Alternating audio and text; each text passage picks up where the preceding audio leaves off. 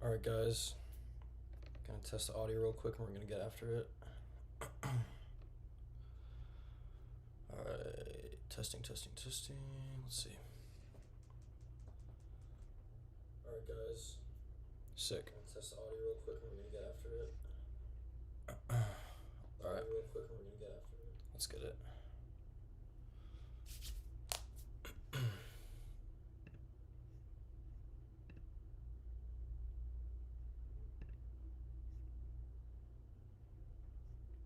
Oh, it hasn't started yet. Perfect. Alright. Let me post this to my Twitter.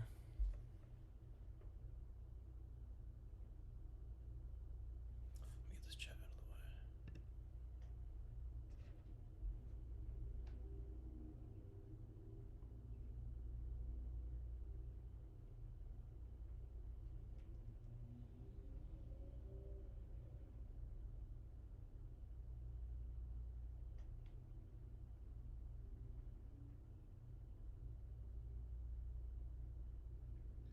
I wish that I could, but I'm not.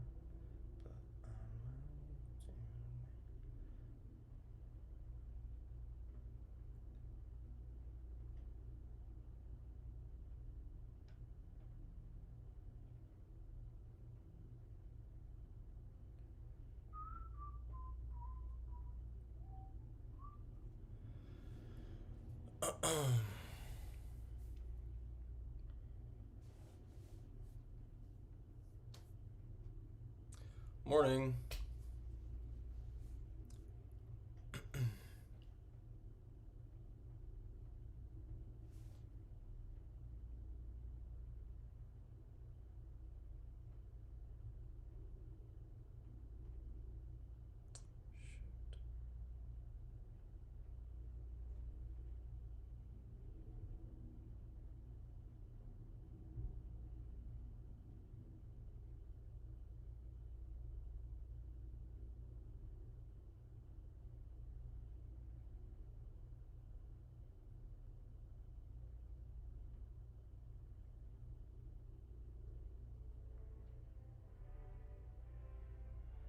Yeah, I'm so putting that on my story.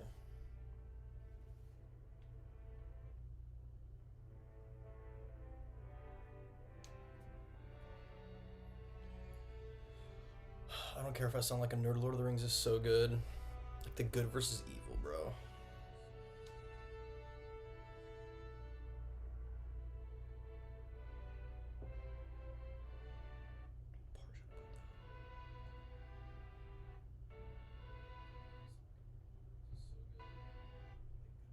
Oops.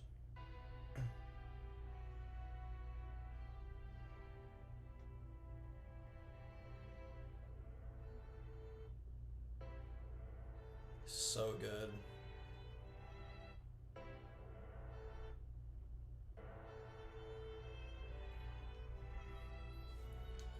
If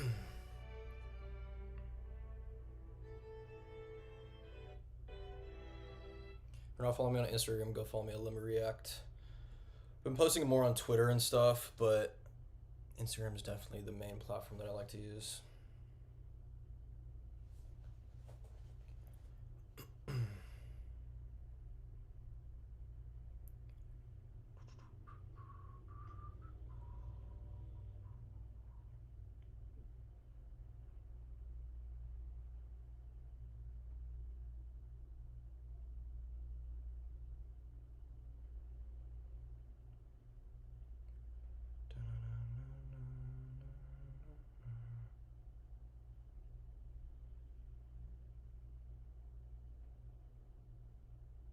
What song should we use?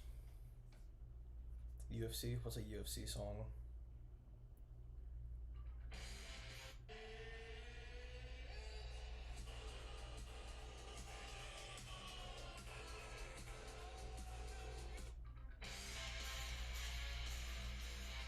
I'll mess with it.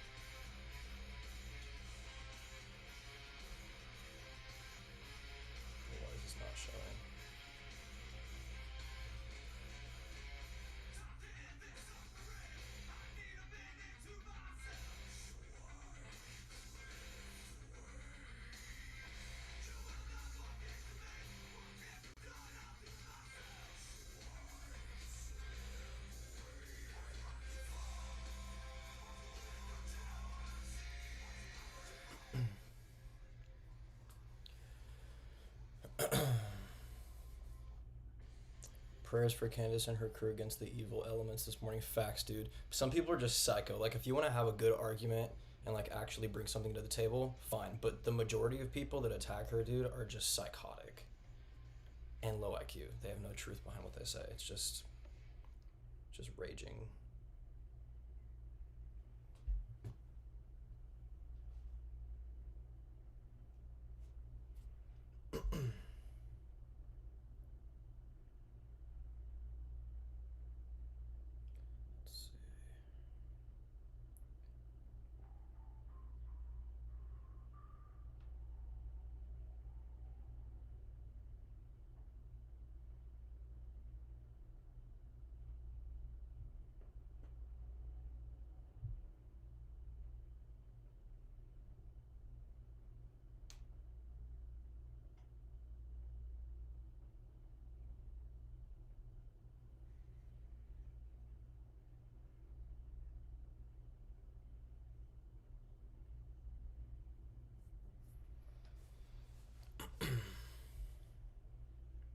This is not working for some reason.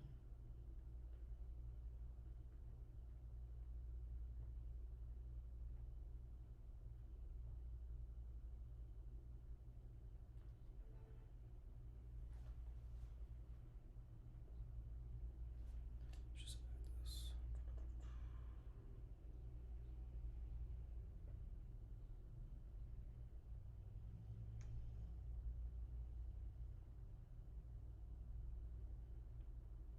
Bruh, where's the link?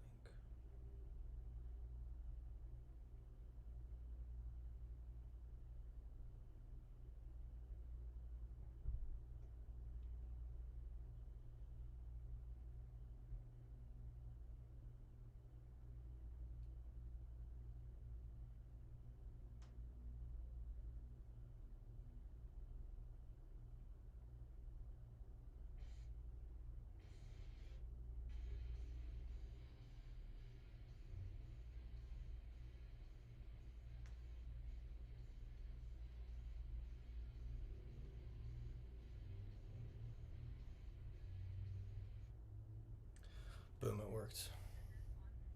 Kind of want to make the smoothie. I don't know if I have time though. I hope you have a great show, but I think I'm going to watch it on Candace's channel. But thanks for your support of her, for sure. I'm not even going to give like a lot of commentary. I'm going to let them do their thing. Like, unless it's something that I feel like I need to talk about. Other than that, I'm just going to be watching. So, not going to be giving like minute to minute commentary.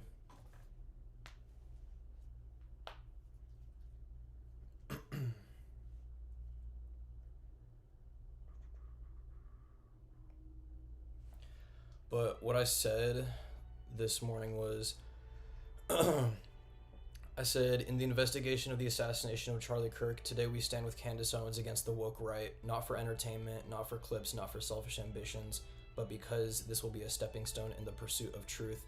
Evil will be exposed no matter how long it takes and no matter how many people call us crazy for trying to actually find out what happened to Charlie. We fight for the truth. And I put the Aragorn from Lord of the Rings with a freaking sword because it's awesome. So people are crazy and there's so many demonic people that are pushing all this trash, so hopefully we get some clarity and new stuff today.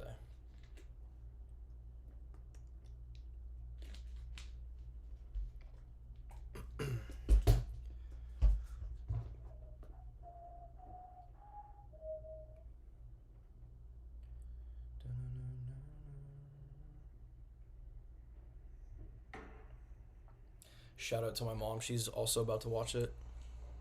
I don't know if you can see that. Yeah.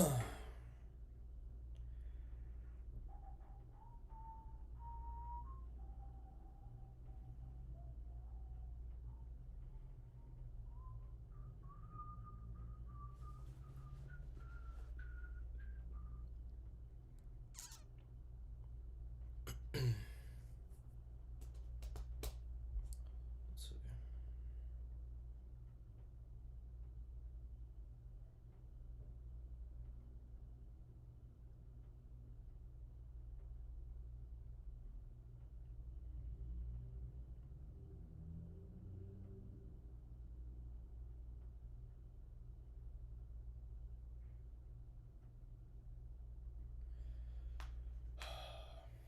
guys do a risky and go make a smoothie.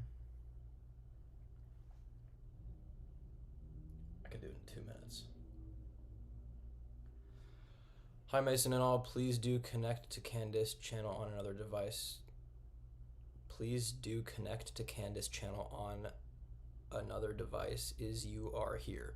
So that wasn't English, so we're just gonna disregard that comment because what was that? Don't understand. I know my audio's fine, listen. Please do connect to Candace channel on like brother another device is lay off the coke.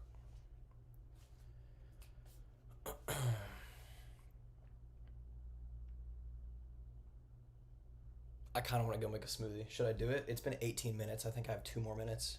Should I speed run it? If it comes on, I swear I'm rewinding. I don't care. If you are here.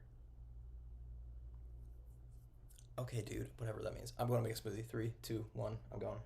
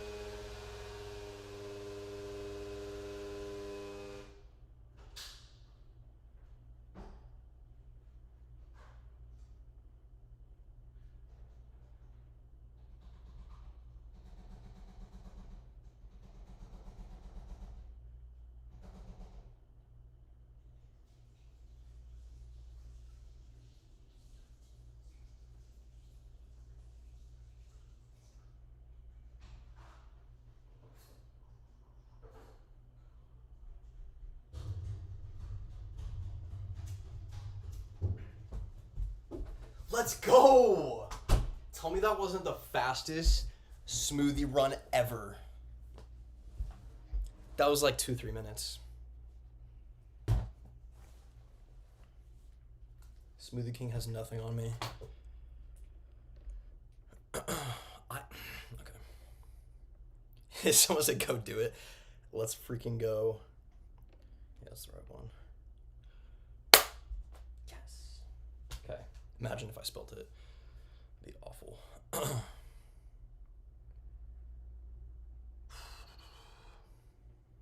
It's already 10:22.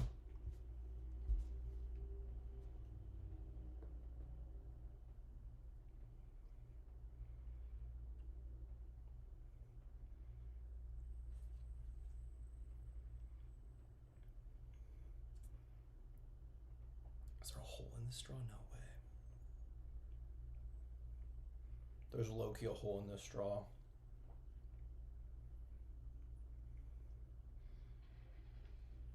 I can't tell.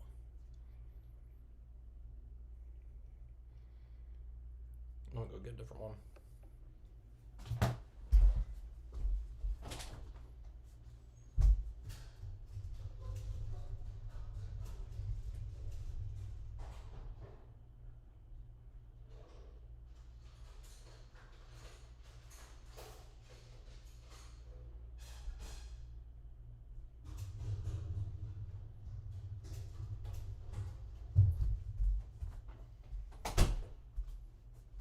Okay, we're good.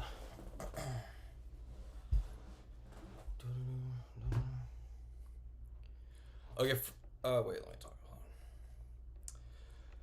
Hold on. I'm running around. Okay, I was gonna say, for anyone that wasn't here like 8 minutes ago, I'm not gonna be talking through this whole thing really. I'm really gonna try to let them do their thing and give limited commentary. Oh, here we go.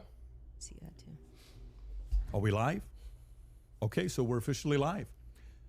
Candace, Andrew, good to sit down here with you, talking to you guys about the conversation that I think started with you being on Joe Rogan when you said, hey, I'm offering $300,000.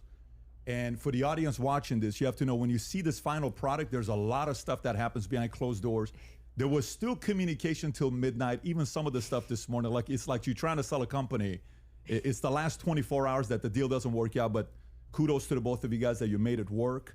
The topic of discussion today, how this got prompted is, Andrew, you said there's overwhelming evidence that Tyler Robinson shot and killed Charlie Kirk. And Candace, your position was he's a patsy. Tyler Robinson is a patsy. So, of course, we'll talk about a lot of different things, but that's kind of how the whole thing got started. For the audience watching, I think this is truly for three different people. Number one is anybody out there that loves Charlie, respects Charlie, his legacy, what he did.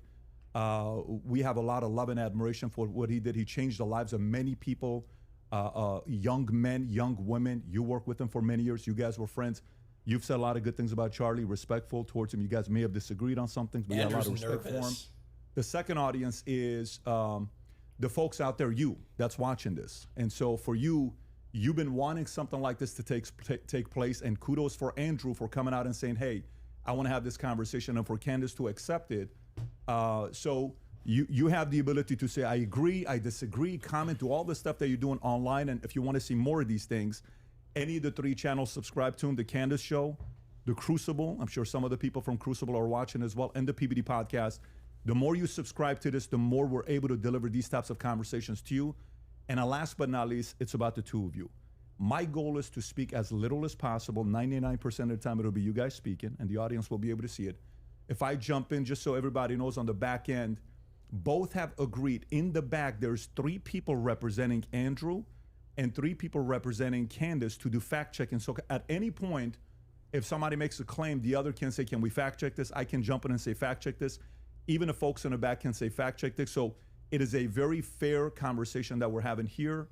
And so with that being said, kudos to Michael Knowles. Your name was mentioned a lot. You missed out right now. The last 10 minutes, we talked about you. There's a lot of love and respect here mutually from both parties, all 3 of them here.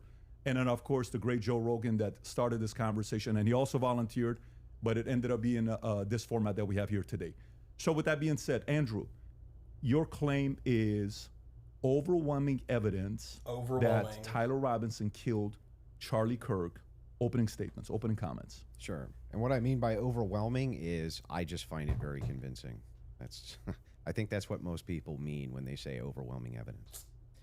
So I have a brief opening statement. On September 10th, 2025, Charlie Kirk was murdered. Many of you already know a lot about the events which occurred after Kirk's death. You remember the ghoulish laughter, celebrations, and madness we saw from leftists all over, from TikTok invasions, debates, posts on social media, destruction of memorials, and things like this. Within weeks of Kirk's death, a cottage industry began to form, peddling various alternative theories on how he died. What special interest may have killed him, what nations were involved, and was our own government one of them? Because this was the first nationwide traumatic event in Gen Z's lifetime, the demand for answers was severe and palpable. The leading theory from the conspiracy verse is that Israel worked with the United States government to murder Charlie Kirk. Within a day or two of Kirk's death, Ian Carroll claimed that Israel killed Charlie Kirk, and the conspiracy caught on like wildfire. This theory was built on one misleading piece of evidence: that in his final days, on or around September 8th, Charlie sent a text message reading, "Jewish donors play into all the stereotypes. I cannot and will not be bullied like this, leaving me no choice but to leave the pro-Israel cause." He left out the part about Candace. This was sent in the context of a platforming dispute regarding Tucker Carlson. From this scintilla of misleading information, it was speculated that Israel killed Charlie Kirk because he would have successfully opposed the Iranian war. Now, that's a fun theory, and who doesn't like a good, fun conspiracy theory? What's fun about that? He got murdered. But there is no evidence that Israel actually killed Charlie Kirk.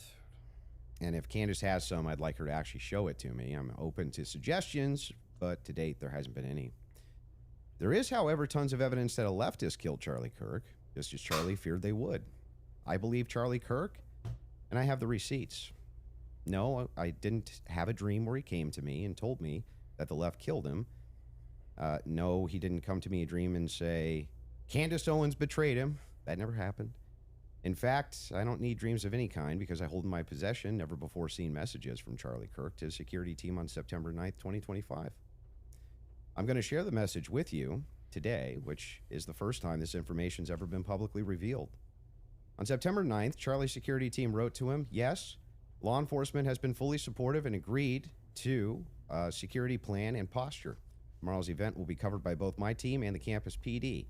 If additional support is required, patrol units will be available. I have 11 on site." Charlie responded with this: "Okay, great. Remind them that they are there for one person's security only, because I'm somewhat worried the left is trying to kill me." That was a message sent September 9th. Whatever could he have meant by that? Well, I think he meant exactly what he said, that he was worried the left was going to try to kill him. Now, we'll discuss this more later on in the debate, and maybe I have more never-before-seen evidence that exposes just how wrong and, in my opinion, idiotic many of these conspiracy theories have been. But that's what happens when you rely on what's called the evidence of the gaps. In other words, they don't have evidence, they seem to just make up evidence. And what did they make up? Well, in my opinion, kind of whatever lined the pockets. And I think it's ghoulish to profit off of the death of a good man. But we came here today to debate, and so let's get to it. The debate topic today is 1, my belief that there's overwhelming evidence that Tyler Robinson killed Charlie Kirk, and 2, Candace's belief that there's overwhelming evidence that Tyler Robinson was a patsy and didn't kill Charlie Kirk. In sum, the audience is going to decide who has more evidence supporting their theory. My theory is that the state is correct that Tyler Robinson is the killer, at least based on evidence so far, and Candace's theory that Tyler Robinson is not the killer and he's a patsy set up by the feds. To be clear, this is not a question of reasonable doubt. If it was reasonable doubt, and that's all it was, and that's all Candace was proffering, I wouldn't even be here having the debate with her. It's fair to have doubts, as the trial has yet to occur, and the state hasn't even begun to try to prove their case beyond a reasonable doubt, but Candace makes a more forceful claim. She claims that there's more evidence that Tyler is not guilty of murder and was set up as a patsy than there is for the state's case, and I just think that that's absurd, and she will not be able to demonstrate that in any way.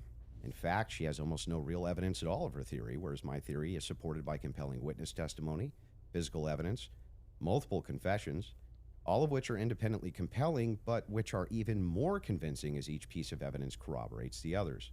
You'll notice the term overwhelming was included in both theories. This is because Candace demanded I defend my use of that term, which I think is fair, in describing the evidence against Tyler Robinson. She, on the other hand, only wanted to defend her theory as merely viable. That is, until I showed her clips in which she said she believed the evidence of her theory, that Tyler Robinson's a patsy, was supported by overwhelming evidence. Only then did she agree to defend that position. Regardless, we're both defending the claim that there's overwhelming evidence on our side, so it's worth defining that term. When I say the evidence against Robinson's overwhelming, all I'm saying is that I mean that as of right now, I find it very convincing. I see almost no evidence at all, only speculation on verified claims and suggestions of things that could merely be hypothetically possible. Dreams, vibes, feelings, things like this. Almost done, by the way. I have no problem defending the state's case and welcome Candace bringing up any challenges she would like. But if I'm honest, the reason I was willing to pay the $300,000 for this debate was to finally have a chance for someone to demand Candace be held accountable for the unbelievable theories and claims she's been making. Candace's investigation is indistinguishable from a leftist operation. She couldn't be doing more damage to the right if she were trying. She uses her considerable platform to relentlessly attack one of the most influential conservative outreach organizations for young people, and she's making a mockery of the online right-wing commentary class. She's harming Republicans in an election year by dividing them. She's attacking the very organization Charlie spent his life building, and she's attacking the people he loved, including his wife. And it cost me $300,000, but today I hope that she finally answers for some of that. Thank you, Andrew. Candace? Did you get it out of your system? Well, I'm not going to waste time with the preamble because I think I just want to get to the substance of the debate, and we'll just speak to the audience. I've obviously had an audience since we've been covering this case. People know that there was a personal friendship between me and Charlie, and diminishing the pursuit of something that makes sense regarding what happened on September 10th. By throwing it to, this is just people who are conspiracy theorists. These are people who are just trying to generate clicks. I don't think that people should be satisfied by that. I want people to remember that it's important to think. We've been lied to by the government a great many times over, just the last couple of years, if you just think of the things that we've learned about our government. And I do want to say this. What's been the most disturbing element, I think, for everyone is that not only does the narrative not make any sense, which I'm going to demonstrate, I don't need to waste time with the preamble going through the points or trying to insult you or pretending that I've been running a podcast saying it's just dreams and vibes like I'm Miss Cleo. And that's the reason why it's taking so many influencers. It looks like $1 billion industry of influencers to dispute everything Candace says. Is not because I'm on my platform saying I had a dream last night. I don't think I think that diminishes you as an argument. Obviously, we have presented a lot of evidence. You just presented a text message and said this is evidence. Well, that's how this entire thing began. You're talking about how Israel got into the conversation. It was because immediately after Charlie died, one of the first things we saw was this push to make us all think and remember how much he loved Israel. It's because the prime minister of Israel, who's fighting like a 27-front war, felt that he needed to come do a little mini tour and to be strangely to state that I did not kill Charlie Kirk when nobody was having that thought that I can remember. Nobody was going, I wonder if Bibi Netanyahu killed Charlie Kirk. And then we had a round of influencers who lied and said Charlie was not changing on Israel, that he wasn't having any disagreements regarding that topic, that the day he died, he just loved Israel so much. And I demonstrated via a text message, which you just mentioned, and you're now contextualizing and pretending it was just about Tucker Carlson, which is not true. It was a part of a broader shift that Charlie was having over the last, I would say, actually, on your show, it began since October 7th, which is when I began asking myself more questions about Israel as well. And so, when all of these things happen in the immediate aftermath, and then I drop a text message after everyone is denying that, Tucker Carlson then comes out and confirms the conversations that he had with Charlie. Megyn Kelly then comes out and confirms the private conversations that she had with Charlie. People then begin to ask a reasonable question, which is, why are we lying about this? If they were forthcoming with that and they had said, hey, Charlie was starting to ask questions. I think after October 7th, it's reasonable that people are starting to re-examine our relationship with Israel. We wouldn't be here today. But it has been lie after lie after lie, debunk after debunk after debunk. Yes, I did share that I had a dream that Charlie was betrayed. It's not a dream anymore. It's a reality. I look at what the organization has become, the people that they are partnering with, the lies that they are telling, the extraordinary people that they're sending out to say that I hadn't speak to Charlie since 2018, and it begins to look like a conspiracy. And just as a historical fact, that entire term was created by the CIA to gaslight people after the assassination of JFK. So it's not exactly one that makes me nervous. Like calling somebody a conspiracy theorist is essentially saying that they demand further answers and they're not accepting the Fed slop. So I'm grateful that you came today. I don't need to, like I said, take cheap shots and discuss your manner of debate or your strategy. And I'm also grateful that you shared that you had that text message today, because everybody watching knows that I have been demanding not a debate, just an open conversation with Turning Point USA. They should be here. It shouldn't be you in that chair. It should be the person that took Charlie's place, maybe Erica Kirk, maybe Andrew Colbert. He's a spokesperson. And rather than doing that, they send us another influencer. So let's see how it goes. She's not even Just using out of notes. curiosity, are you between 0 to 100? What is the likelihood that you think Tyler Robinson shot Charlie Kirk and killed him? Based on the evidence right now, I don't know. I'd say 75, 85%. Candace? 0%. 0%. I'm at 0. So With what we've seen in terms of the evidence, I'm at 0%. So not only, that maybe somebody was behind him as a patsy influencing him, you're not even saying that he didn't even shoot Charlie Kirk Right. and kill him. I would, if you said, was Directly, he involved that day, as Right. I have consistently said on my platform, I would say yes, he Yes. was. I don't know what role he played, but as the shooter, 0%. Yep. Do you have any evidence for it? For what? My percentage? The fact that he didn't shoot and kill Charlie Kirk. Yes, which I'm hoping we're going to get to all of the evidence that he feels that he has. I mean, I'm not even convinced that Charlie was shot from the rooftop on Losi that day. Yep. Based on the evidence that has been, Do you think he was shot? I do not think that Charlie was shot from a 30-06 from Yeah, Losi. but just shot at all.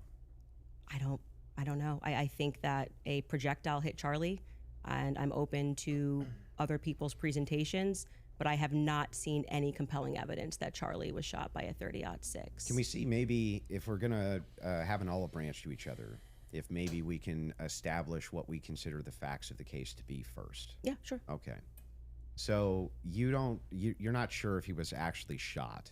You're open to alternative theories. To that. He was definitely hit with a projectile of some description. If we're talking about was he shot from a gun, a 30-06, I would say definitively no. Okay. It defies common sense to think that he had a Superman neck, and even if he did have a Superman neck, which has been demonstrated, I think actually recently a YouTuber actually set up Spalhalla steel cages and shot it, and it went through. So under no circumstance will I. So at least not a 30-06. Definitively not. A Okay, 30-06 but you from are Losi, open- 150 feet. No, But you're not necessarily closing off the avenue that he could have been shot at all. with maybe a smaller.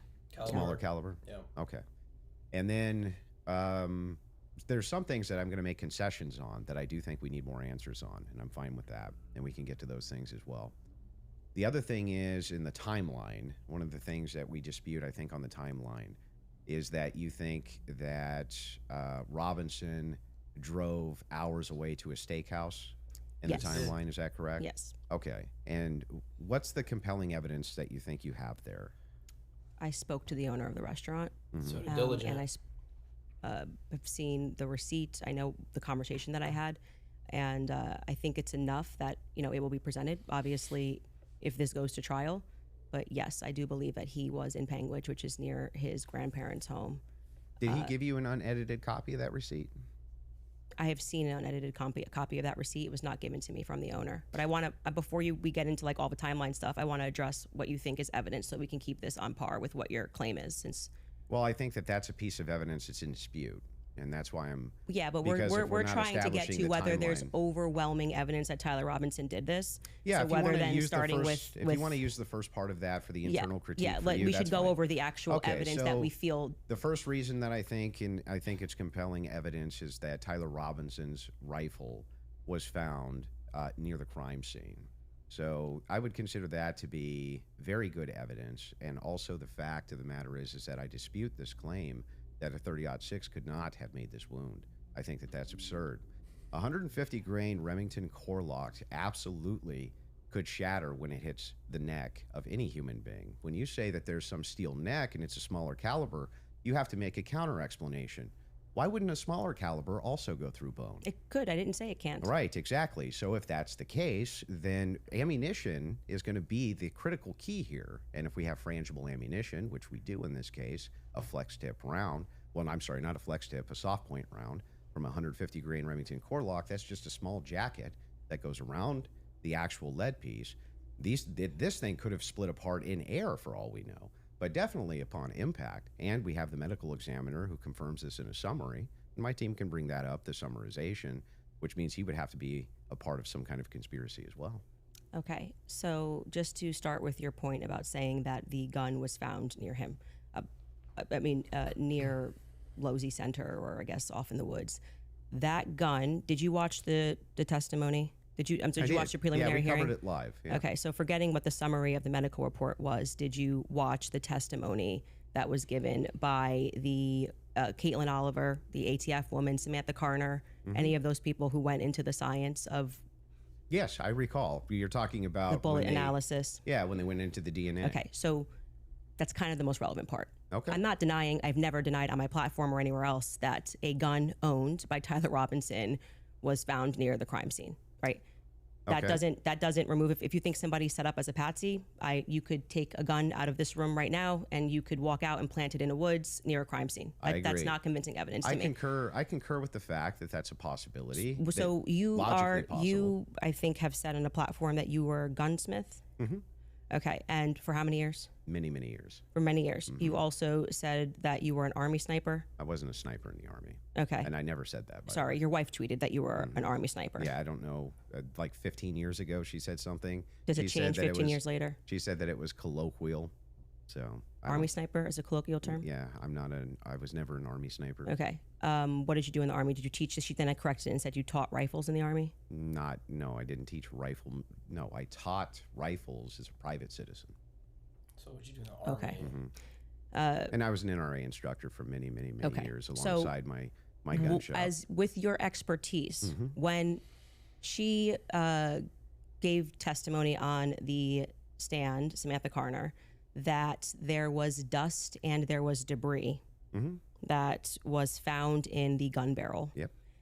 And then when we had the person who, and this was, I believe, Caitlin Oliver, who explained painfully about the DNA, the prints. Well, let's start with a No, point at a time. I'm not done. You said something, so I'm going to finish my thought, right? You don't want to do a point at a time? No, well, sure. If you want to respond to, Well, I but wanted I to want you to start respond with to the 2 points. debris. I want you to start with 2 points. Okay. Dust and debris in the gun barrel. Yeah. Secondly, the fact that there were 5 sets of prints, 5 plus actually by the end of the testimony, 5 sets of prints for which we already had the woman who worked for the FBI forensics testify that above 2 prints, if you're taking a sample, it's no longer a science, right? She testified that when they took the sample of what was on the trigger, they saw 5 plus prints, and among those 5 plus prints, Tyler Tyler Robinson's was the most degraded. So I would like you to explain how Tyler Robinson's prints could be the most degraded when she said, actually, you could have DNA on something that you've touched, you could have DNA on something that you've never touched, and to get DNA degradation, they've looked at pieces, items 20, 40 years on that don't have degradation. Yet Tyler Robinson's prints, amongst 5 plus other prints, were the most degraded on that weapon. Yeah. So let's get into all 3 of the claims. First, with debris. When it comes to debris, firing a rifle doesn't always blow the debris out of the barrel. Okay, So- you think there could be debris and dust. Yeah. He just fired the weapon. Sure. Okay. Not only that, he left it in a forest. Now, I don't know if you agree with me, but if you leave a rifle in a wooded area, it's also possible that debris could get in that way. But I'm not even sure that that's what the case is. I think it's far more likely that he fired the shot, it just didn't blow all the debris out, and it often doesn't. You'll find this if you take Grandpappy's dirty rifle, and it's all dusty inside the bore, and you go fire it. You'll often look down the bore, and there's still dust. Okay. Happens all the time. Okay. And the prints? Yeah, so the prints, we don't know all of the details on just yet. We do. It was excruciatingly long. Yeah. Testimony Yeah. on the We prints. don't because was they so haven't gone long. to trial, so we don't know on the print front. But Tyler Robinson's DNA was on there. You made the claim that Lance Twig's DNA was on there, and it was not. Well, when she gave the testimony, no. Hold on. First, let's go to your first point because that's wrong. We can get a fact check on that. What do you mean we don't know until it goes to trial about the degraded prints? She testified, and Yeah. this is the person who took the prints. Yes, but the problem is that inside of this particular testimony, you agree with me that there's going to be much more of the DNA analysis during trial, right? But you also would agree that her fact is not going to change. That among the prints, his was the most degraded. Even so I'm if- asking you to but address that. How could that be here, possible? Let's give it. Let's just grant this for a second as a possibility that his fingerprints were degraded. No, it's not a possibility. It's a fact. The Okay, person who took hang on. it. I'm just okay. granting it for the sake of argument. You should grant it because it's a fact that so she now, presented. So now it's Okay. granted. So what? What do you mean? So what? Yeah, So what? what? What does that prove? It proves that if his prints were the most degraded amongst 5 of them, you're going to have to explain how that's possible if he's the one that recently fired the weapon. Yeah, so wait a second. You're saying that it's an impossibility that if his fingerprints are the most degraded, I'm telling you if to that's the explain it. case- You're the gunsmith. Well, so wait a explain second. How would a gunsmith give an analysis on fingerprints or DNA? Do you think that I work in a DNA laboratory So with your fingerprints? answer is I don't know. You can just say you don't know. But you I don't did. have to. But I did. No, you said so what? Yeah, So say so- I don't know. I but what would actually don't that- have an what would explanation that for that, prove, Candace. though, is my question. Well, I think that what it would prove is that it is a more viable theory that people who had stronger prints on the gun may have used it more recently. Did they say who else had fingerprints on the gun? They named Matt Robinson explicitly. Okay. And this was a part of the testimony where she was speaking about how they got samples of elimination samples from the home of Amber Robinson, Matt Robinson, and Lance Twiggs. Those are the three names they named. So are you saying that Twiggs Would you like me to fingerprints- finish my statement? I just want to make sure I'm clarifying. I'm trying to finish the answer, but it can't be clarified until the answer comes out of my mouth. Okay, So go ahead. this was a portion of her testimony where she was explaining how they got elimination samples from the home. And she named Matt Robinson, Amber Robinson, and Lance Twiggs as the elimination samples that she was using. And so she explicitly said, some of them, so we can assume 2 out of the 3, were their prints were found on the gun. She explicitly named Matt Robinson as someone who had prints on the gun, and then said there were 5 people that they had taken that sample from. And again, what's also relevant here is the earlier testimony, which came from the FBI forensics analyst, I believe it was on day 2, where she said that when you're using those mixtures and those samples and you get up to 5+, it's really hard to make any sort of a determination. So both of those things are relevant. If you can't explain why his prints are the most degraded and you're saying he is the shooter, it's not really a so what. It's an open-ended question that people have a right to pursue. It's not a conspiracy. It's actually proof of my claim that there is evidence that he was set up as a patsy. That wouldn't prove anything about him being a patsy. It said it's evidence to support the claim that he could have been set up as a patsy. So this is why I said earlier, so what? Because even if it's the case, this doesn't have an explanation for it yet. That doesn't actually give you any evidence in your corner for Tyler Robinson being a patsy. Okay, hang on. I didn't cut you off. Right? You would need to actually explain how this would demonstrate Tyler Robinson. This is tied into Robinson being a patsy. Are you claiming that these fingerprints were Lance Twiggs or that he had any DNA there? I'm saying that it could be Matt Robinson, it could be Amber Robinson. That sort of information is going to come out during the trial. How would that tie into the idea that he's a patsy, Yes, though? because if his is the most degraded prints and the information that I shared on my platform is true, that this gun was given to Tyler Robinson as an heirloom. I had conversation with members of the Robinson family, Twiggs family, both of them. You know, like I said, we're not just dreaming. And if we're having those conversations and they told me that gun was only given to Tyler Robinson because it was a family heirloom. Okay, so it was his grandfather's gun or great-grandfather's gun. I don't remember the difference. I don't remember which one it was. And so he got it because he's the firstborn. So, but he's not much of a shooter, is what I was told. And so he has this because he inherited it, essentially. So if I get something from my grandpa and I put it up on the shelf and I own this, you could see that could be. How do we get to the patsy part? You don't let me ever get to the end of the sentence, so how could we get to the patsy part Okay, if I can't get to the end of the I'll wait sentence? patiently till we get to So the that patsy could be a part. reasonable explanation as to why there was dust in the barrel, because he doesn't often shoot this weapon and he is indeed a fisher. And it could also be a reasonable explanation for why we have Matt Robinson's prints on this. Obviously, Lance Twiggs, even if he has prints on things, they live together, that doesn't really mean anything. But that could demonstrate that somebody took his weapon and put it somewhere. His prints are the most degraded. Somebody else's prints, there's more presence of somebody else's prints, and that could demonstrate that somebody is taking items from his house and putting it into various But it places. also could demonstrate nothing. So the problem that you have here is that this is pure conjecture. No, this is not evidence that Tyler Robinson is a patsy. It's only evidence that you have conjectured up that It's evidence supporting the claim. if it's the case that these are the more degraded prints, then therefore that means must be patsy because dad's It's not just the fingerprints one on gun. thing. I didn't say must be Describe patsy. how this actually links in to Robinson being a patsy. This dude's Okay, an I idiot. just She already described that said for it. you, so She I already can said it. explain it to you, but I can't understand it for you, so I'm going to move on from that. But to just go back to your point about this is not evidence, You can't make that claim because the entire basis for why you think that there's evidence for Tyler Robinson being the person that took the shot is based off of a hearing under Utah 1102 rules, meaning that they are doing the exact same thing that I am doing. This is the state. You said you're here to represent the state. Well, did you watch the preliminary no, I hearing? didn't say I was here to represent the state. The state's position you think is strong and convincing. What okay? I'm here to do is represent my own opinion, You which said is in that your opening based based on the evidence presented so far by the state. The state has that I find it presented convincing. evidence under Utah's 1102 rule. But this doesn't demonstrate any patsy No, that's very behavior. important because that rule is hearsay. So you can't say at the same time, Great. Candace, you're not allowed to. And what that means under the Utah rule, which I'm sure you know, because I'm sure you watched the preliminary hearing and yourself understand what that means, is that the entire hearing was hearsay. It means none of that information that was presented is going to be allowed. The majority of it, the overwhelming majority of it, is not going to be allowed at the trial. They're allowed to present when it's just a probative hearing. I don't think all the evidence that was put in was hearsay. Okay, you didn't watch this case. But not only that, no. This is a huge point. This I is, want to. this Well, is crazy we that you can don't call know for this. a fact check if Yes, all the we evidence need was more than a put fact in. check. This was every single the day. team in the back is Utah actually Rule saying they want to 1102. go there. So they said there's a medical examiner's explanation of the shooting that's in the back. Rob, if you want to pull it up, and then Candace, if anybody from your team wants to pull something up, no problem as well, but they're requesting it. If you guys got it, pull it up so we can show it. And in the interim, is that it? Yeah. So I'll read this. Just what are we looking at, just so we know?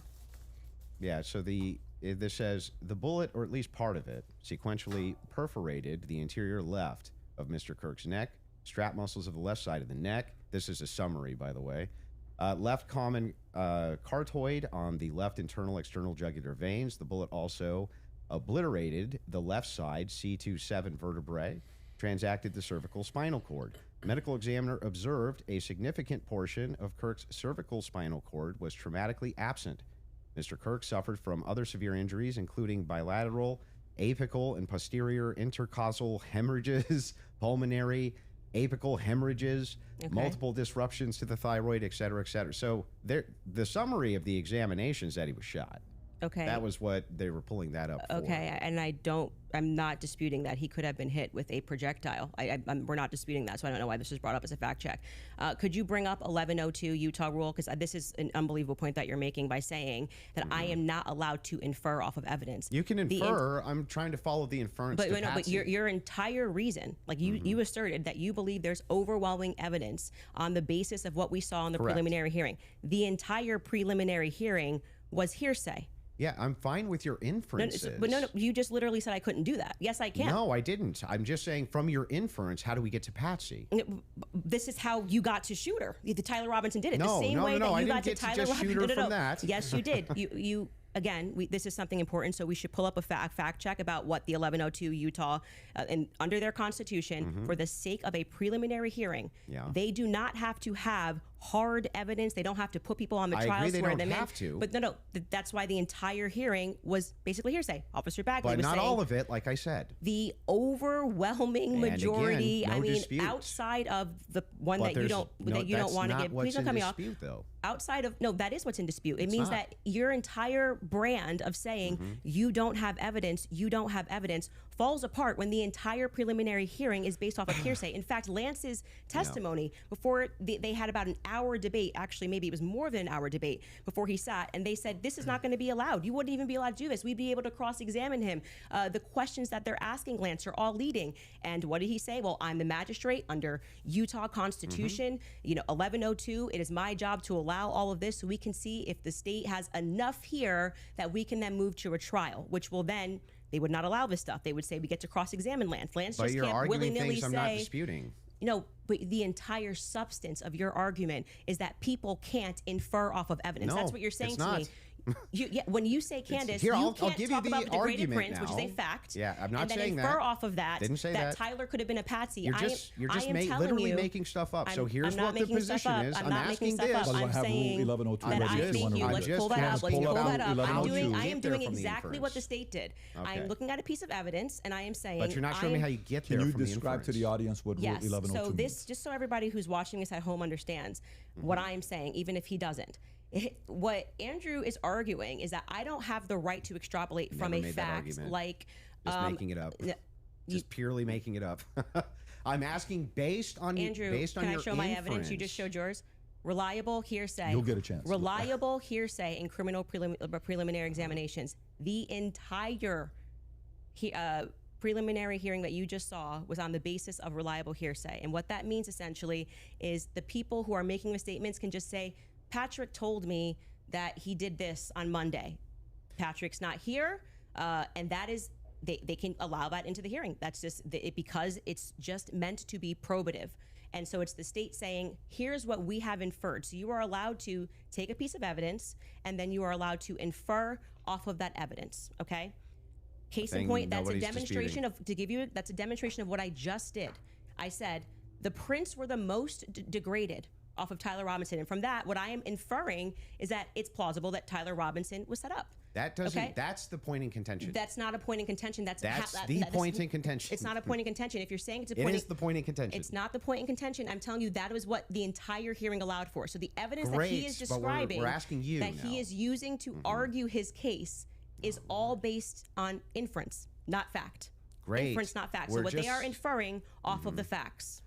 So again, we're going to take this, and I'm just going to even grant it because it's irrelevant. I'm asking how you get to the inference that even if you dispute that piece of evidence, that means Patsy. I'm looking for the logical chain. Is this dude for stupid? How you get to that inference. It's evidence for the What I am telling position. you is it's the exact same way that when you tweeted, I think that this evidence is overwhelming. When they say that looks like Tyler Robinson's car, he drives a similar car, okay? They are inferring that that's Tyler Robinson. Can you walk me through the inference so that I understand? It's not a fact. It's not a fact. When you show a blurry image, which you kept citing that we have I'm images. talking about your inference that the fingerprints, even if they're degraded, equals Patsy. How do you get that inference? doesn't I equal didn't Patsy. say it equals Patsy. I think it is enough evidence that it should be explored, evidence which is exactly what this supporting that preliminary there's was in the inverse. That's not in dispute. What's in dispute is when you said, I'm using this as evidence that he could have been a Patsy. I'm asking, how do you get the inference to Patsy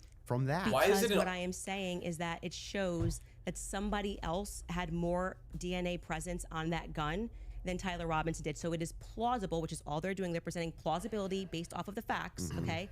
It is plausible that somebody just took his gun and put it there. That's it. Is there equally That's how it works. and is there equally 100 other plausible explanations? I think that's the reason why most people are exploring when things don't make sense. Got it. So yes, at the beginning of that, this is how the court process works. So just so we're clear, if this there's is the 100 other state's evidence plausible and they're inferring. explanations, then Candace, why is it that we should go with this idea that it was a Patsy? I'm not saying that we should go with the idea that it was a Patsy. I am saying that there is. I thought that was the whole defense. Your whole claim no. today. My whole claim was that there is Stupid. more evidence that he is set up as a Patsy. How does that equal evidence of Patsy? I don't know how many times I can say this. Like I'm saying that I am using the exact same mechanism that you are accepting for some reason in the Utah courtroom. Yeah. Right, to say, I'm going to look at the evidence and I'm going to infer an alternative theory. So you just saw the states and you're accepting it. And they have not presented any concrete facts. You listed on your own Twitter that what you found to be convincing was something that looked like his car pulled into the driveway, a blurry image. No, I didn't. A standard white guy coming up the steps that could literally be anyone. This never happened. Can we get a fact check on that? Can we pull up his tweet where he goes over the I didn't say four? that's what convinced me. When you actually didn't say it's what convinced me, but you said this is the evidence that you found to be overwhelming, and you named, I believe, actually 5 things. I think you said it was his car. You said it was. Well, there's multitudes of things that I find. You to just be said you didn't say compelling it, so we're going to evidence. get a fact check on that. You Sure. did. Go ahead. You said the blurry images coming up the steps. Quite literally, when Officer Bagley testified, they talk about when I'm talking about making inference. This is the most I thought was the most absurd testimony I've ever heard. And pardon me, it was actually David Hull. They asked him a question: how did you know the guy in the maroon shirt was the same as the guy that came up the stairs later that was wearing the American flag black shirt? And he said, they're wearing the same shoes. Why is that absurd? That's how you decided these two are the same people. Oh, wow, what a scientific. They're both wearing Converses. Okay, that's an absurd thing to say. That is not evidence that these are the same people if we're both wearing Converses. That was what he said. That's what flew on the stand. But I still don't understand how that would be absurd. If somebody, it's an absurd thing. For instance, if somebody were to change their clothes but keep the same shoes on, wouldn't you utilize the shoes to try to track that person? If The they were changing idea their that on a clothes? college campus, 2 people wearing this totally different outfits but both wearing Converses can't happen is such an absurdity that I don't even need to like argue that. I'm just going to let people deal. Why is it absurd? Just concede that point. Obviously, it's an absurd thing to say. I'm not I know sure, these are the same people because they're both wearing Converse. Yeah, I'm not sure if in context that's what happened, but It even is. if it You is, can get a fact check on but it. even if it is, again, And it was if Hull. we're utilizing inferences, whenever we're dealing with logic and we're dealing with making a logical inference, we're going to take the entire collaboration of evidence and then we're going to make inferences from that. You would do that with any type of logical proposition. Otherwise, you could never have a true or false claim. But you just told me I couldn't. So do when that. that never happened. You're just making stuff up. So anyway, when we're talking about logical inferences, what I'm looking for is the logical inferences that you have that Tyler Robinson's a patsy based on the totality of evidence that you have. We can keep going through your other evidence, but we should find his Yes. tweet where he lists the reasons that he was convinced. So let's start with the 30-06. I think that's fine. Your team's looking for. Do you remember how long ago that was? The tweet of the 5. Did you delete it or no? No, Did I you don't delete delete tweets? tweets. Okay, cool. I just look for. He said Unless I it was his misspell. car. It was his. It was the car, and it was definitely the staircase photos, and it was when the trial was Okay, going on. she has it. Perfect. If you got Skylar has it. If you want to pull it up so we can see Fantastic. it. Somebody said, so give me the clear evidence right here. I want you to provide it right here. All I heard from the investigator was, we believe this to be Tyler Robinson. Is belief something you go as a fact? You wrote the car pulling in. That's a totally blurry image. Robinson getting out of it. You have no idea if that's Tyler Robinson. The fact that he is seen 4 other times on camera, the fact being just a standard white boy with brown hair was seen walking up staircase. The DNA on the roof, we should discuss that.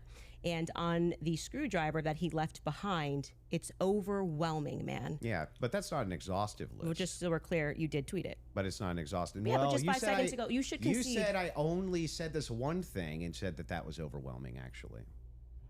No, It is. No, it's You not. can even pull Patrick, your did own I say clip. that? She said 5 things. Can you fact check if that was said or not? I did not hear her say So the this. thing that's funny here is like we still aren't getting to any of these inferences. So Why are you pivoting? so but that- just say well, you were I'm wrong. not. I'm It's cool gonna- to just say I was wrong. I I did say wasn't. it. I'm not wrong. So back to the tweet. Look the at the tweet Pelican aspect, which is Patrick. really funny. That's not an exhaustive list of why I find it. I didn't say It was doesn't matter. It has to exhaustive. be You said it. exhaustive. And Defend on what you top of it, tweeted. no, you didn't. You said that I only said this one thing. No, and she then said based 5. on that it's over. Well, I didn't. You didn't mention that I mentioned the screwdriver, DNA, She said all these 5. other things. You never mentioned any of that.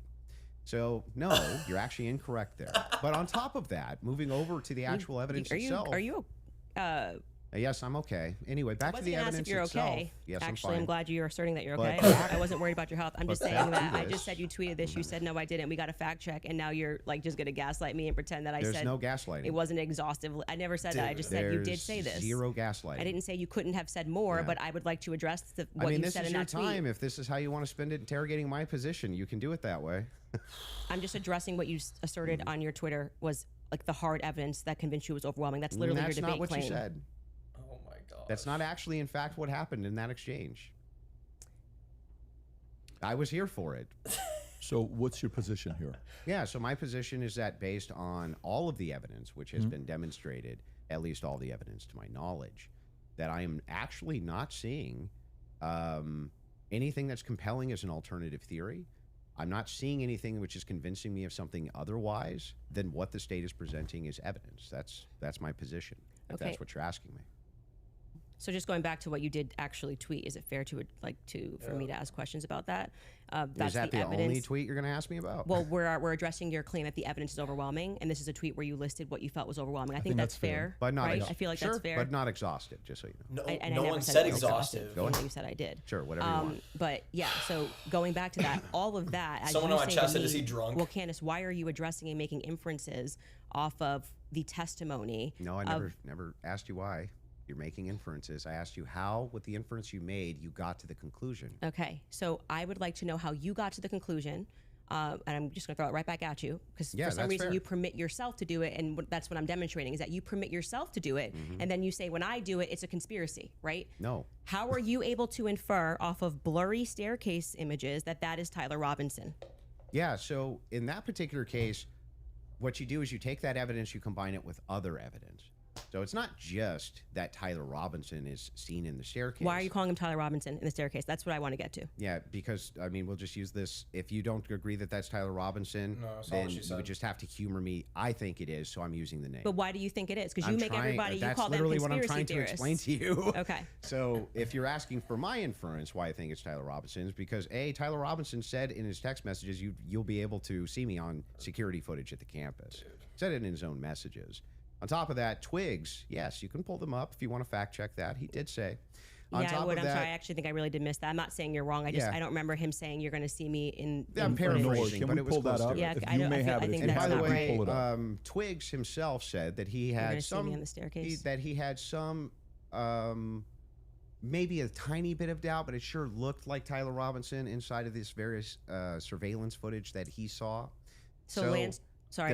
Hang Go on, ahead. You're hang right. on. So there's multiple reasons why it is that I believe that that's Tyler Robinson, Mm-hmm. not just because of blurry footage. Did you have a dream? Just kidding. No, it's because I combined multitudes of evidences. Okay, so let's address those multitude of evidences. The first one we're working on a fact check on because I do not ever remember him tweeting. That's me in the or Well, he didn't texting. tweet it. Texting that's me in the staircase. I think that I didn't say that. I said I literally didn't. What I said is that he texted over, "You'll be able to see me in footage at UVU," and I'm paraphrasing. I but that's don't what he remember said. that. Yeah, could we get a fact check on that? You The can find second it. thing you said was Lance's testimony, and actually what Lance says is, I'm not 100%. I agree. But in terms of what he wears, again, pointing out the absurdity, he wears Converses, he wears sneakers. If his boyfriend is not 100%, I'd like to understand why Andrew Wilson is overwhelmed by it. That's what I'm trying to get to. And lastly, I would like to remind you that Lance's statement would not be permitted. This was a huge part of the preliminary hearing, that they were leading. All the questions that were asked of him were leading, so they would be struck down at the actual trial. And also, I would like to remind you that he got use immunity for that. Use immunity. I understand. Which means like That happens, by the way, all the time in these cases. and I'm wondering why it particularly happened for Lance and this testimony. And I would also like to point out that something that's remarkable about this, again, leaning to my perspective, that Lance has a lot more, which I have said many times, Lance has a lot more involvement than the feds are letting us know. I think more Nobody is going to come disputes out that either. because they interviewed him on September 11th, and then for whatever reason, just ahead of what was supposed to be slated as the preliminary hearing, which was initially supposed to be in May, they bring him back to do this interview, which in my opinion should have never been allowed. And I actually agree with the defense that it's a violation of his constitutional rights not to allow them to have cross-examined him. But I understand Utah 1102, do what you do, it's all hearsay. But to allow it in that way, for him to just be able to also have use immunity, knowing that he's not going to get in trouble. He could literally get up there and lie about anything, and he's not going to get in trouble because the use immunity was given to him in April, I believe. April 28th is when they gave that testimony to the defense. I think they shot it in like April 20th of 2026. That is not compelling to me for somebody who has use immunity to give a testimony and to say, I'm not really sure, but definitely like he wears jeans and stuff. That's not what he said. He did. Actually, you can get a fact check on that. Yeah, that's Skyler, not, I think he you said pull much it up more if you than want that. to. So a couple things we have. We have Rule 801, Tyler's messages, that says it's not hearsay. But first, go to what Candace is asking about. Skyler, I think you have it. You just text me if you want to pull it up. You said you have the text. If we can put that up on the screen. Thank you. It was me. Look at the pictures from the surveillance footage. It was me. Okay. I literally said to you, it's not an oof. I said I didn't remember this, and I'm happy to have a fact check on that. Okay. I didn't call for the fact check saying you're wrong. I literally said I don't remember that from the Well, text I'm just messages. saying to you, like, Okay. I'm trying to be concise for you. And then also bring the 801 that you just said. What was the other one? Yep, the 801, Tyler messages saying it's not hearsay, if you have that as well.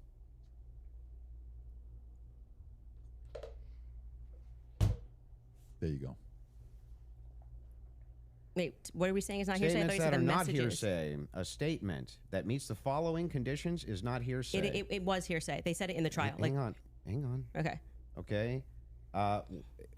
Is consistent with the declarant's testimony, and the declarant denies having made the statement or has forgotten, or is consistent with the declarant's testimony and is offered to rebut the express implied charge that the declarant recently fabricated or acted in recent improper influence or motive, and testifying. So then, wouldn't that mean that a bunch of this wasn't hearsay? So the issue with his I just want to make sure. Yeah. Would that mean that a bunch of this wasn't hearsay? So the opposing party, which down the line, like I said, they talked about this for about an hour and a half, and they discussed how if Lance was in court and he was giving his first party, giving his testimony as the opposing party, whatever, all of this would be fine. They had an issue with how the questions were being asked and that they were not allowed to cross-examine him. So that is why his video testimony would not be accepted in the main trial. And what I said to you is this entire preliminary hearing is under Utah's 1102. So they are allowed to just use hearsay. And No, so the you didn't judge, say when that. he You said most of it was hearsay, actually. Yeah, The it was. overwhelming majority. Well, I mean, I'm leaning now into my opinion that some scientific aspects, which they kept asserting, like the federal rule 403 or 402, some of those parts were quite Sounds like scientific. you're backtracking quite a bit. No, I'm not backtracking at all. What do you feel Okay. like let me help you. Where do you feel like I'm backtracking? It Well, literally was done under Utah's 1102. Yeah, nobody disputed that. Okay. What the dispute was is whether or not most of it was overwhelmingly hearsay. Yes, is that the case? it was. Yes, that's Okay. a fact. I'm not backtracking on And that at what all. are the things How that- many times did you? I mean, Yeah. if you watch the preliminary hearing, it's like Yeah. they constantly. I'm 1102, 1102, 1102, 1102, That's true. 1102, and the reason for that is because it's allowed. I'm not saying it's illegal. It's allowed at this stage, but I'm just reminding you that when you're going to sit across from someone and your claim is going to be, "Where is your hard evidence? This is what I heard, and I agree with what I'm watching." You are watching the state put on a hearsay Yes. There's preliminary gonna be hearing, hearsay. True. and all of those things are not going to be allowed, right? Even when they got into witness statements and things of that nature. There's a reason why they swear you in and they say you swear to tell the truth, the whole truth. Did you, These write things this are not in statement? dispute. So it's the overwhelming majority of what you saw was hearsay because other people were representing other people's statements. They were saying they had conversations. We don't know where it came from. All allowed at this stage, okay? But it's hearsay.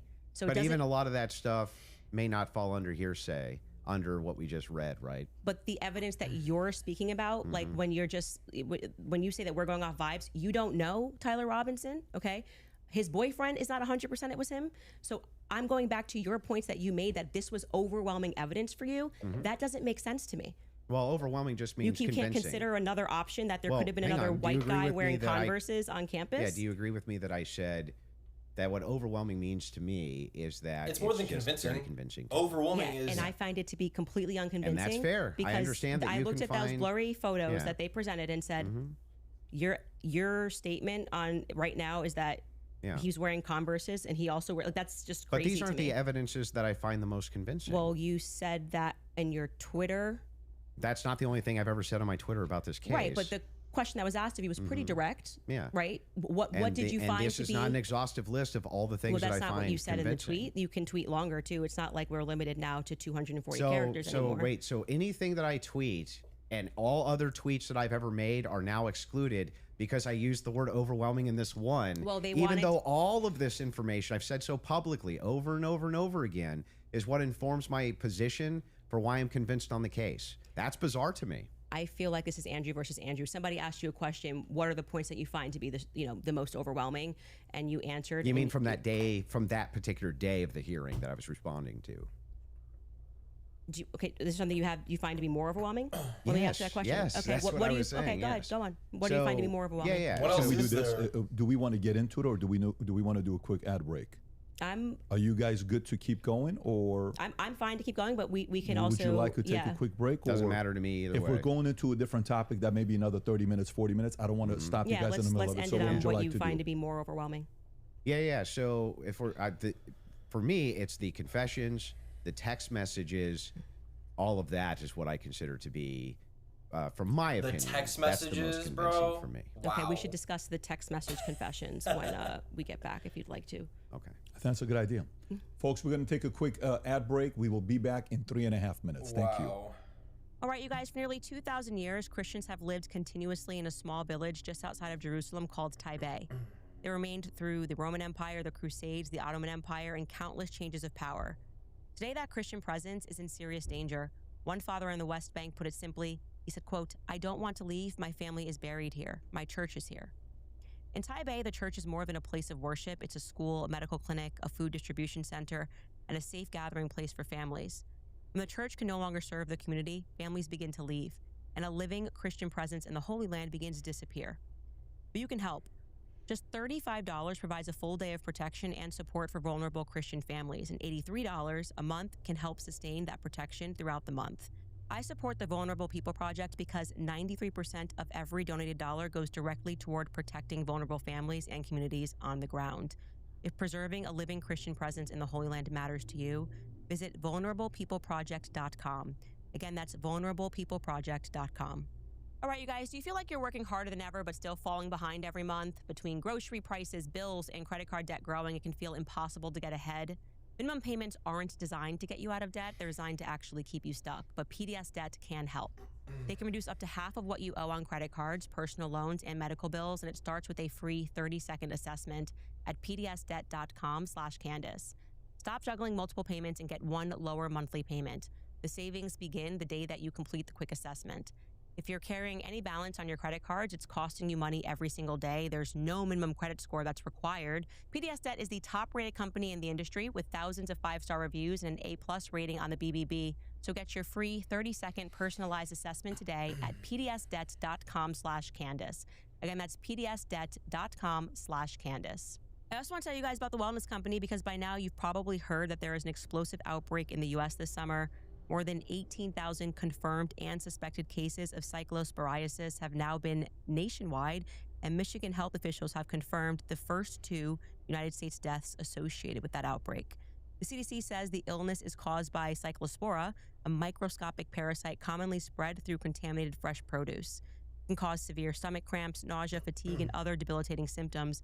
If you get sick, the CDC recommends Bactrim. That's why the Wellness Company created the medical emergency kit with generic Bactrim plus 7 additional prescription medications to help treat more than 25 common illnesses and medical emergencies, all prescribed before you need them.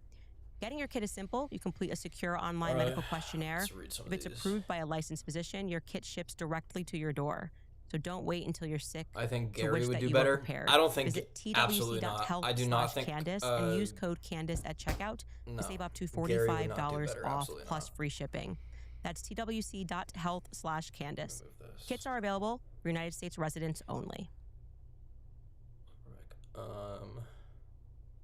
He doesn't know what hearsay is.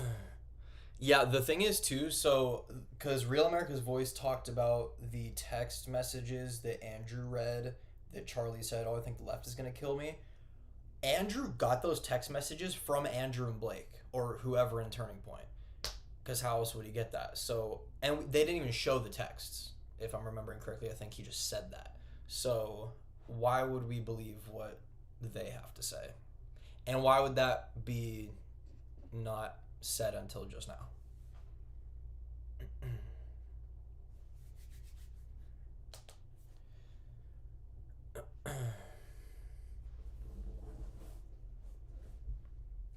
But no, shout out Artifacts. He's wearing a freaking suit, guys. This is ridiculous. Unacceptable. I didn't get the memo. Look at this. Look at this dude. Look at this dude wearing a freaking suit. I'm over here in a Gymshark shirt. Whatever.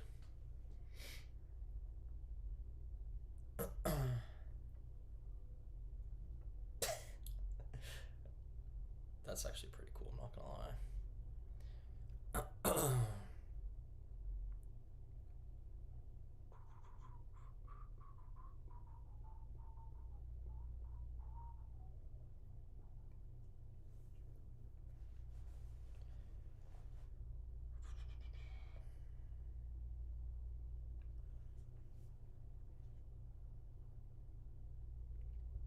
Where the fact checkers are not doing it fast enough. You got to think they have 3 people on each team, and we're talking about the culmination of digging through tweets and other things over the past 11 months. So I think if it takes them anytime under 2 minutes, fine by me. If it's anything over like 2-3 minutes, then yeah, of course they're gonna be like, guys, come on. But if they're finding stuff in less than 2 minutes, that's really good.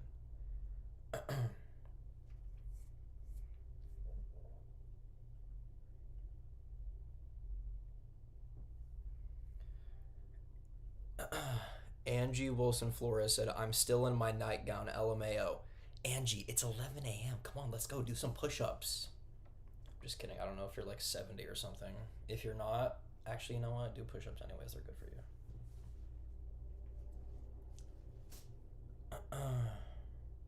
Let's see. Yeah, isn't that crazy that Andrew is saying that some of the most overwhelming evidence he's seen is the text messages? I would argue that from the official narrative standpoint, that's not even the top 5. I would say the gun is more than that. The DNA on the screwdriver is more than that. I'm not saying these things are true. I'm just saying this is their viewpoint and their narrative. The surveillance camera would be more than text messages. Like, I don't believe those for a second. His style really bothers me.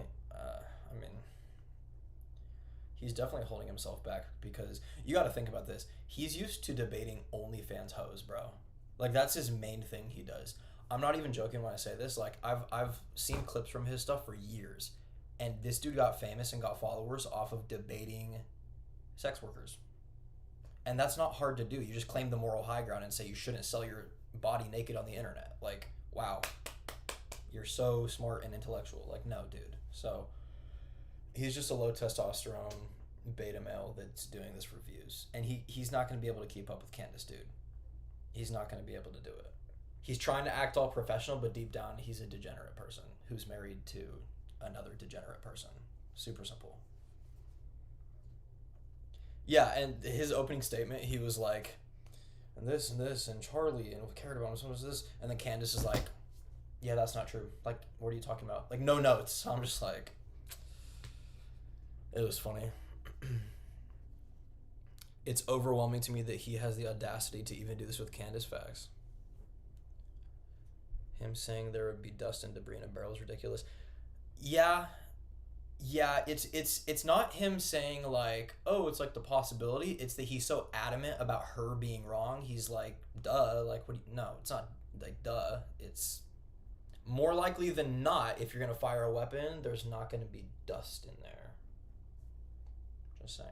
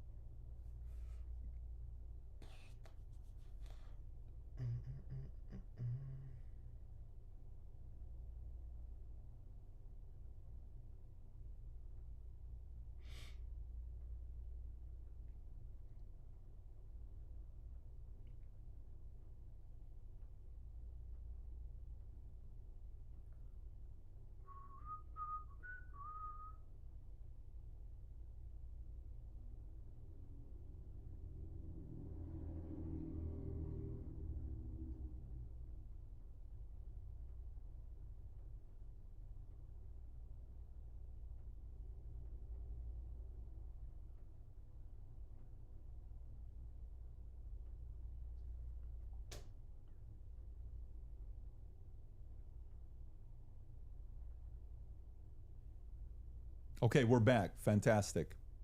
I think we're back. By the way, just an FYI for those of you that are watching The Crucible, there's 30,000 concurrent there watching. Support Andrew Wilson. That's your fans of his. Click that subscribe button and helps him grow his business. If you're watching Candace, I think there's 225 to 250,000 concurrent right now. We'd like to see that 300, 400,000 number on there. Click that button as well to subscribe and share it with your friends and family.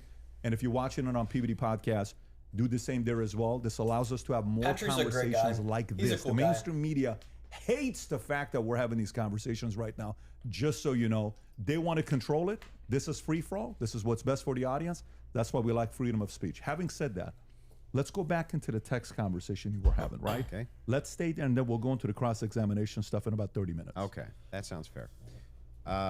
Okay, so yeah, I used basically 3 pillars for the totality of the evidence. Okay, so if you want to know exactly what those 3 pillars are, this is going to be the testimony with the text messages and the confessions. This is going to be the physical evidence, and this is going to be the totality of the summary of the case. Okay, so right now we're focusing on one of these pillars in my defense, which is fine. I understand that I have to defend my claims as well. So when we're talking about the messages themselves, they seem totally valid. I have no idea why they wouldn't be valid. And I have not heard any good explanation for why it is that these messages should even be questioned. The defense hasn't questioned them, as far as I'm aware. Nobody has actually questioned that these messages came from Robinson to date, except perhaps you and other people who are kind of in that camp. But why should I question these exactly? I'm not sure. Okay, so first let's just go over legally what the point is of a probative hearing. The defense is not they're not there to say or to argue or to defend themselves at all. They have to address what is being presented by the state, okay? So they're not here to then say, let me give you an explanation for these text messages. Agreed. The relevant portion of what the defense did do was actually before we got to the preliminary hearing. I had mentioned that it was initially supposed to be scheduled for some time in May. They asked for an extension. That reading through those filings of why they were requesting an extension and why I actually believe their extension should have been granted, because they did not receive discovery on their text messages. That was one of the reasons. There were many reasons why they wanted to have an extension, but this was crucial, right? So forget just the general sense that these messages feel off, and yes, you are allowed to have an intuition, you are allowed to have a sense and just go, this is very weird. We're being told this kid had like above a 4.0, Tyler Robinson. He wanted to get away. I mean, the text messages almost run head to head with themselves. Like, he wanted to get away with it, so he thought the best thing to do would be to text a full confession of what he did, down to what I didn't even remember, saying, yeah, and that's also me in the surveillance footage. It felt a little too on the nose.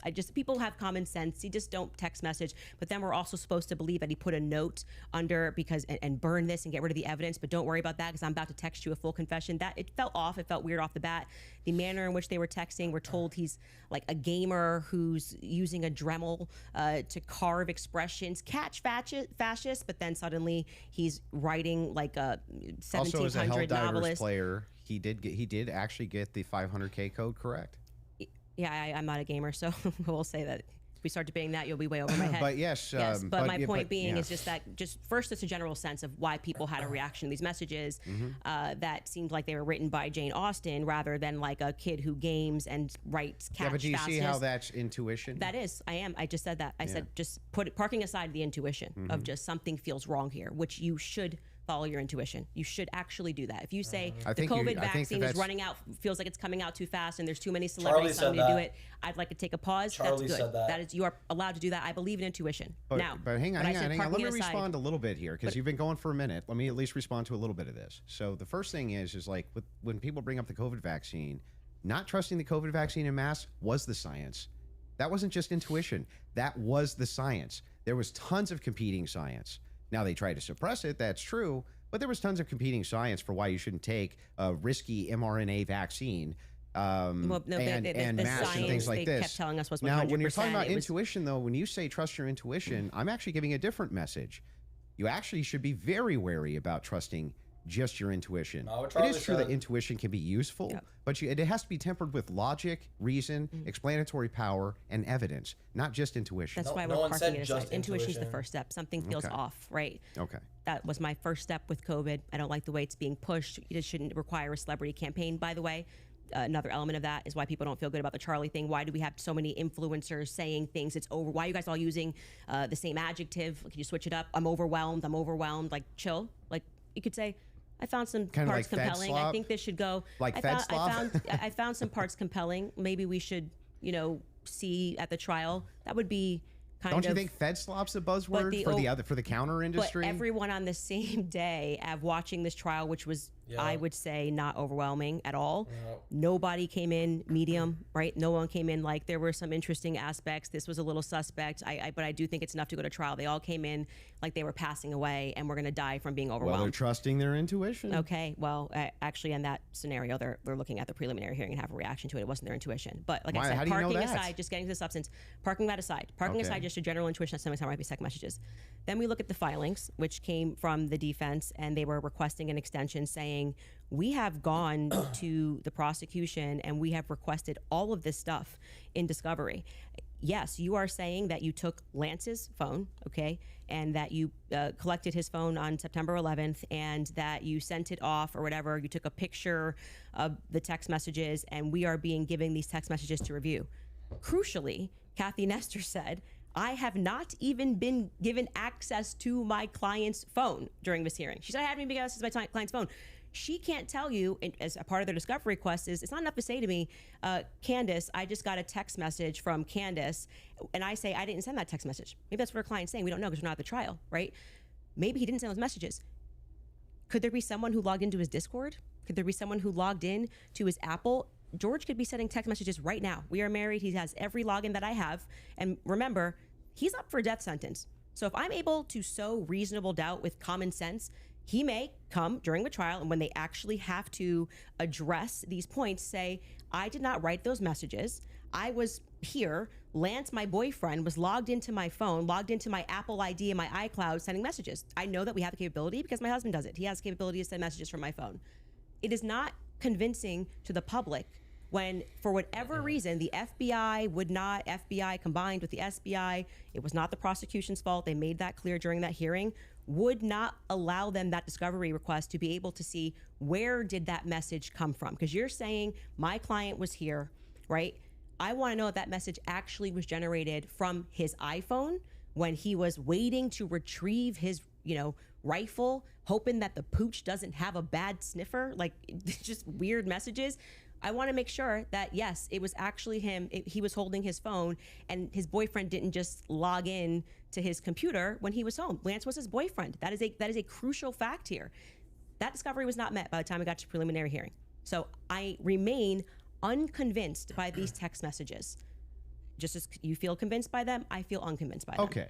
So then the idea here is the reason that you don't think that these are valid text messages, and you don't, right? It has not been proven that these messages are valid, and they don't sound valid to me. I don't think anyone, even if someone was selling like a, I don't know, pot on the corner, would be smarter than to write a full-fledged confession.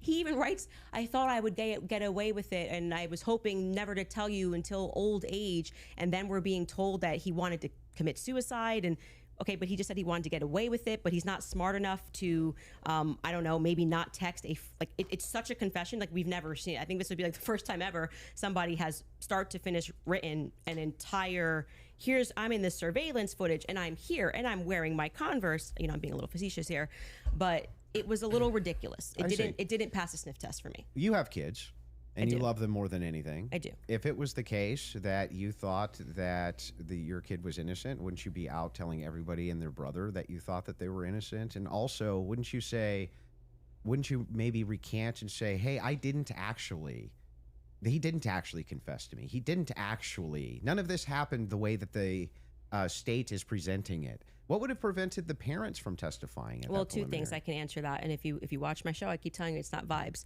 So right after the shooting happened, Lance Twiggs, the FBI put him into a safe house they paid for. They went to the parents as well, to Matt Robinson and Amber, basically said, your life's at risk. There could be somebody who jumps up and wants to avenge Charlie Kirk. And, we're going to watch you. And they went into a federal safe house.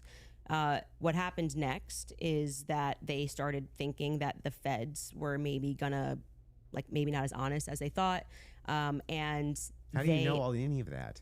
So you gotta watch the show, right? Yeah, no. How do you know that? I had a source within the Robinson family. You have a source, an anonymous source, of course. So there's no way for us to verify that what you're saying right now is actually even true. Do you find it to be reliable hearsay? No, I don't find it to be reliable at all. It's just a source. I'm just doing what the prosecution What you're doing is did. a cool story. It's not cool. Well, you must have hated watching the preliminary hearing. You're giving us a cool story. Wait, you're saying that according to your sources, that the reason that the parents haven't recanted any of this. Recanted what? They have no statement from the parents. Yep. Wait, I just want to make sure that if it was the case, it was being reported in mainstream media that your father came to you and said, hey, is this you? What's going on here? And then he and one of his buddies took you in where you turned yourself in. You wouldn't go out and be like, no, that's not what happened. That isn't what happened, though. You're just wrong on this. Okay. Maybe I'm paraphrasing. What am I wrong on? So what is sorry, just so I'm clear, where is your evidence that the parents turned him in? Well, no. I didn't say that. You said it the mainstream media? I said with a sheriff friend. Yes. But the father did confront him. The father confronted what? Tyler Robinson. And where did you learn this? That the Tyler Well, I mean, confronted that's part him? of the official documents. Our fact checkers can pull that up. But yes. But I'm saying, but when you say official documents, do you mean you saw this on CNN or you saw this play out in the hearing? No, this was one of the things that I went through and fact checked pre-debate. Are you talking about like the charging documents? I think it was it could have been in the charging documents, but I do. We can pull them up. No, and yes, are you disputing this? Do we have that on the back to pull it up? 'Cause I can know- already tell you what you're talking about, the charging documents, because Okay, this go is ahead. where we had to figure out where this story came from, because everyone was operating under the assumption that Matt Robinson turned him in. Until we got to the preliminary hearing and we understood, like I said, even for that, when you are charging someone, you can use hearsay. It's all probative, right? Sure. Nothing. So they didn't have statements. It's not like Matt Robinson, even though he was interviewed that night. Amber Robinson was interviewed that night by a Fed, separate rooms. Tyler Robinson was interviewed by a Fed. They did not produce statements saying, my son did this. I believe my son did this. But what happened was they did interviews, but also the crucial person here who you just brought up is Mike Mitchell. Mike Mitchell is the biggest unknown in this entire case. Everyone keeps saying they heard from Mike Mitchell this, they heard from Mike Mitchell that. So when the person wrote up the report that night, and it was Brian Davis who wrote up what became the charging document, he after they transported Tyler Robinson from the Washington Sheriff's County office up to, I think it's Salt Lake City, I think it was 4 a.m. in the morning that they got up there, he then writes the what becomes a charging document. So he's basically saying, we all spoke to a bunch of people and here's the information that we got, right? We've not seen that. So it could have come from Mike Mitchell. Mike Mitchell could be saying, I don't know how this negates the point, though. Why it wouldn't truly the negates parents? the point, because you don't have a statement from the parents. Yeah, you are going. Why wouldn't they just correct the It's not correcting. That misinformation? doesn't negate the point. The point is that we now got the preliminary hearing. If the parents were the ones who said, I'm turning my son in because he's guilty. I didn't say they turned him in. I think you're talking about the over. You said it's been the narrative. Everybody's known this. The narrative initially, which I think you agree with, was that, Matt Robinson knew his kid was guilty and turned him into the police station. What actually happened in terms of Sheriff Brooksby, who was present there and gave a press conference, what happened was this Mike Mitchell character essentially peer pressured him, and we can get a fact check on this. We can find Sheriff Brooksby's press conference, and he said, they know it's you and you're going to come in peaceably, or people are going to be banging down your door. He was a undercover cop, which I don't like that. I don't know what he did undercover. It's very hard to find anything about Mike Mitchell, but he worked with them for 20 plus years, the police officers. The reason why Tyler Robinson knew him was because he lived nearby and he was also his Boy Scout leader. How does this negate the parents could write this second? And by the way, if you had the evidence, I'm going to address that point. I'm just saying that your first point, which is that the parents did this. Yeah. We don't know that the parents. I didn't say that they did ever. Never happened. You're quoting the parents as having said. You said that Matt Robinson said that his kid was. You say involved. I don't want to misquote you. Confronted him about Confronted him. Yes. And I'm telling you that we have not seen any evidence that that is true. We can fact check that. Okay. Because we do have evidence. And I'm saying it's the charging doc, which could have been derived from a statement Mike Mitchell said. Two things I have ready in the back. One Cool. is the charging doc, and Yes. the other one is the video of Kathy Nestor saying she hasn't seen Tyler's phone. Okay, we can Okay. run Which Kathy to one go would you back, wanna and see then first? just to You go wanna see backwards Kathy to first? Kathy first in court saying she didn't get her client's phone. Yeah, and then I think we'll go to the. If you're okay with that. A thing not in dispute. These are all things that I'm not even disputing. Okay, so we don't And have to show it. We never get to the thing that I am disputing. Well, I was just providing an answer. We were coming back in from a break because you were talking about the text messages as something that you felt was concrete. So it was just my rebuttal to you that it's not concrete because they haven't had a chance to actually answer that, and she didn't even get to see your client's phone. So that's effectively, again, the state saying these messages are real. You don't get the discovery on these messages just yet. She will during trial. They will actually get Don't discovery you on the think messages. that would make their case fall apart if it was the case that they weren't able to actually pull the data off the text messages? Do you think the prosecution would go to court with fabricated text messages? It's called winners and losers. They may not be fabricated, but by the way, as what they are saying, like I said, if there was somebody logged into his phone, they may not be fabricated. That's the point. So let's get to the they just let's could get be to somebody the else. parents fact check. Yeah, That was so the I other was one, saying, right? I believe what you're talking about was derived from the charging doc, which was signed off by Brian Davis. Let's pull it up. Let's see if that's correct.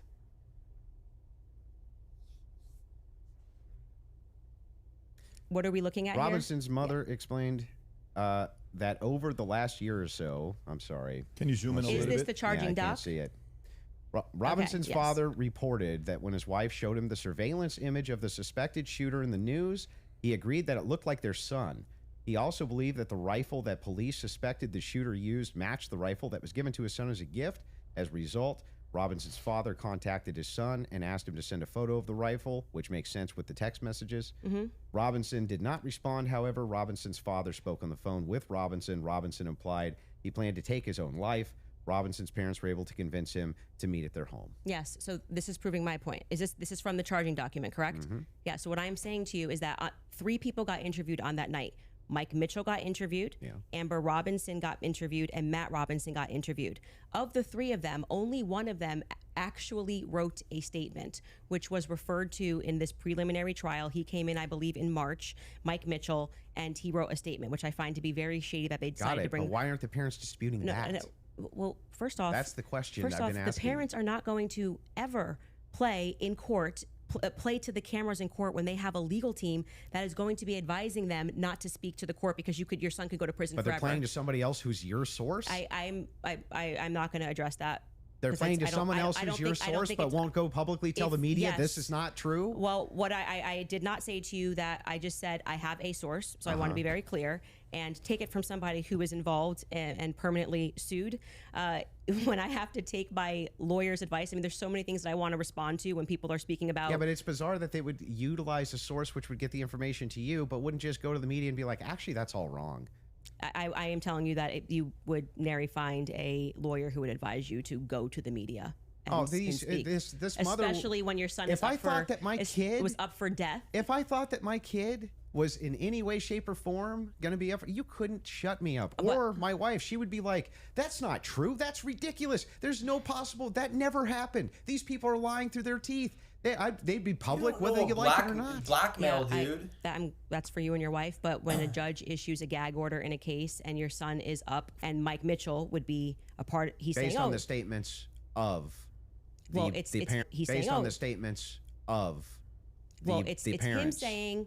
The parents told me this. The parents could dispute that. That's going to come down the line, right? They're going to be able to seat the parents. I will say this, putting together context clues. If the state had it on, 100% certainty that Matt Robinson and Amber Robinson said it, a 5-day preliminary hearing would be a good time to say we have enough evidence, and I can tell you why. Matt Robinson made this statement, and here is his statement that he signed. That would have been a good time to present that evidence. That would also be a good time for the defense to say that's just totally fabricated. No, it's not. It's the wrong time. Why couldn't they? That is completely the wrong time. Why couldn't they? Because what they're doing is they already said they didn't receive discovery. They literally can't. They literally can't because they can't. They did not You're receive saying that discovery. they didn't receive that information? No. They just received the text messages. But in order to... That's not the text messages.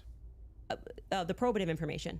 Yeah, we're talking about the information that we just reviewed. That's not the text messages. They never presented it. The state never put it on. Yeah, they didn't. The defense could easily still have presented this. Yeah. No. They could have said they're no. No, they're not allowed to. Are you sure? In a preliminary hearing, yeah. the defense is engaging with whatever evidence the state decides to put on. They did not put this on as evidence. Brian Davis was up there. So they're not allowed to present anything? They're responding to the state's evidence. I'm asking, are they allowed to present anything? They are allowed to say... Like if there was a conspiracy that they could prove right then and there, would they present that in one of these hearings? No, it wouldn't be the right time for that. I disagree. I think that they not only could do it, but they would do it. In fact, when I talked in depth with my attorney, they said that's exactly, if you had actual evidence that there was fabrications by the feds, that's exactly when you would introduce that. So when in the document that they filed yesterday or a couple of days ago, the appropriate, like what you're doing at this stage of the hearing is the state is saying we have enough evidence that we think this needs to go forth to trial. Hence the reason that there's this extraordinary, we allow hearsay because it doesn't really need to be perfect. It can be enough that we feel like we can move forward, right? And okay, I disagree with that in general when somebody's rotting in prison, but whatever.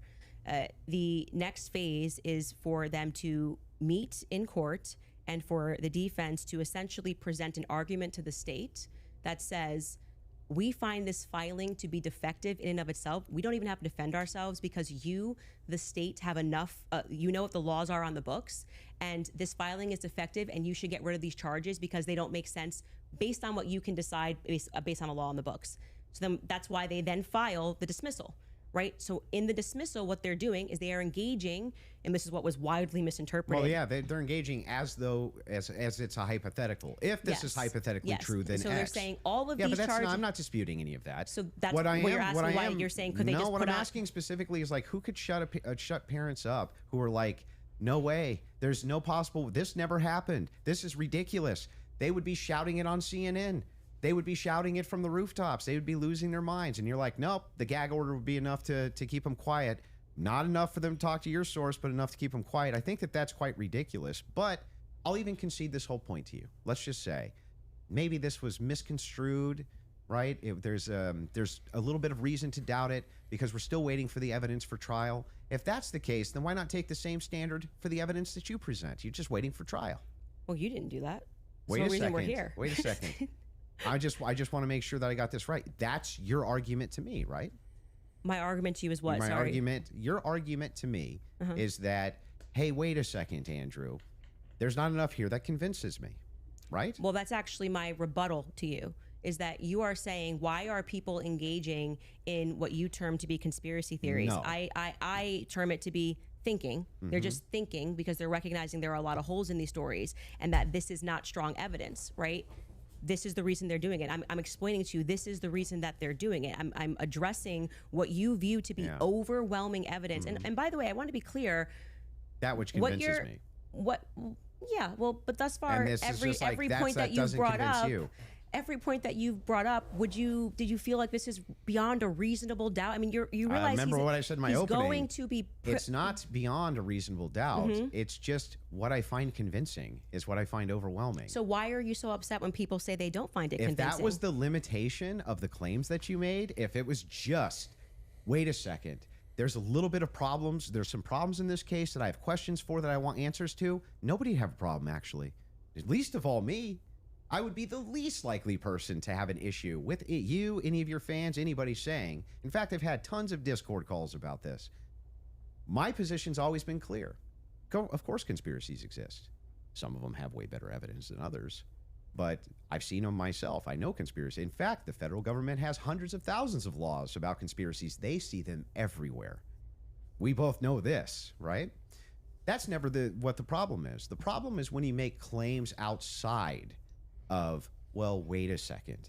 I'm just questioning evidence here. I'm just questioning what the state's case is here. I'm just asking questions. It's when you make claims outside of that, where you claim that there's good evidence or good standards you should believe because, and then it turns out that it's all nonsense or it's wackadoo stuff or it makes no sense. And when we have a chance to cross-examine your evidence that you've presented, I'm going to show a lot of that.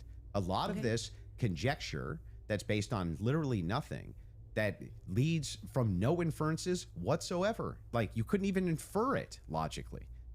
That's the problem. The problem has never been whether or not you just said, you know, there's not enough in this case so far until we get to the trial. I remain unconvinced. I'm sure there's tons of people who remain unconvinced yet until we get to the trial. I think that's fine. I think it's fine. There's people who are convinced too. That's never been my problem. My problem is the claims which are external to that. Okay. I'm not sure I really care if you have a problem with what I think in my own spare time. I don't understand this like lecture that you just gave. But beyond that, what I'm saying is that What the lecture? state is allowed to use. I didn't this lecture is what you. this is what my problem is. You guys are not allowed. Yeah, you guys think while it's still legal. You can. You are allowed to do that. So, but anyway, Nobody said you can't. going back to you saying I wouldn't have a problem. I think I just demonstrated pretty thoroughly that what you claim that you have a problem with is exactly what the state is engaged in at this stage. So it just doesn't make sense. That's not the case. In fact, so if people look and they say, I'm looking at the gun and I see and I'm inferring this, and someone else says, I'm looking at the gun evidence and I'm inferring that, they're both doing the exact same thing. They're not. You're just saying, I want to do it for the state. That's propositionally false. That is not I'll propositionally explain false. exactly how. It is the case that every proposition is going to have a true or false conclusion, period. That's just logic, right? It's the law of excluded middle. All propositions are going to be true or they're going to be false. When we get into when we're making inferences based on propositions. We can actually come to true conclusions with false premises inside of a proposition, in fact. What we're talking about here is not whether or not you feel that you're convinced by this evidence. But you felt like you were convinced. Right? Sure. But here's the thing. When you ask me my reason, Andrew, why are you convinced by this? I can give you my reasons why I'm convinced by it, why it seems reasonable and rational to me to be convinced. You could even say, but Andrew, I'm just not convinced by it. If that was the limitation of your claims, we wouldn't even be having this conversation. That's like saying That's agree why I to wanted to disagree. have the That's, like, conversation, so in fact, was surface so that we level. could move into your actual claims that you've made, which transcend the idea of I'm just asking questions. Before we get into that, your team has one thing they want to show before you go into Okay. that. So if you want to pull that up, this is the prosecution filing showing defense had full discovery by April 1st. Oof. They did not. That's not true. Wait a second. Yeah.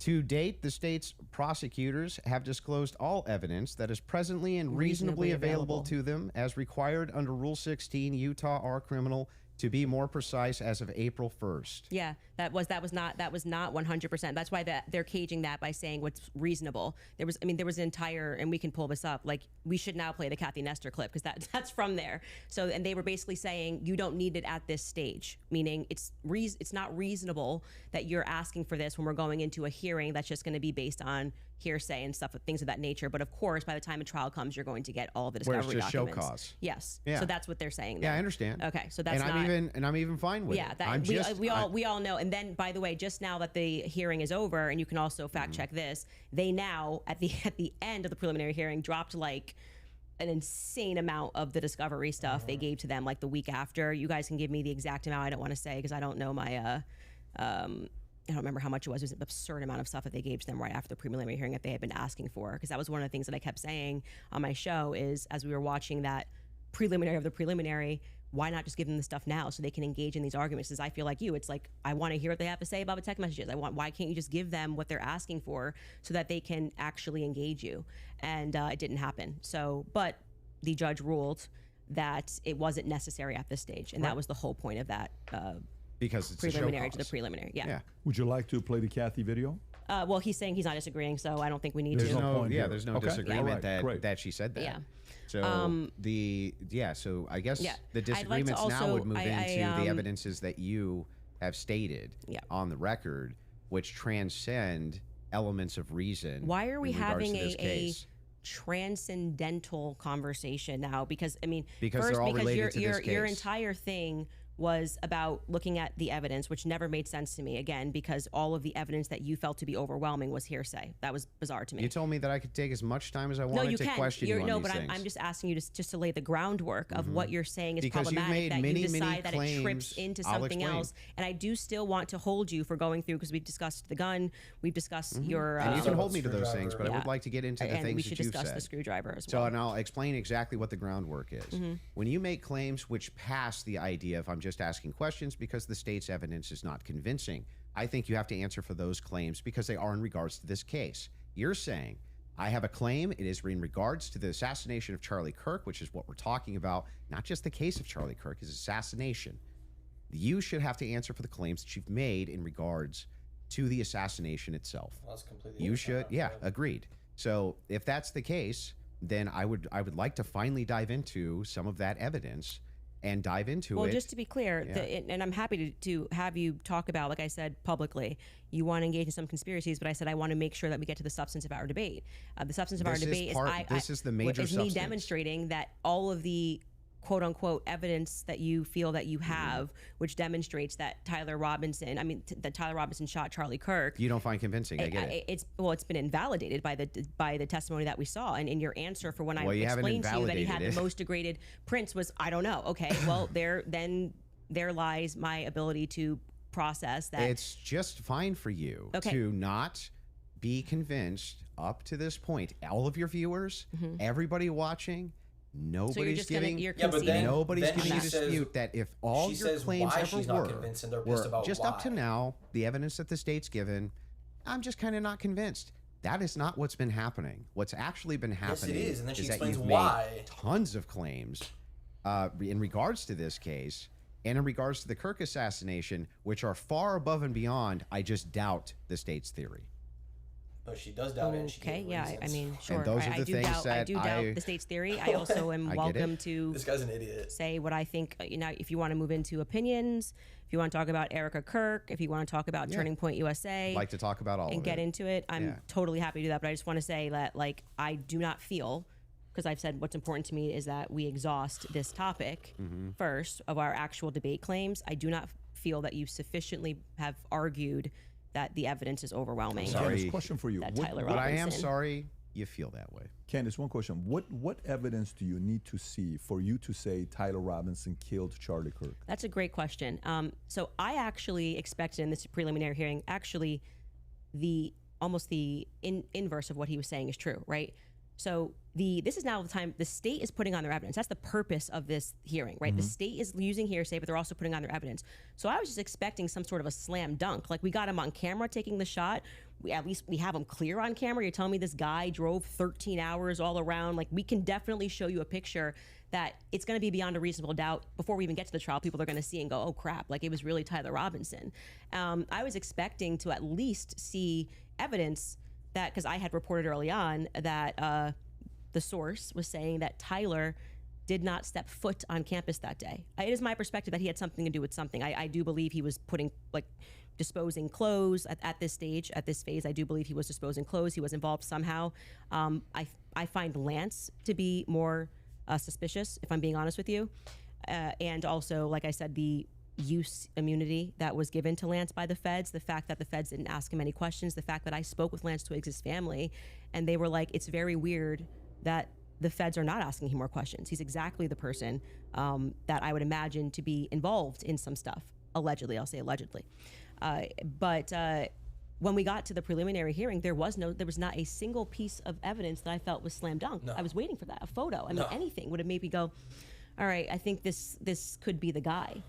If they had handed over the discovery on the text messages, since that was their big ta-da, we've got the text messages, that would be the first thing that I would hand over. But actually, who was holding them up? Like I said, it wasn't the prosecution. They're right to say we were handing things over, and we heard the defense argue on behalf of the prosecution, saying it's not them and it's not the SBI, it's the FBI that's holding on to things. As the FBI took everything. The FBI took the gun, the FBI took initially the screwdriver, and then when I heard testimony about the things that they found that were suspicious, example being the backpack, that's something that really bothers me, that they say they traced the shooter, they traced the route that he went on, and then there was an we know it looks like he's wearing some sort of a backpack. We know that there was an abandoned backpack found at the bus stop in front of a library, and they felt that this should be taken into evidence. They took it. The FBI, this was the testimony of Amanda Baker, I believe her last name is, but you might want to fact check that because I think I'm blending last names. She was the forensics for the FBI. And then she says she gets a call on the 13th and they stop testing on this backpack because they find that the backpack actually belongs to somebody on Charlie's team.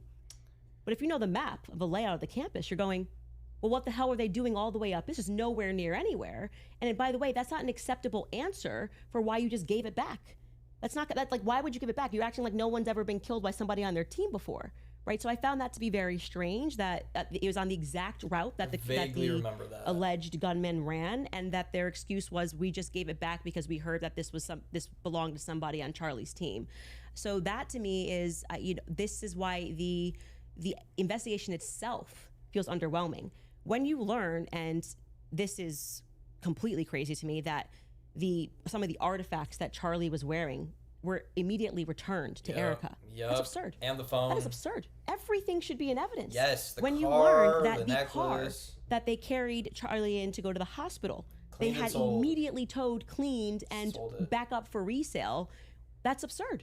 That should be sitting in evidence. And any police officer that you speak to will say, or a person that's been involved in a crime will say, I didn't get my stuff back for years. That had nothing to do with anything. It was just around. And they kept it into evidence until the trial was over, and it has to be approved. I think somebody said by the attorney general has to sign off on giving you those objects back. And we were told this is all fine. And we see, this is just one example, Erica holding the crucifix. That should be in evidence. Yeah. Irrespective of if you feel bad for her and think she should have it and it's sweet, that should be in evidence. Immediately paving over the crime scene. Yeah. This is like the craziest thing ever. This defies common sense. You immediately, and when you heard the guy who did it actually go up on a podcast and explain, I got the call. They said it was a paver emergency. I've never in my entire career heard of a paver emergency. Within 3 days. They had already had someone come up and dig up the dirt. So by the time he got there on Sunday, the dirt had already been dug up for him to lay down pavers. That is what people are looking at and going, this is weird. There needs to be answers for why this was done. And he tells us the call came from the feds and the governor's office. UVUs wash their hands of it. And what he's saying sounds true, because we heard during the testimony, one person described the regions of who was in control of everything. The feds were in control of the courtyard. So in order for anybody to have paved anything, that was federal territory, so to speak. I'm maybe not using that in the best cop term, but the feds were in control of the courtyard. So these are things that I think should be answered for. Why are we doing things differently than you would in any other criminal scenario of keeping the evidence until we know more, until we're confident? The various decoys. I did it. It just doesn't look right. Okay, so go back to the question. So what would you need to see for you to say? Something, if they had, I was expecting, here we have him, he took the shot, here it is. And then I'd be like, great, a clear image of him on the staircase where I'm like, that's definitively Tyler Robinson and he was on campus. We got nothing. We got literally nothing but hearsay of people saying. But you basically get no case. What? You basically no case on planet Earth. You get the, sure. Oh, we got a picture. Okay, Here's him with the murder weapon. Right. Here's him taking the but shot. Most of this doesn't take place on a college campus that has surveillance everywhere. Yep.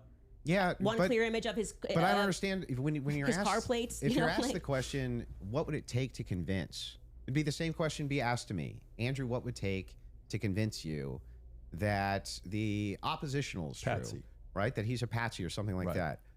Just good, clear, concise evidence that's been presented, right, and is being presented that I could go through and link all together to see if there's actually some clear picture of there being a patsy. That's what it would take for me. Okay. Just I don't disagree with that. We haven't heard the defense just respond. a good evidentiary standard, and then of course I would change my mind. So just to qualify this, so there is a possibility in the next few months that you may come out and say, guys, it's done. Tyler killed him. Yeah. So you're saying yes to that. Yeah. I think it's very important for the audience here that from Without you, question. For you, is there anything that you could see for you to say, yeah, this guy was a patsy, the Of government was course, involved? I'm going to always follow evidence. Perfect. So my whole thing is just this. It's really important to me. I don't mind people being truth seekers and justice searchers, and the internet has helped solve tons of crimes. There's no ifs, ands, or buts about that, right? However, there's also people who, they not only don't solve crimes, but they just come up with conjecture and what's called flooding the zone. You flood the zone with tons and tons of conspiracy-based ideas, and they go nowhere, right? And in fact, they actually take away from legitimate investigation. Now, I'm not even saying anybody here is purposely flooding the zone. That's not even the claim. All I'm saying is that the claims made absent, this is just me not being convinced by the state's evidence. Those become claims, and claims have to be defended. Just like mine have to be defended, yours have to be defended. And that's what we're going to get to now, yeah? You want to get into it?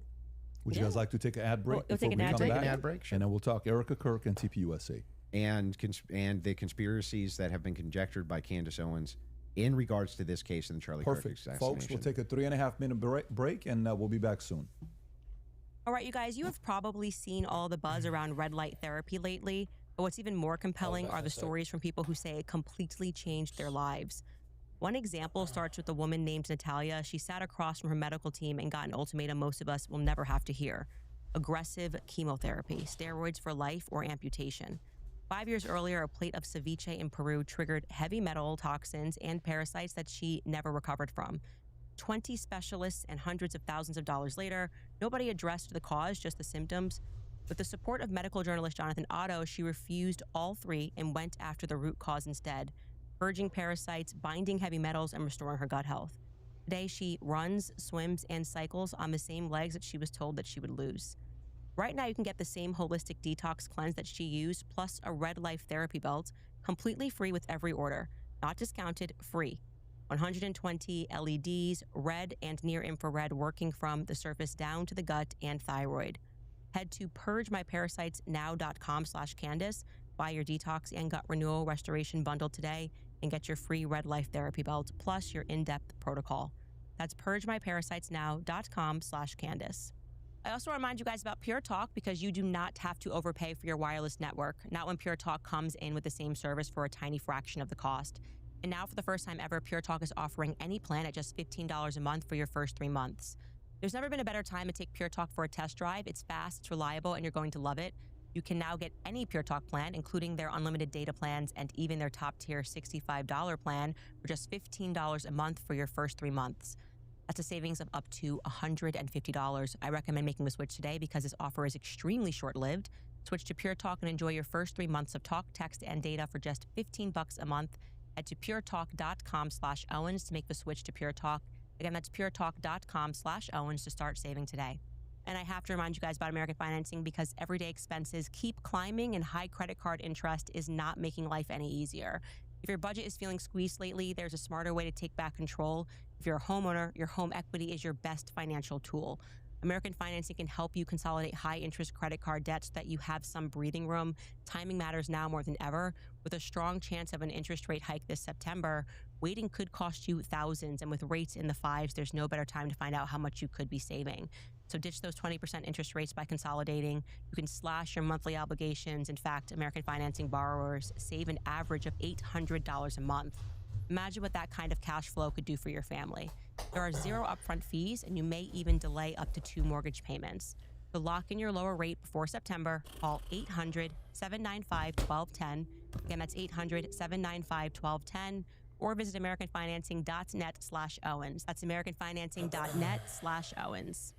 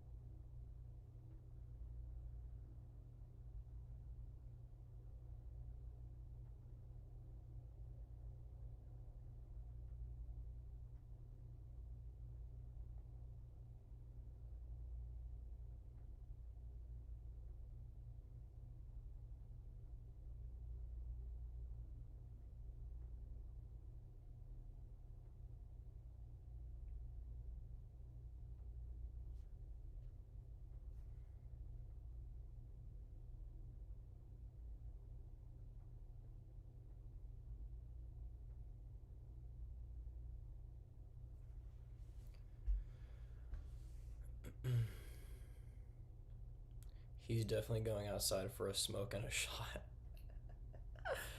Probably.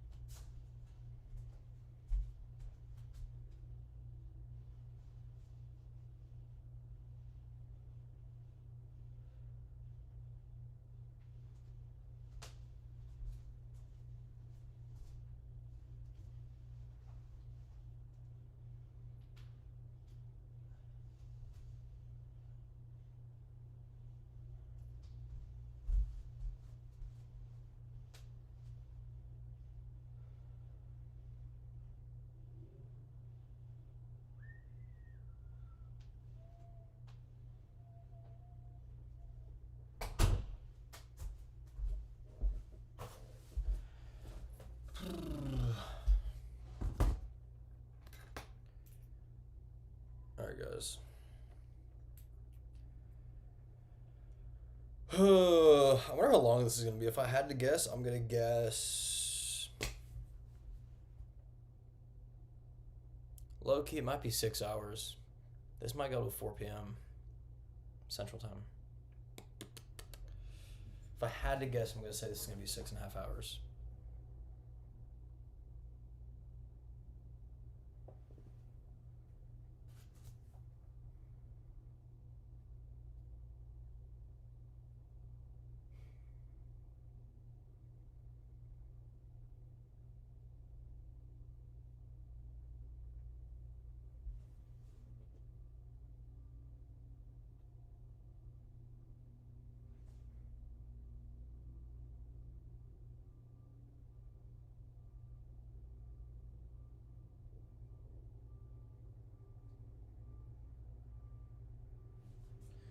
These are all twisted up.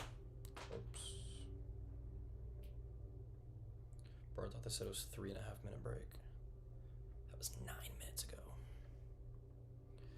Andrew needs to look up the definition of overwhelming evidence. That's the thing. It's like when you say overwhelming, it's not, he said overwhelming equals convinced. That's not true at all. Like, it's like so different because convinced is like, okay, yeah, you're right. I'm convinced. Overwhelming is like, holy, like, think about being overwhelmed. You're overwhelmed. It's too much to take in. So, like, the whole thing about him saying, oh, being overwhelmed means I'm just convinced about it. Like, no, it's not even close to the same thing. It's completely different. So, I don't think Candace really cares about harping on the terminology of what he's saying, but, like, in regards to that, but it's just, like, not the same thing. Like, it's not, it's so stupid. It's not the same thing.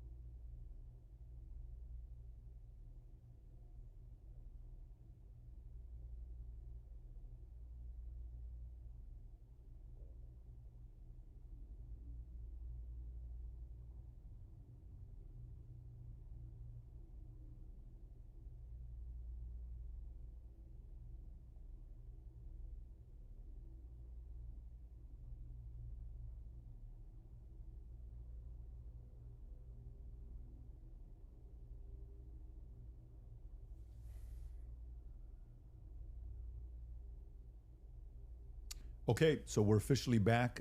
Andrew, before we go into the other issues you want to talk about, is it fair to say you're good defending your position of the overwhelming evidence? Yeah. Okay, beautiful. You take the lead. Go for it. Yeah, so I have a bunch of questions for you, and I want to make it super painless, right? So no traps, no gotchas. I'm just going to ask them direct, and I think that as long as they're not loaded, if they're loaded, you should not respond yes or no, but as long as they're not loaded, if I just directly ask them, I'm hoping that you'll just give me a direct answer. So here's the questions that I have. Wait, before we get into that, I would like to just reply to that. So just to be clear, we agreed to debate our claims, and then I agreed publicly that I have no issues having a conversation with you about other things that I've discussed that were outside of the court hearing and things like other evidence that's come across our lap and things that we've been speaking about. But I just do want to make it clear to viewers that for whatever reason you think that you have a right to sort of depose me. I'm not deposing you. I just want to ask you some questions. You literally said that I want to be able to question you. Well, this is a meta conversation. Right, We're having but a meta okay, so debate. now we're transcending. Like, let's use a I mean, word there's to use a word nothing that you're saying. transcendent. But this is what you're doing, right? So Okay. this part to me feels like a So bit of am I a. allowed to ask the questions? It's I'm weird go- I've already prefacing. said you can ask questions, Then but I let me made it ask very them. clear to you Yeah. via email and with you in conversation that we should be speaking. This Yeah, I isn't know, like but you I get to wanna- sit. I wanna if ask said you if you some want questions. to depose me, you should join I'm not Brigitte deposing Macron's you. defense team. This But is you're part- like, I'm this just is going a to ask questions. legitimate Can part- you answer it? Blah, blah, blah. Yeah. It's like, I don't know what you're going to ask, and I I'm know. going to And answer if as you I have see issues fit with it, because I'm not. I get it. Yeah, I get okay, it. Just so we're clear. Usually in the debate, if something's not loaded, I'm just direct with the because you kept saying with I'm the Joe answer. Rogan. They have no evidence. They have no evidence, and now you're like, let's move away from the evidence. You Just talk about actually, transcendentals. yeah, okay. Anyway, so direct question, super easy. Was Lance Twiggs DNA on the rifle, as far as you know? We can't say that for certainty. As far as you know. I already answered that in the first part. We can't say that for certainty. I told you the context of which they spoke about those things. So was- no, as far as you know. we can't say that for certainty until we know what other the 5 sets of prints were So on that there. would be no, as far as you know. No, it's We can't say that for certainty. It's, she You can doesn't say know. no as far as I know for certain. No, she doesn't know, which is what she's saying. We can't say that for certainty. I actually, You can I, say just so that you for know, certainty. If, Why are you if saying your, no if when the your possibility energy of here yes is is going still to a be like thing? you're my dad and you can tell me how to speak or what I'm supposed to say, you're just going to come up against the wall. I'm Okay, familiar with but- this debate strategy. but I like, am just yes or no, telling yes or no, you. yes or no. We're not debating anymore. We're having a conversation. So I already addressed that in the first half of this about why. No, we're still there's- definitely debating. This is still. No, it's not a debate. This is now inclined this to is your. you saying I want to probe Yeah. things that sit outside of the evidence. I actually already That you've addressed this. stated. You asked me. Uh-huh. You're not going to go like where you're Okay. sitting and I'm on trial. I'm not on trial. Okay, That's great. such an So idiot. you can have a conversation let's as talk we've about the agreed French. to. Let's talk about the Foreign Legion. Sure. Was the Foreign Legion, do you believe, trying to kill you? Yes, that's why I reported it to the correct officials in government. That's what I was told, and I handed over that information to Tulsi Gabbard's office. What's your best piece of evidence for that? Well, it was Positive evidence. It was told to me by somebody who is high up in the French government. I passed off that information to Tulsi Gabbard's office. I also passed it off to Trump's office, Donald Trump's office. And that's all I can tell you. I wouldn't be able to probe any evidence because I don't have the power to do that. I'm not the federal government. And I would also like to say that this becomes this other piece of what you do, which is when people say, I was told this, and this is the evidence that I have, and I'm willing to have that conversation and write the email to the correct government body that deals with this. Like, I can't hack into Emmanuel Macron's bank account and say whether or not the information I agree. but then you go, well, where's your evidence? It's like, well, my evidence is that I reported it. I did the right thing that you're going to do. So if somebody calls and says, hey, Andrew, there's a viable death threat against you, and that person definitively has the rank to be able to tell you this, and you say, well, what I'm going to do now is I'm going to report that to the feds. And then I go, what's your evidence? It's like, well, I got the information, and I gave the information that I got from who I got it to the right body of people. And that's Okay. what I did. Got it. I just want Cool. to make sure. And so I'm not it- trying to trap you. Well, I just want to make sure I got it clear. and that's why I say I want to know what you're doing now, because this has always been the thing. It's like, we actually can't win on the overwhelming claim, so we're just going to go and bring up everything that I think can try to embarrass her. I reported Yeah. exactly I'm not as I trying to received embarrass it. you. I just want to make sure that I get your Yes, positions clear. I have not said. Yeah, go ahead. Now you have stated multiple times that you believe that Israel's involved in the death of Charlie Kirk. Can you give Yes, me? we can pull up the clip. Can I'm sorry. I'm just saying. I finish the sentence? Go ahead. Can you give me the context for what are you talking about? Like when I say, generally speaking, why people think that Israel's involved? Mm-hmm. Okay, where's your question? Yeah. Do you have any positive evidence whatsoever that Israel killed Charlie Kirk? Well, I couldn't say Israel was on the ground and shot and killed Charlie Kirk. I would say that there are various things that we're trying to establish, one being a motive. And since I don't believe that Tyler Robinson and his transferee is a convincing motive because he was fired up about politics, which Lance testified that he never spoke about with him, nor do I believe that he was so into LGBTQ issues, since Lance testified they never spoke about LGBTQ issues, that he stopped and ate at Chick-fil-A, which if you are into LGBTQ issues wouldn't be your lunch before you go kill Charlie Kirk for LGBTQ issues, because Yeah, but do you have positive evidence? I'm answering the question as I feel like I want to answer it. Like I said, you don't get to for an hour and a half pepper But the question I'm questions and asking is tell me- about positive I'm evidence. telling you that in any case, establishing a motive and and again, I already explained this at the top of the show, but the reason why people find Israel to be an interesting question is because truthfully, Charlie's perspectives were changing on Israel. Sure. And he was starting to realize how much pressure was being put on not just our government to constantly fight their wars, but also being put on his organization personally. If people had come out and been honest about that, rather than rabid claiming he never flinched and everybody's lying and this is not true, you would probably have people that just go, that's life. People change their opinions. I understand. And then there was the rabid, I mean, not even that. It's like everything was about trying to convince the public how much he liked it. So he then, loved other Israel. than intuition, how you feel about things, do you have any evidence? It's not Israel feel, that's was involved evidence. in killing Charlie Kirk? I have already said, and if you're watching my show and the context of what I said, this is the general sense of why people think Israel's involved. Yes. Nobody has made the claim that Israelis, there were also, I mean, obviously Ian Joe Carroll Kent. made the claim. Well, Joe Kent, who I think would have the right to assert it, noted that there were 12 Israeli cell phones on the ground that day. I think most people would like to probe that. Now, it could be maybe they were students, and they were Israeli students in Utah that day. But we'd like to probe that narrative because what we've seen after coming from the Israeli government, the Israeli prime minister, kind of denying that he did it, which wasn't really necessary, was quite busy. The phone call that happened, which no one wants to discuss in the Hamptons the week prior, or not the week prior, I think it was around August 5th or 6th that took place.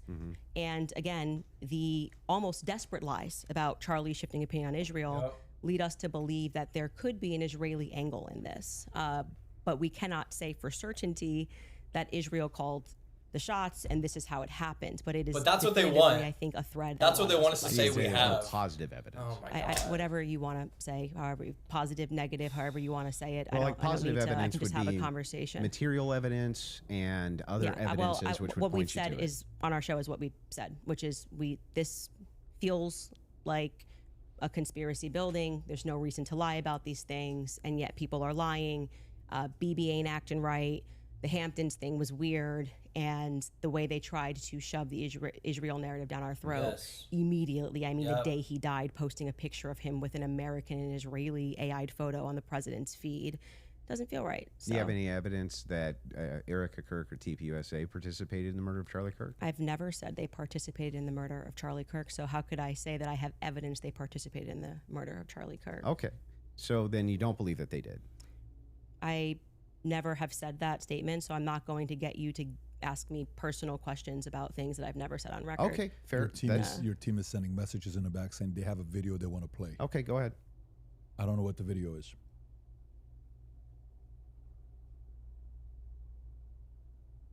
If you're... Yes, you said that there's a video you want to play that Candace said she has full confidence Israel was involved? Yep. Yeah. He said evidence that they killed him. I said ahead this and is why play it, people think though. their involvement. So she can If they have the clip, yeah, they if they can got play the the clip. clip. Yeah. They're referring That's to her a clip. opinion. Like, it's like, so these people are so weird, dude. Via who? My guess is Pierre. Erica. I think that there's a reason Pierre knew that Charlie was dead first. I think there's a reason he was a priority. How? Why? I think France and Israel are involved in Charlie Kirk's assassination. She said, I think. And I'm going to put that out there with full confidence. Yeah. Shit, They that's her also opinion. She's full involvement. confidence in her I opinion. understand. Yeah. So you That's- think you with full confidence you think that Yeah, I think that Israel's France involved. and Israel. Yeah, I mean, 1000%. the person that gave me that thing that I reported said that French Foreign Legion were on the ground that day. Again, this would be at a professional limitation for me to then go and probe that information that I handed over.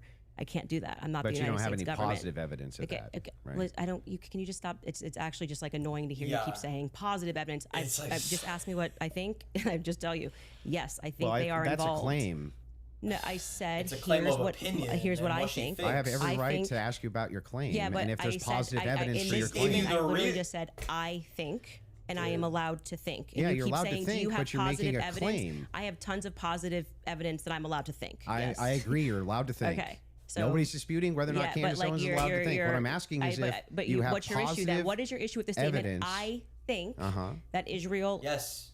is involved. That's I not did. what. That's not just what you said. You said I did that say I it's with think. it's with full confidence. Yes. You That would I think mis- that if you had full Can you have confidence confidence, to think when you think? But if I said, for instance, I think I'm going to be late to work, right, with full confidence, I would say my evidence for that is that I'm 20 minutes away and I need to be there in 5. Andrew. That's how you would know whether or not you had full I'm just confidence. gonna tell you something. Hang on, let me finish. Sure. Let me finish.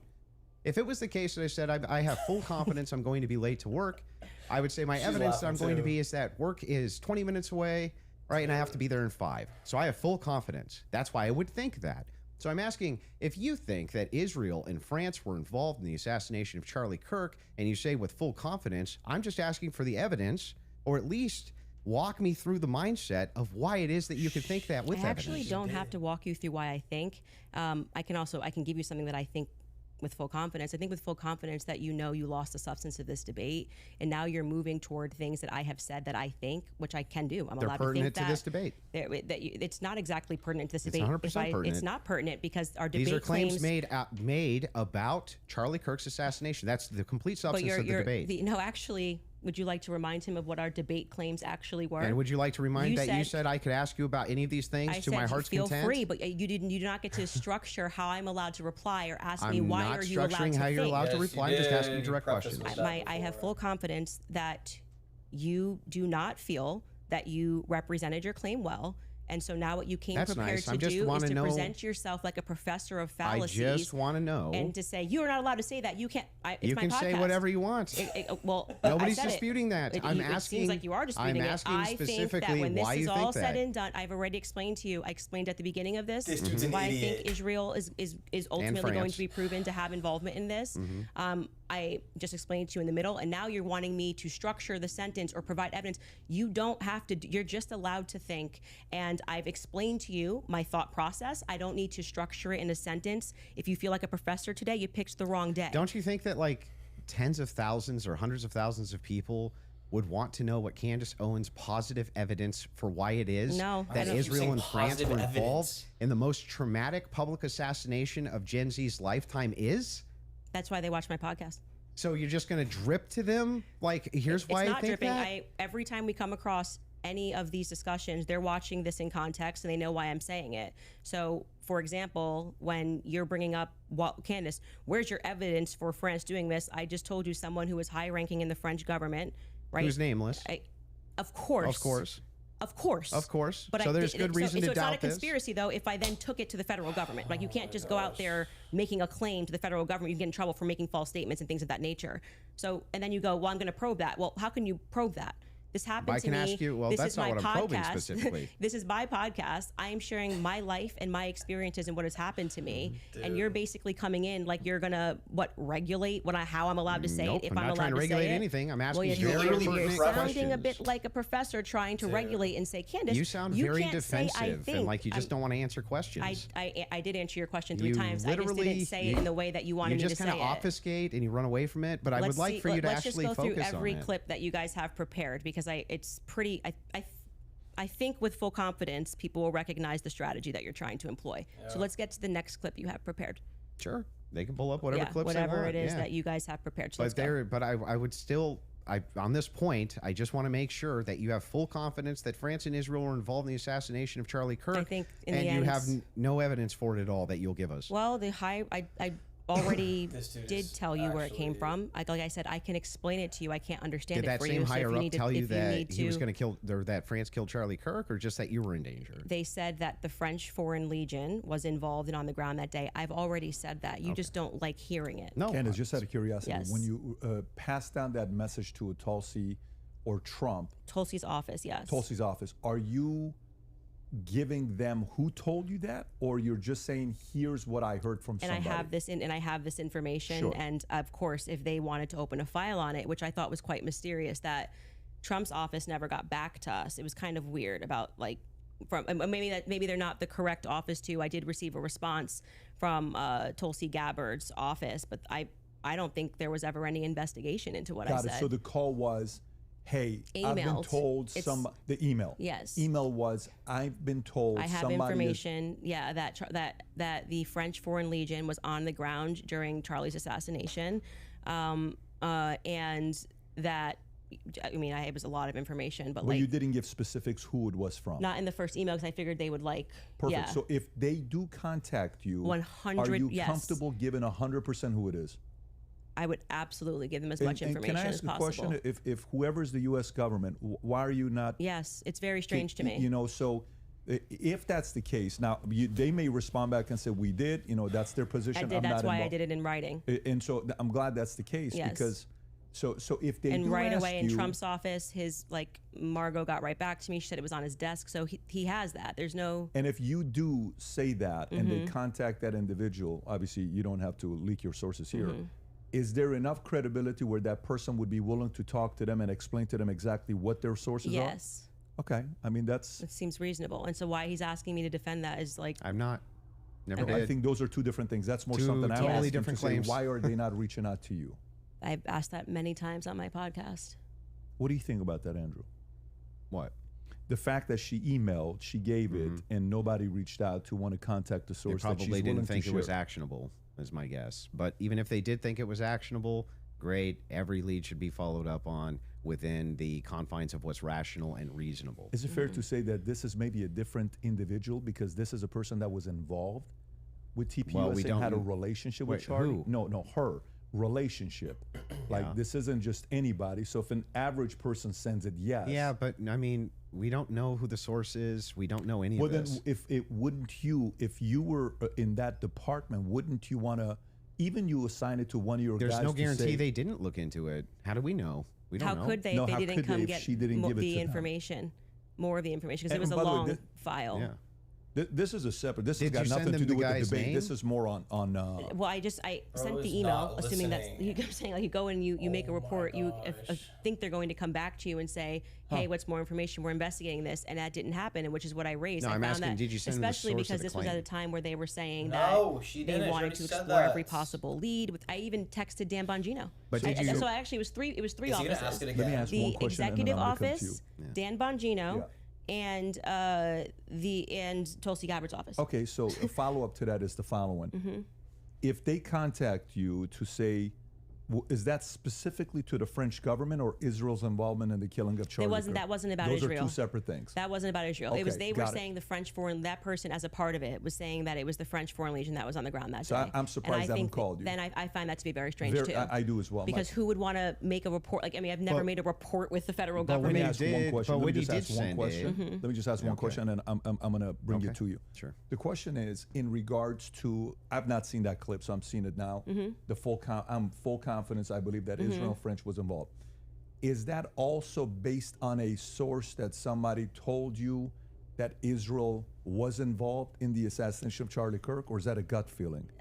So in terms of Israel, I mean, what I've said is what I publicly have said here. I do think that at the end of this, we are going to find that Israel was involved. I do.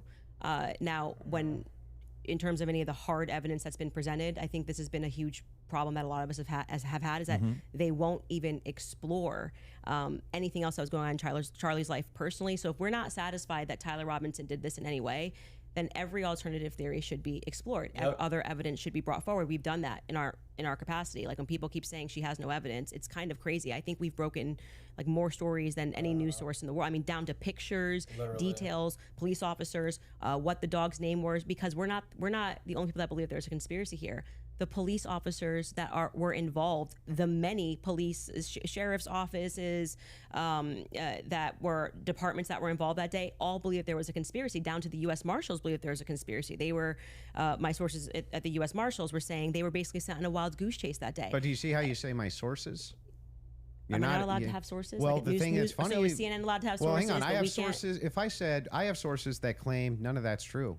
In fact, my sources claim that her sources are lying. My sources claim that none of them believe that there's a conspiracy. My sources claim all of them really think that Tyler Robinson was a lone gunman. If I just said that as hypothetical, wouldn't you say, what?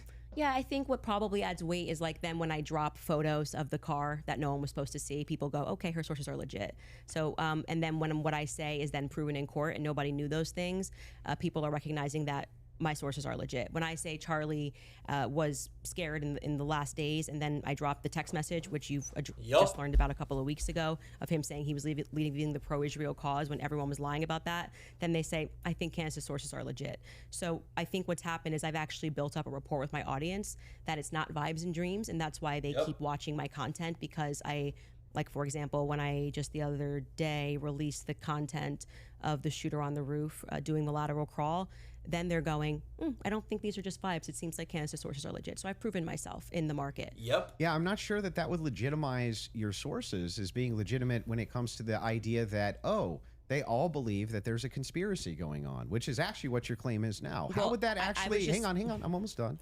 How would that talking to PVD? How would that legitimize? Well, it's not his debate. How would it legitimize these sources that even if it's the case that you get some court footage or some things like this, why would it legitimize that your sources are telling you all the marshals believe it's a conspiracy, all the police believe it's a conspiracy, everybody believes it? How would that legitimize any of that? Well, what I am saying to you, and you are not forced to believe it. So let me just explain what I was answering here, and I think that you understood what I was saying.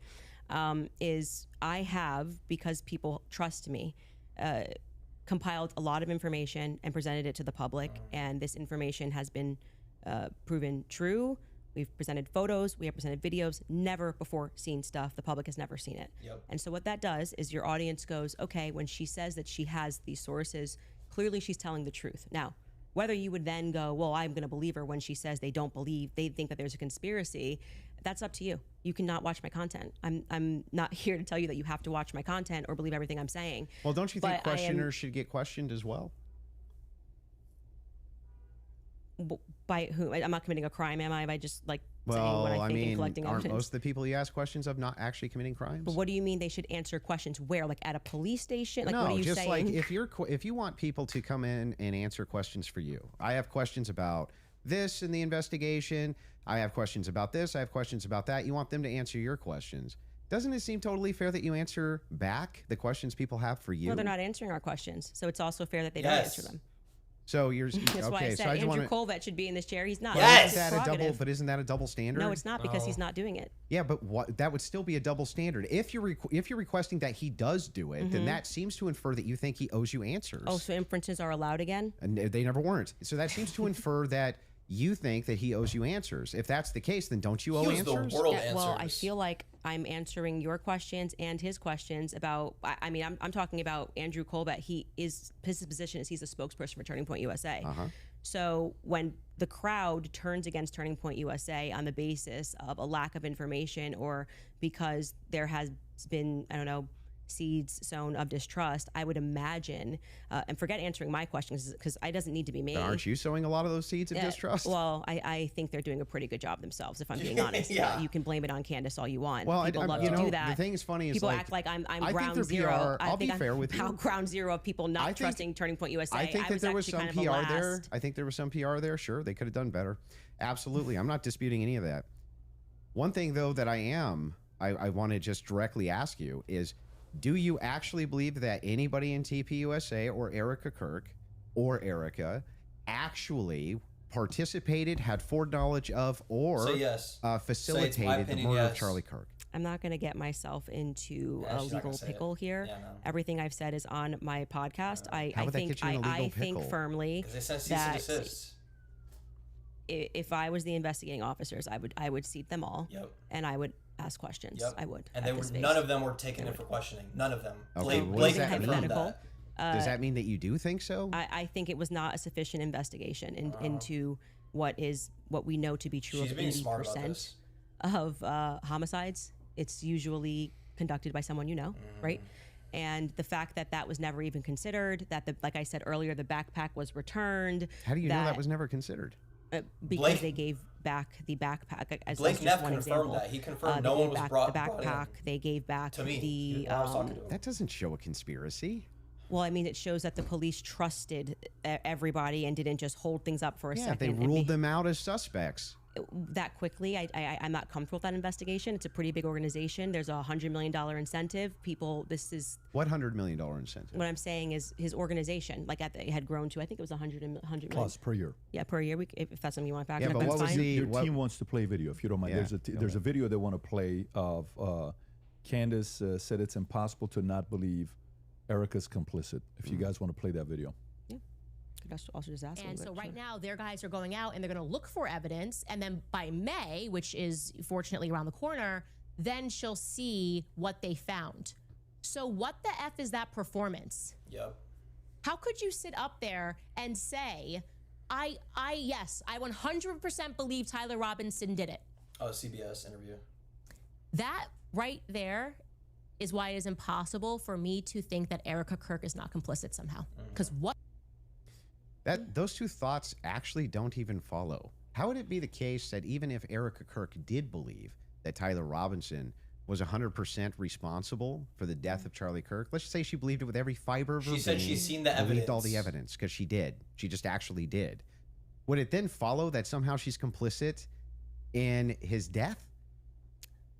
I didn't say implicit in death. You added those two words. Okay, so what's she complicit in? Yes. So sowing this narrative that Tyler Robinson is guilty. So you're chopping up clips. Like I said, you didn't have the confidence to come Okay, in well, and tell debate. me, So what now does you're that mean? chopping What it does up. complicit mean? We are showing a clip of her on Barry Weiss, which I can't remember the date that she did that interview. And Erica, when she is asked, "Are you one? Do you feel with 100% certainty that Tyler Robinson did this?" And she says, "I do."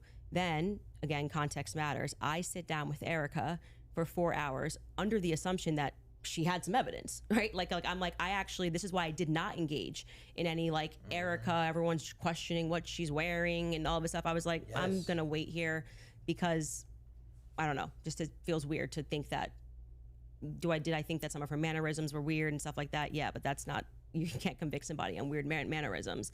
And then when I sat down with her and I was expecting for her to say, well, I'm obviously the victim on the case and we got to see the shot, taken or this or that, whatever it is.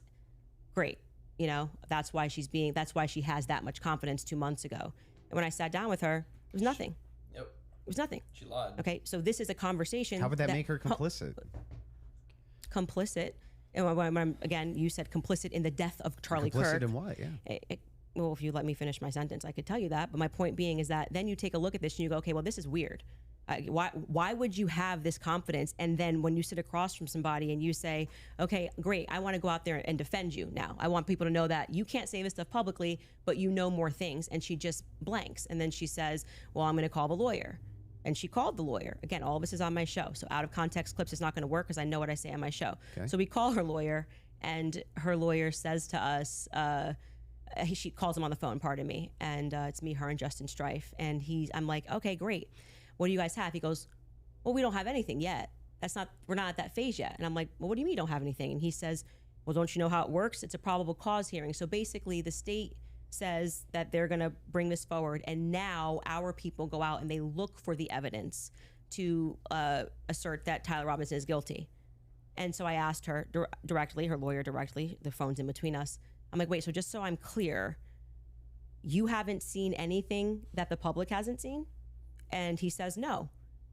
So I'm going back in my head and I'm going, okay, so why is Erica saying with such a degree of certainty, like she was sent out to convince the public and people bit, by the way. I remember even Megyn Kelly was like, let's wait. She's going to have access to things. I did think she had access to things that we didn't have. Why express that confidence to the public as opposed to just being like, we don't know yet. I feel confident he's involved. They But made an I arrest. don't understand, how would any of this make her complicit and in what?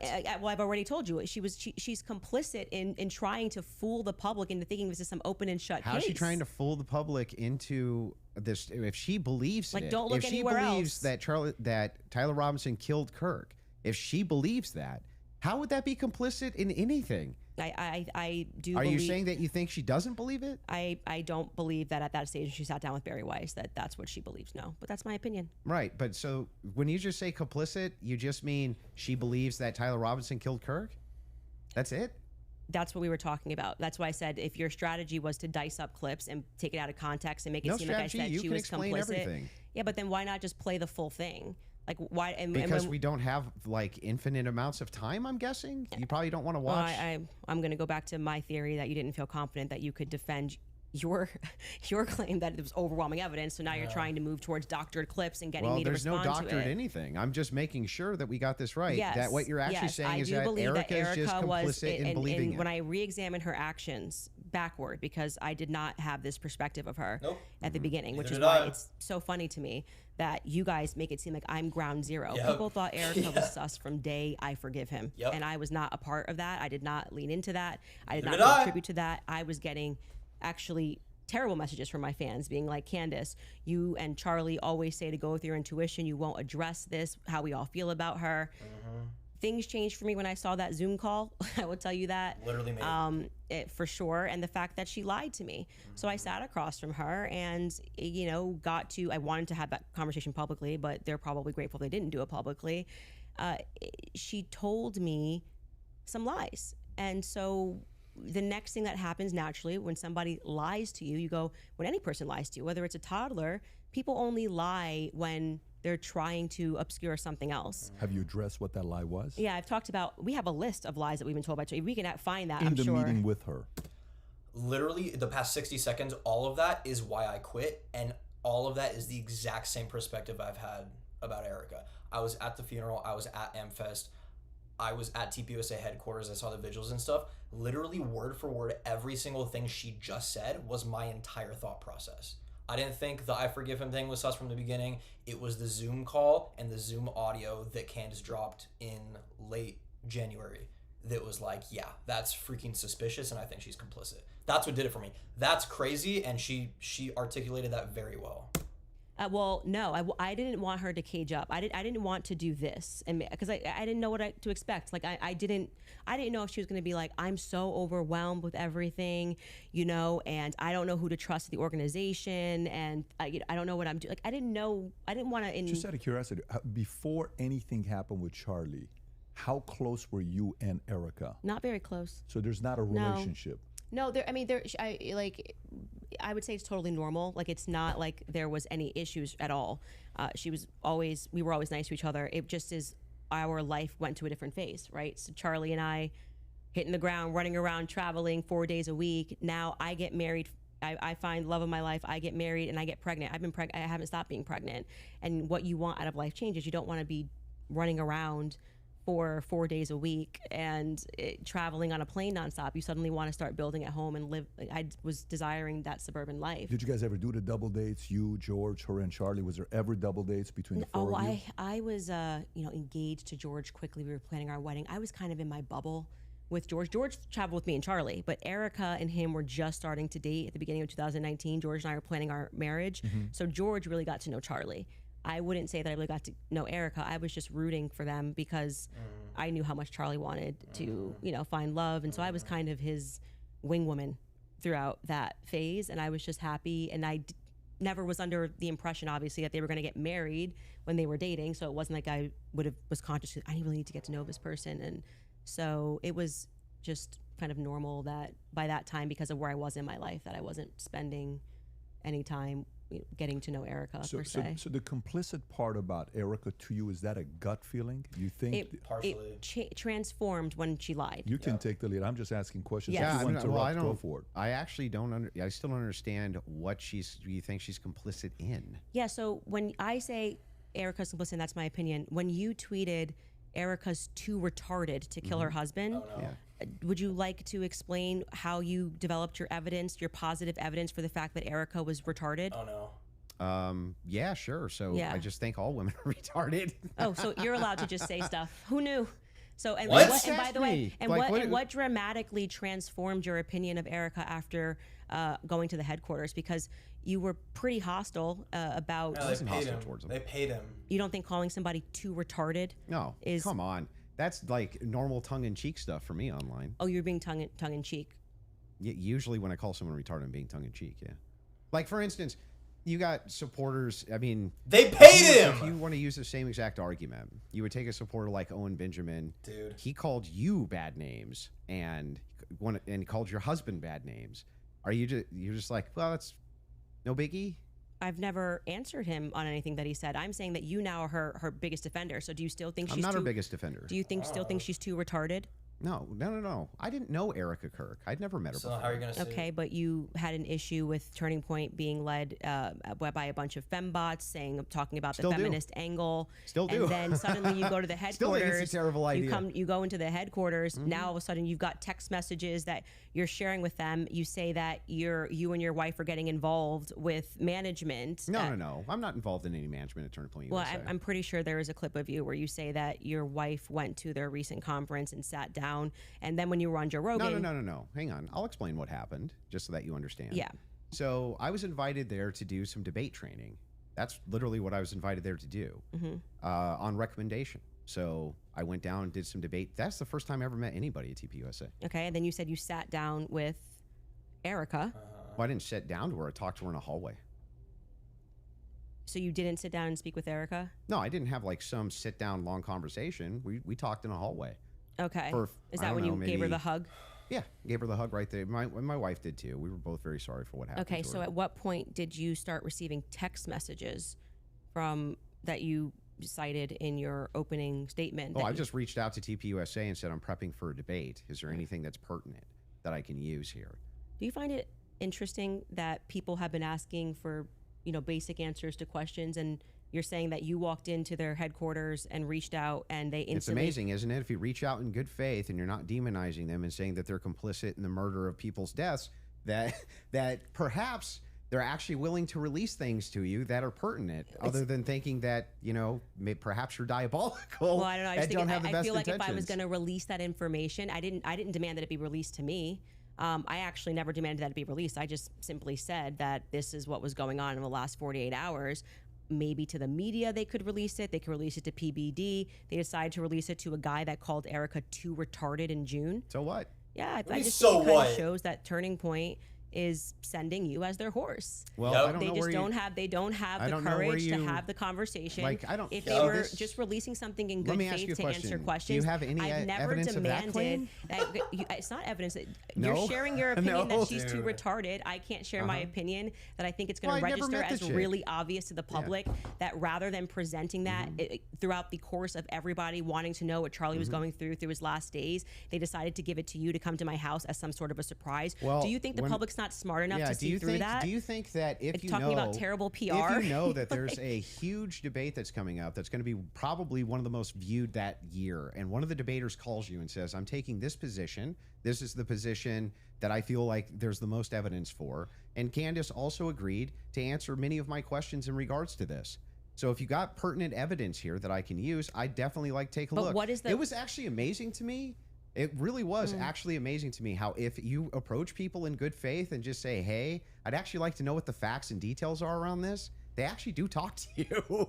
It's amazing. Yeah, That's the I opposite just of what Blake do and not believe Anderson that they are doing this in good faith. I don't believe that anything you have done has demonstrated that's in good faith. It demonstrates that you walked into Turning Point USA headquarters and came out a different man because you were critical of the organization. You Still am. were critical of Erica, and now you're sitting here going, Well, Candace, first I of want to all, interrogate you for have an you hour ever and a half been- about everything hang on, you've ever Have said you ever about been Erica. critical of somebody that you hadn't met and then you meet them and you're less critical of them? And the inverse has happened too. I was You're less right, critical exactly. about Erica, and now I'm more But I'm critical about asking her. you, isn't it the case that there's people you've been critical of and then you've met them and you're less critical after you meet them? Too retarded. I feel like if you think that she's dumb and you, let's just talk about your record. I mean, you're a person that has spent time in what most people would term to be the manosphere, talking about Kind of. Well, yeah. I debate against the Against feminists. and red pillars. Okay. And a lot of the actual. So I'm a Christian ethicist. I And then always you take go the on to ethics Joe position. Rogan and you're like soft explaining away why Erica had to take over Charlie's company when they don't have a parent at home. So now you're a feminist icon. Like you just go into the headquarters and you just shift all of your perspectives. That's a bizarre criticism. Like nobody's in the bigger girl boss position than you. Yeah, I'm actually no. You're in the this is- biggest of the girl boss positions. Like, you don't have to do this. Okay. You just do this. You could definitely not do it at all and be fine, right? But you still do. I would say that you are making a comparison that cannot be compared Why? because Erica's husband was just assassinated in front of the world. Which The makes sense why parents- she would take the organization No, over. that it makes sense why you would go home to your kids, just so you know. Wait a second. That's bizarre. Yeah, You because wanna they don't have a protect- parent. They don't have a you wanna parent, and they've protect- just suffered a trauma. You don't Yeah. go into the office. You 6 want to days later. protect your husband's legacy, Yeah, right? no. And you're trying to find some The new legacy normal. is his children, not the organization. It's both. No, Yes, it is both. It's totally rational and reasonable to Nope. believe that it would be both Turning Point USA, that is part of Charlie Kirk's legacy. He worked his whole life I think for this it. is why people think she's and, sus. and his children. Now, Yep. for you though to say that anybody's a girl boss, right? That's I like didn't- the pot that calling the came out kettle of- black. That came out of your mouth. No, that was you. You brought up girl boss. Girl boss came out of your mouth. Yeah, I'm just saying. I'm telling you that you brought up this idea This- that I'm defending this some guy's the dumbest guy feminist ever. nonsense. I'm not. I'm pointing out that they're by the way, She's not there's qualified always to take over objective- his company. There's Nope. always objective outliers to each situation. In fact, it's the exception that proves the rule. And the interesting thing here is like, I'm still just as critical of feminism inside of TPUSA as I've always been. And I'm just as critical of any pro-Zionist position as I've ever been. None of that's ever changed. By the way, I would think it's the most rational, reasonable thing on planet Earth to do if you wanted to actually see an organization change, to try to work with leadership or reach out to leadership to try to do so. Doesn't that make the most amount of sense? I would like to state for the record that I think Erica is underqualified to run Perhaps. that to run the organization, Sure. and on the more emotional aspects, I agree with what seems to be a majority opinion. 'Cause I'm not gonna say it's scientific. Yep. That any woman that would leave her kids and go right into the office after their husband was publicly assassinated does not have their priorities straight. Okay, well, I understand that you can have those criticisms, Yeah.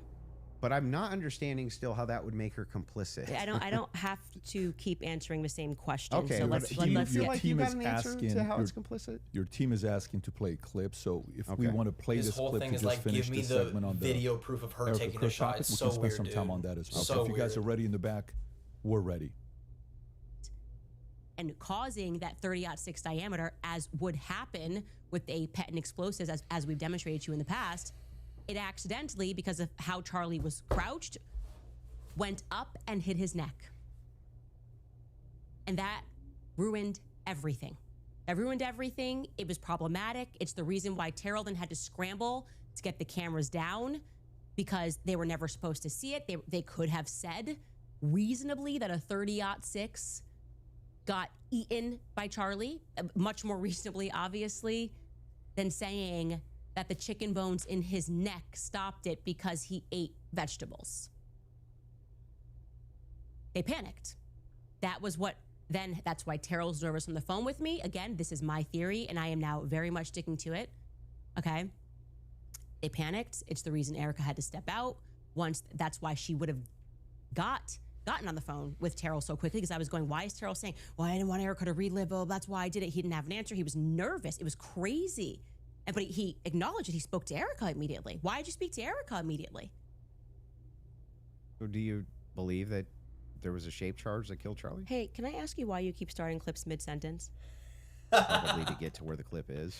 No, it doesn't seem that way, because Yeah. you can always start a clip at the beginning of a sentence. Like you're just it's completely out of context. Wait, I But didn't. yes, I didn't so prepare the in the- clips, y- but yeah, I think, it's- like, I it's didn't. like you But were it's kinda fine ready. to ask it to back Like it up. I said, I don't need to say what's happening here because the internet will clock it. But in this episode, we are now going, and that's why I said we're now going to look at some alternative theories. I made it very clear that this was a theory that I didn't want to look at. This is, I believe, because I don't have every episode on my head, but I'm pretty sure this is an episode where we presented the evidence that was in the car, the photos of what was in the car, right? And so we are now inferring off of what we see in the car that this very much does look like that we see a bunch of shattered Rode microphone, which was an early theory that I was actually interested in, but couldn't really wrap my head around what was the shape charge explosive. As I say at the beginning of the episode, it was just not my expertise. Yeah. And I was concerning myself with timelines and stories and statements that didn't make sense. Without question, Terrell Farnsworth is someone who made me think that we were missing a big part of the story. So I'm walking them through John Bray's theory. If we started to insert what we are actually observing with the evidence that we're taking a look at and what took place that day. So we're completely in the hypothetical right here. And you're now introducing this. If that's the case, if you're just hypothetically Yes, exploring it, and that's why I'm just asking directly. Yes, but that's obvious when you watch this episode. So that's why it feels like I'm in the middle of an interview with CNN when they like pull up random clips and they're like, just making "What's sure. this? What's this?" You watch the episode, you I'm know just what it is. trying to make sure. Do you think that your alternative theory? I think John Bray's theory should be explored. Yes. Okay. Do you think that Charlie Kirk was killed with an explosive? I think that is a possibility. Yes. Okay. And it good. should be explored. He's done a lot of work on it. John Bray has done good work, and I think that that's why that theory is now starting to gain steam since we released the second set of the photos of what was in the car. I think it's viable. So this was the big thing I wanted to get into with you on the explosives too. Mm-hmm. What is it about that theory that's actually compelling to you? Accurate So I looked energetic into systems. the explosive mic theory multiple times, and the biggest thing that stood out to me is there's no explosion. there's literally no explosion. In fact, there's videos when the shot rings out that kills Charlie.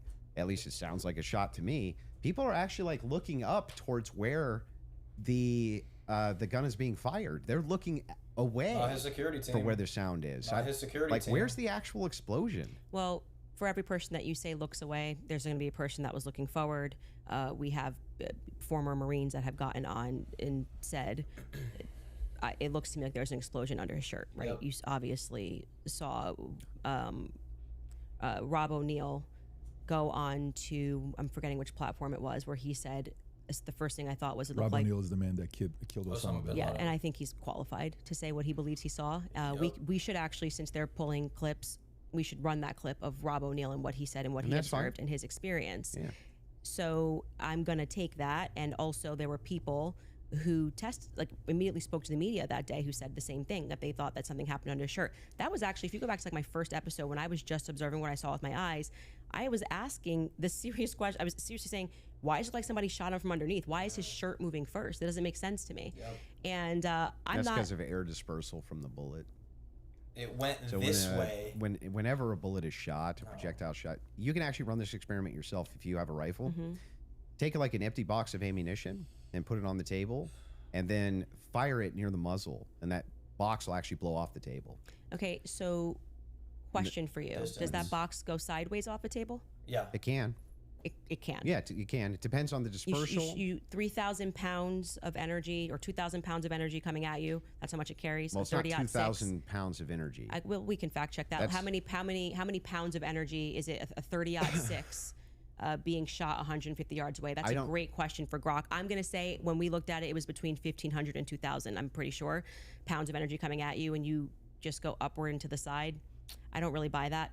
I'm gonna just say Yeah, I just he went like think that that's this. not Yeah, right. But possible. It doesn't go through on top of that. So there's another miracle. You didn't get blown backwards. It didn't But go if through. air is- But I also want to say that you're saying this Yeah. can happen, and Rob O'Neill is infinitely more qualified, I think, to speak on that. Why? And Why? because he's actually shot and killed people. why would that have anything to do with anything? Well, Oh my because Did he God. slow down all the videos of the people he shot to see if their clothes moved? well, why are you able to assert your position as a fact? Because I'm gonna tell you how projectiles work. He's not even gonna I guarantee you, this guy's not even gonna disagree with what I'm about to say. He hasn't even seen the clip. He hasn't even seen the clip. If it is the case that you have energy This is insane. and you have mass, and the mass is moving in the air, Oh my the air has God. to go somewhere. It doesn't have a choice. I think you're totally BSing right now, man. Not I'm only am I sorry. not BSing, I'm think telling you the you're truth. just- no, if a bullet I is think moving one in of your air, thing- air has to move out of way of bullet. But maybe not at the bottom of a shirt here. I don't know. I disagree with that. I'd like to say for the record, I've watched some of you do these sorts of things where you assert something with a lot of confidence, and it's, You can fact check it's it. That's getting clipped. Your Fact check if shirt- bullets displace air. not about whether it displaced air. It's where it dispersed the air. It was underneath his shirt here. It's not underneath the okay, shirt. A bullet's this big, and you're telling me it's going to hit his neck, Candace, and then it's not it is underneath beneath the his shirt. The It shirt starts puffs. up here, and the collar's moving, and then you see the wave here as he's moving backwards. No. Yeah. That's not true. It's not. And we The- obviously the can't show that idea- clip. I disagree with you. Okay, I understand you can't show it for TOS purposes. Exactly. That's fine. I disagree with you. People can go watch and make up their own minds. We don't need to debate it. Whether or not that was the first thing I said was, why is his shirt moving first? That didn't make sense to me. This way. It almost looks just like this. It goes across. Yep. His necklace breaks first. Yep. Before Flings Charlie off. even reacts, if you watch it in slow. Yep. His necklace breaks first, which I thought was very odd. And then you see a puff here, and then the next thing you know, there's the entry You see wound on his smoke? neck. I would not confidently assert that I see smoke. I've never said it on my Do you platform. think that an explosion generally has smoke? I don't think that there's any quality version of video that would get us to be able to answer that question other than Terrell's 4K footage that he has from the front. So There's a lot of, if you look at the Israeli pagers, it's assumed that it's a similar, if not the same type of explosive that was used We don't inside the know what was in pagers it, dude. that would have been used inside of this road mine. We wouldn't I know think what's that you in it. should, since you love debating, you should debate someone like John Bray, who's worked on that theory for 11 months, and ask those sorts of questions of how a shaped charge would work. I presented the evidence of what was in the car, and I also, at that episode that you're clipping, said John Bray has done an unbelievable amount of work on this, and I think he has debated a ton of people, actually, regarding this topic. So that's the route that I would send you on. For Yeah, purposes that's of my, fine. yeah, That's fair. for the purposes of my show, I do believe, to answer your question, that it is a hypothetical. I mean, that it is a theory that should be thoroughly explored. There's two clips your team wants to show. One of them is the Rob O'Neill clip, since we're on Let's it. go. So if you guys are ready in the back before we go to ad break, if you want to pull Andrew it up, said, this is "So the time to do what?" so. when they were talking about the guy that killed Osama bin Laden. And good to see you, General Holt. You too. A lot of things bothers me about this. Nothing in particular. And it's not like I'm out there saying big lie or conspiracy or someone did it. I'm just saying I've been in a lot of shootings. I've killed more than a handful of people, and this thing looked shady off the bat. I mean, I've killed people closer than I saw the camera, and I've never seen a shirt move like that. That looks like an explosion to me. Just the fact that no one started doing first aid to Charlie Kirk, they were more concerned about getting SIM cards out of cameras, removing cameras, and then getting him off the X somehow. There didn't seem a lot of concern for his life. It seemed like just clean it up. And then, I mean, I've been told they paved it over a couple days later. And then you get Erica Kirk behind all the razzle dazzle, and she's really quick to forgive the alleged shooter, which technically says that was him because I forgive him, but then she can't forgive Candace Owens for having an opinion or asking questions. And they mock people by saying, "Oh, I'm just asking questions." Yeah, I'm a SEAL Team 6 sniper. I'm asking a lot of questions. No one wants to answer them. And you're able to. Legend. He's actually said very little about the explosive there. Oh my God. So I'm he just saying starts. he observed, he said he's shot people up close, Yeah. and he's never seen a shirt No move dispute. like that, and it looked to him like an explosive. That's what he no just dispute, said. but when I play that video at full speed, I can't see a shirt moving. I can only see a shirt moving when we slow it way down. So if I'm in real time, I'm just assuming this, right? If I was in real time dude's and I was not in real. like a close quarters combat, you kill somebody situation, and I shot them, would you even see the shirt move?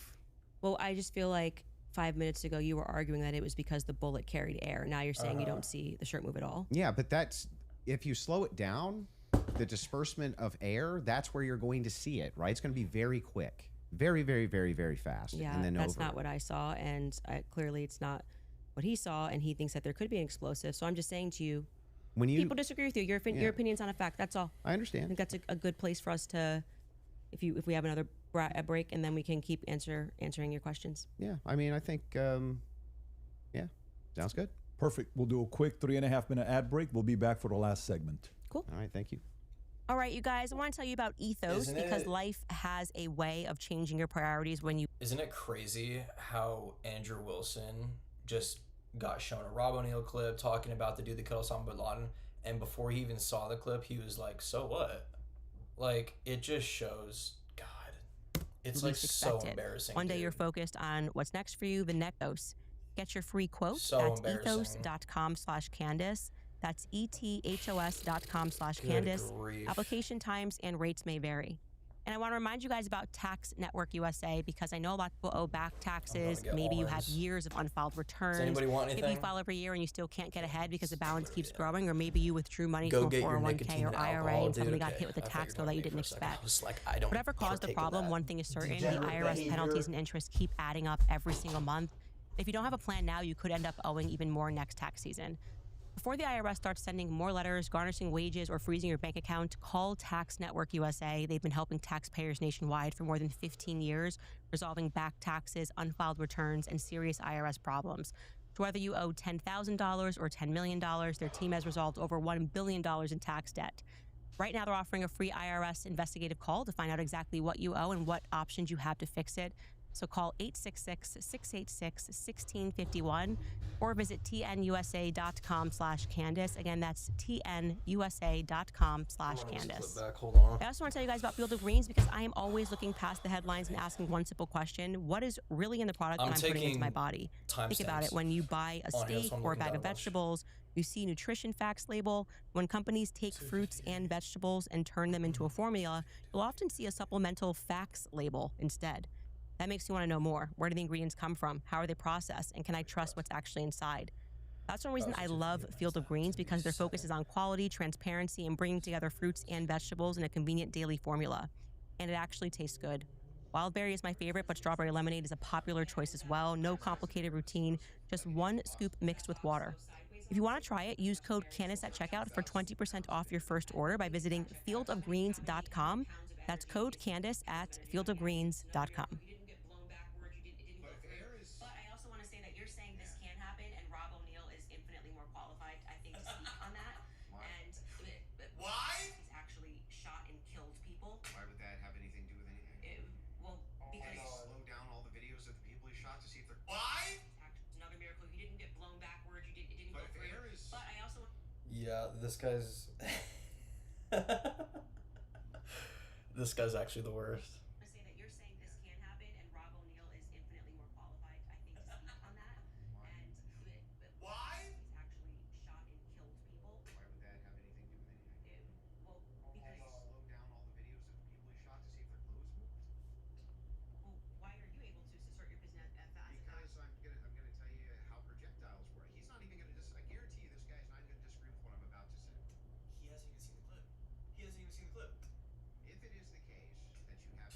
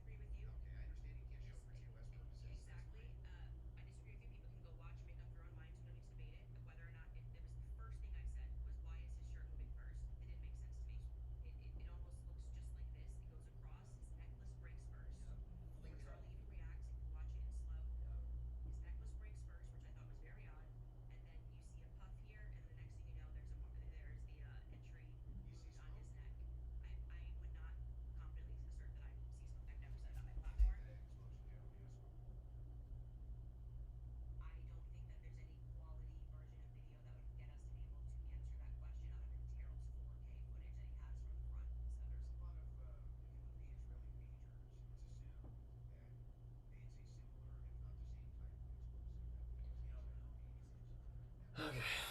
Jeez, dude.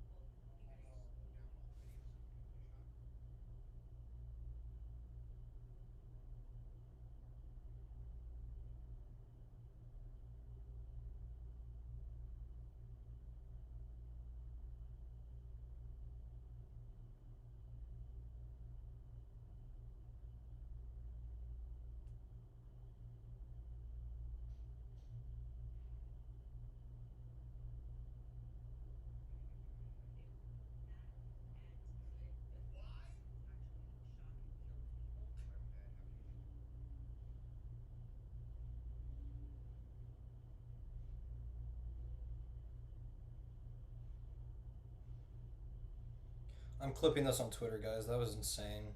Bro really said, "Why is the guy that killed Osama bin Laden more qualified than me?" Dude.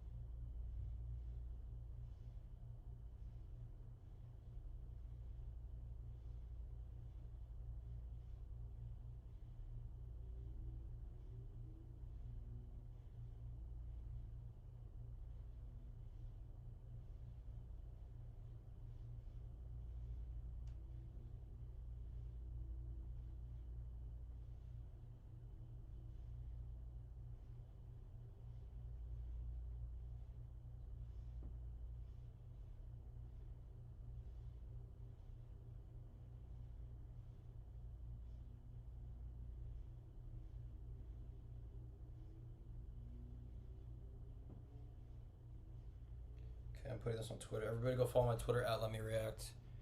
Let me trim this down.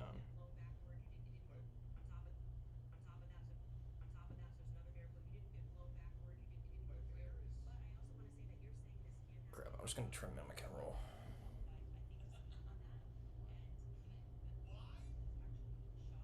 Discard, discard.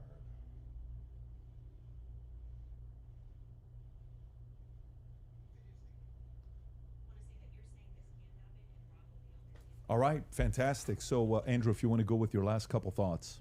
Yeah, so I just have two more clips to play, Okay. right? And then we can do final thoughts. I'm guessing. I feel like we got where we were trying to go, or at least for the most part. So the two other clips, I do want to play the Twigs clip. That one is important to me, the Twigs DNA clip. Yeah. And they're going to pull it up just to have you respond Well, to it. you don't have to play it because, like, if you're saying that when I initially watched it, I thought that Lance Twiggs' DNA, like, he was directly responding to that because the testimony was a bit confusing. They started by saying that they were going to, like, explaining how they got the samples, and they said Lance, Matt, and Lance, Matt, and Amber Robinson, how they got their DNA samples, and then they started speaking about the gun and said, you know, multiple prints were found on them. And then they moved and they said Lance Twiggs's DNA was found on the screwdriver. When I went back and rewatched it, I realized, well, they haven't officially said that Lance or Amber are on the gun. So I think I've already conceded that we don't know that. So I think, like, but if you want to play the clip, this is directly you saying it is on the gun. Twigs' DNA I'm saying is that on I the feel gun. like I've already said to you, like, I've made that concession.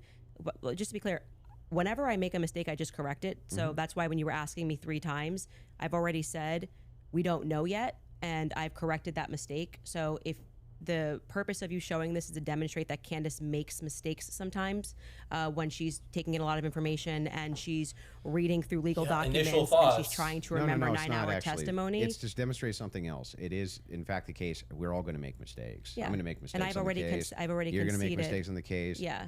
But in this case, you were very adamant that his DNA was on the gun itself. Yeah, so I'm just saying that it's not ruled out. We know that there's 5+ prints. I've said this so many times. I had to rewatch the testimony again. It's like 9 hours a day. It got very scientific when they were speaking about this, and I think I wrongly extrapolated that they meant all 3 of them were on the prints when the only person they officially named was Matt Robinson. So we don't know yet if Lance Twiggs has his DNA on the prints, DNA on the gun officially just yet. Okay. I've already conceded that. Sure. So that's fine. And then the last one is one with Erica Kirk. sure. This is like the Erica Kirk.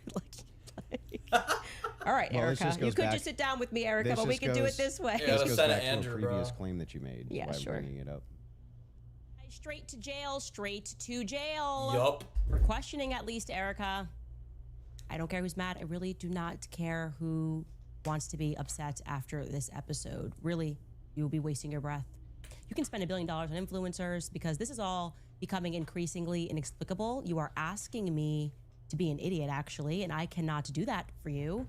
Someone once commented beneath this show that if the situations were reversed and there were this many verifiable lies, So straight to jail. Yeah, so that's the show intro, and straight to jail is a monopoly term. Okay. Like, you know. So do not pass go. Yeah.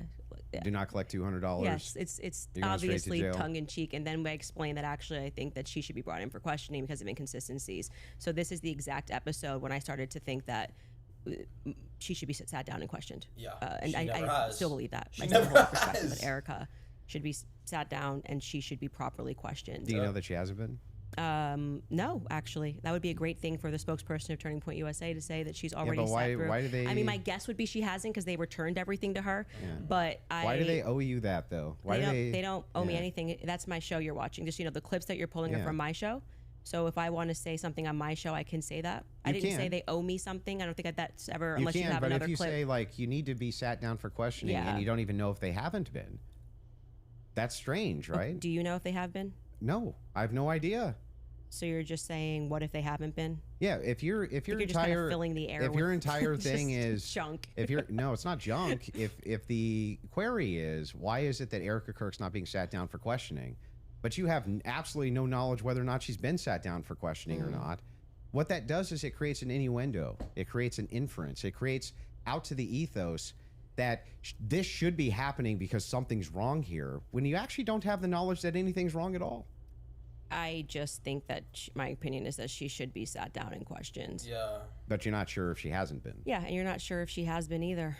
So, like I said, I feel like now you're just kind of filling the Well, air to with my nonsense knowledge, because this Turning is Point's to- like, we want To my make knowledge, sure that you go in there and you nobody- defend Erica. And I have to say, I don't think you've done an extraordinary job Great, at that. but I'm not here to defend Erica. The thing Well, is, I though, would is say like that since 4 out of 5 of the clips that you Yeah. had on the ready when we asked you guys ahead of time, I mean, I want to just assert how professionally we have dealt with this debate. As you can see, we have not planned any gotcha clips for Andrew. I expressed to him that what we were going to do was just to use people for fact checks, and because I might not remember something, or I do remember something and you're saying no, and that is what I think will register to people as very Well, wait, fair. I expressly we did not take out of wait, what? context clips of Andrew But to I try to expressly said please that don't I cut was me gonna off. bring We did claims, not. right? No, when you said you were going to bring claims that Your you would want me to claims. speak to, you didn't say I intend on sitting you down with out of contexted clips to which we said to you before in an email. Any clips that you want to share with us, send it Mm-hmm. over. Let's assert a debate claim so that we can both be ready to respond to it. This just that's not really what happened. well. What didn't yeah, happen? the way that you're framing the exchange, that's do you not mean? that's not actually what happened. We were negotiating. It is true we negotiated out the claim itself, right? Which one's going to take which position? I wanted to make sure that I had at least an hour and a half on mine, and you got the time for yours to question me. We did. We got through your hour and a half on mine, roughly an hour and a half now on mine. That's basically how this went. But in the beginning, I did not take an hour and a half to just pull out of context clips with Andrew. I actually debated the substance of what's going on in this trial and this hearing, and I do think that There's- I think you fell short of that. There's nothing And you- out of hang on. And There's I did nothing not here say, except I'm holding just you to gonna account get for you your to say claims. yes or no. Well, hold on. We were Yeah. supposed to be debating the case This is and whether part of or the not case. there was overwhelming evidence. These are your claims about the case. No, you then admitted that now you're getting into another sphere, and you want to talk about the transcendentals and things that I've And we said. got through- And like 4 yeah. out of 5 of your clips are about Erica Kirk. So the general I perception don't think 4 out of 5 even is were. your turning points horse. Oh, I so you think just- quite just- a few you of just- them were. you Was just- there 3 just made it Ericas up? or 4? So you're just making stuff Can up? we get a count of how many were about Erica? I feel I like think it was 3. 3. Three. Okay, Yeah, 3. I 3. said 4. But those are extraordinary sorry. claims. That's which is why you're asked Okay, about them. well, right? okay, but the point being is now you're veering into trying to get me to defend my opinions, and then you completely shirk responsibility when I claims. point out yours. No, they're not claims. When No, you they're tweet claims. Erica is too retarded, you go, that's just whatever, and then you move on. That's a claim that and I'm responsible for the claim. Well, earlier when I brought it up, you said that it was tongue in cheek. Yes, sure. That's me responding to your criticism Okay. of the claim. That's all I'm doing here. I was interested, and And I'm happy to get into also the Patsy stuff now, if you would like to. well, Your that team was has one more supposed to clip they be want the to whole play They from want point. 7 more. days Okay, ago. sorry. They got one They more had clip. to. and We then were can go getting to into the Patsy stuff, and you stopped it, and I was explaining to you. Oh, they have one more clip. Okay, let's go. They want to hit the minimum of 4 clips you were saying with Erica. So 100%. This is absurd. Crazy, Okay. dude. and this is the one you're saying from 7 days ago. On Rogan? Has to be Rogan. I think. If it was 7 days ago. Okay, while they're looking for that, do you want to continue? Yeah, I mean, Yeah, can I yeah. ask a question? I know it's been, or like, can I ask a question? Or are we Not just in really. I'm just gonna. Okay. We're going to hold to the actual contract itself. the contract does not say that you are allowed to just question me without me being able to respond to you I've never said you or can't have respond. a conversation. You've been able to respond to every question I've asked you. And by the way, the other thing is like Let's I'm have it your still- way. I want it to look like Still happy we've to have done the everything debate. Andrew wanted to, so that people can fairly assess the situation. So you have it your way. I Totally will not fine. ask a question. Totally fair with me. So are you good with her asking a question or He no? said no. Waiting for the clip. Okay, so you want to wait for the clip first. Okay. Dude, this dude is pathetic. You guys have it in the back? Okay, beautiful. It's gotta be on Rogan, right?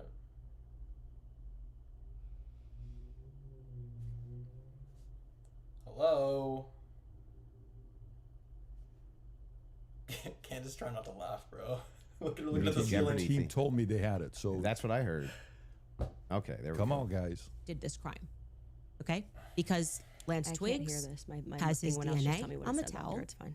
Lance Twigs has his DNA on the rifle. Lance Twigs And to has be his clear, DNA on the Lance right. Twigs' Said this- considered this 4 times, was but I don't not know why they feel as like they need degraded to- as Tyler Robinson's DNA was on Tyler's rifle. It's Tyler's rifle. Oh, you but also Lance's said, yeah, it's DNA not as degraded on the rifle. Yeah, because I thought he was one of the things, but I've already that's what I mean when I say that. Like, it just seems like you're not actually here trying to engage, because I even before you got to this, and I knew that you had some secret clip planned, I said to you, when I rewatched the testimony, I realized that they didn't explicitly say Lance Twiggs. They said 5 other profiles were on it, and that his was the most degraded. So I hope your team feels fulfilled in playing that. Is there any more? I'm happy to play every clip that he has on the ready. Anybody? You said you had some new evidence at the beginning of the. Oh yeah, we should show that text new. message that you read, Did you just wanna because share I that? think that's important for the public. You shared it out of context, I'll do it on my show. I'll share the text so you're going to message. read it on my show, but not show it. Correct. Okay. So I'll show it on my show, but that's what I'll do. This I'll dude's show a it on my loser. Can I ask why? Well, because I want to drip out the evidence. You know, that's got to drip out that evidence, keep people coming back for the show, right? I don't know if snark serves you so well. I'm just saying, like, yeah, I'll release it there. Yeah, that's my intention. But yeah, I'm fine with closings if you want to do closings. Well, I also would just, if I may ask a question, is that permitted? Go ahead. Just so I also have clarity, since your basis has been evidentiary, you keep saying that you have evidence or like you are following evidence. Which one of the charges against, or all of them, do you think Tyler Robinson is guilty of? The specific charge? Yeah. Yeah, so what I think is that Tyler Robinson shot Charlie Kirk. Yeah, but of the 7 charges that he's being charged. Yeah, can we list them real quick? I'll tell you exactly which ones. We'll pull them up. Well, do you know any of the charges that he's up for right now? Yeah, of course. But Can I you- want to can you make sure name that we one? have them listed. Yeah, but like can you name one? Because my general perspective is that you don't actually care about this case. You're not following Is that the it? case. That's the Yeah. question. You're Yeah, just not but, I mean, following it seems, enough. It seems pretty like if you're going to engage and you're going to say the evidence is overwhelming that Tyler Robinson is guilty. He doesn't care. I just think that you should. All Like, right. Can you tell me one? Then let's do the charge counter. That he's, You can really, hang on. This is a great gotcha. No. You just got to ask me, play Yeah. clips out of context, Yeah, put me yeah. in the hot seat. So please just answer the This question. is fair. Can Name you all name- 7 can- since you've been following the case. Okay, sure. Go ahead. You name one. Yeah, you named all 7. I'm happy to do that, but can you name one? I think he's been charged with murder. That's actually incorrect. Okay, great. Now name all 7. He doesn't even. This is like. Name all 7. And I. Can you I name think all 7? I can. Then do it. Sure, you don't have to Do put it. No, do it. I'll count them. Go ahead. you don't have name to 'em. put your fingers up. I Okay, can do hang on. that. Name them. Yeah, sure. Name them. The first charge is aggravated murder because that's what carries Okay. a death So sentence in the murder. state of No, Next. that's not. That is literally not murder. Okay. And Next. so just for people, no, don't. I don't have to do it in a time limit. There's nothing going on. And just to explain to people the difference of why that really matters and shows that he doesn't actually care about this at all is because aggravated murder, it's narrowly defined, Just and because avoiding it the carries question. a He's death been sentence. paid. I'm going to answer the question. Okay, You're I'm just going to waiting. recognize that your strategy of thinking that people are intimidated when you try to put a time constraint doesn't work, and you'll be better the next time you debate I got someone. it. I got Oh my it. Give me the other ones. The more you cut me off, the longer I'll take. Do you want to just wait for me to finish of why that's a big difference so that No, people I just don't walk want you away? to list the charges. Yeah, I'm going to do that. You just don't get to pretend that there's a time constraint for me to do that. Well, how long does it take you to list 7 charges? Because I'm speaking. You just got to. It sounds like you're just delaying it because you don't know them. I know all 7 of them, Then and I'm tell going to me say them. again because you're going to get embarrassed. You don't have to rush this. I'm also showing an example of a very flawed debate strategy. I Okay, actually well, am I under got no one. time constraint. I got one. Great. The second charge is the felony discharge of a weapon. The next 2 charges are for obstruction of justice. Okay. The next 2 charges are for witness tampering. And the And what's final, the specific charges, though? that is them. Obstruction of justice, Both of obstruction those- of justice, witness tampering, witness tampering. Okay, and there's no other specifics to them. Well, I can tell you why he's being No, charged no, with no. it. Just the charges, and then 7. Yeah, see, the bad thing is when you try to be an a-hole and it doesn't work. What's the 7th? The last charge is violence in front of a minor. Okay, got it. I knew that then one. He's being charged with murder. You just say aggravated murder. That's the distinction. You just want to. It's a massive. It's Got like it. you cannot Massive. say murder versus aggravated Massive murder. distinction. This gets to the entire crux of why him being up for the death sentence, and I actually find the defense's filing about why this is not aggravated to be very compelling of why it's not aggravated murder. I actually think that if the state was going to even try to pull this off, they should have charged him with just murder. And then I do also, again, want to stress to audiences that debate strategy of thinking that you have to speak faster or somebody puts your hand up and they try to pretend like it's some sport. I think he thinks it's a blood sport. It's not. It's about being right and being principled when you're engaging. And you can make mistakes. I make mistakes all the time, but at least be genuine in pretending that you care about this case enough to know one of the 7 charges that are up against Tyler Robinson when you say the evidence is overwhelming that he's guilty. If you would like to move to final statements, I'm fine. I want to make sure Andrew has had the time that he has requested. I think your team would like to pull up the 7 charges that he just asked you about. If you guys want to pull that up just to confirm the 7 you went through. Can you guys zoom in a little bit for Aggravated murder, felony And discharge of a firearm. She got them all right. Obstruction of justice, which is counts 3 and 4, 5 and 6, tampering with a witness, and count 7. Violent I said offense in the presence of a in minor. front of a child? Yeah. That's what So I said. 5, 6, tampering witness, 3rd-degree felony. Now, I did notice something I just was curious about. If I'm just wondering. When you pulled out your phone just before you asked that question, did somebody by chance text you that question? You can check my phone. I'm just curious. No, you can absolutely not. I have not had one communication with a single person, not even my producers who are in there this whole time we were here. You want to check my phone? I'm happy to do it because you're just going to get double embarrassed. Where's my phone? You should want to do see it? I'm just curious. Yeah. You can literally do that. Here you go. PBD, you're the moderator. Okay. Take it. Let's see See it. if anyone was texted at all during this debate Dude. All right. about the violent charges or anything. This is so I'm looking through this. You give me permission. You so I'm have looking full at, I'm not gonna permission to give go through names. my phone. I don't need to So cheat. the last one has nothing to do with it. It's just a compliment. Oh my god. I haven't even read my text messages. That's so a compliment. he's reading them. You're okay. You'll give me permission. I'm Yes. just going to read 3 Yes. of them to 11:32 because after that, I don't need to read it. And you know their texts. Could have been Telegram. Could have been something. All like I that. have is Signal. You can check that too. Dude. I only have Signal. He's still Telegram I used in Russia, and that was it. I downloaded for I'll Russia. take your word for it. Yeah. Then- I don't need to like. I Okay. deeply care about this case. I don't need to I pretend get to it. know If you stuff that deeply I care don't about know. the case, I Yeah. just, I have my other question is about the steakhouse receipt. Bro, she knows her shit. You just said that you were done asking all your Nothing. Just so questions. you know, Yeah. nothing there. There. I don't. Yeah. Do you have the Wow. steakhouse receipt? Is my question. I have said several times that I have never said I have the receipt for the steakhouse. I have said the person who's working on that story is going to be forthcoming with the receipt, and that was what I was responding to. And he then dropped the receipt. He redacted elements of it, and I said, "Stay tuned. He's the one working on that story." Okay, so you, you haven't actually confirmed that Robinson was at that steakhouse.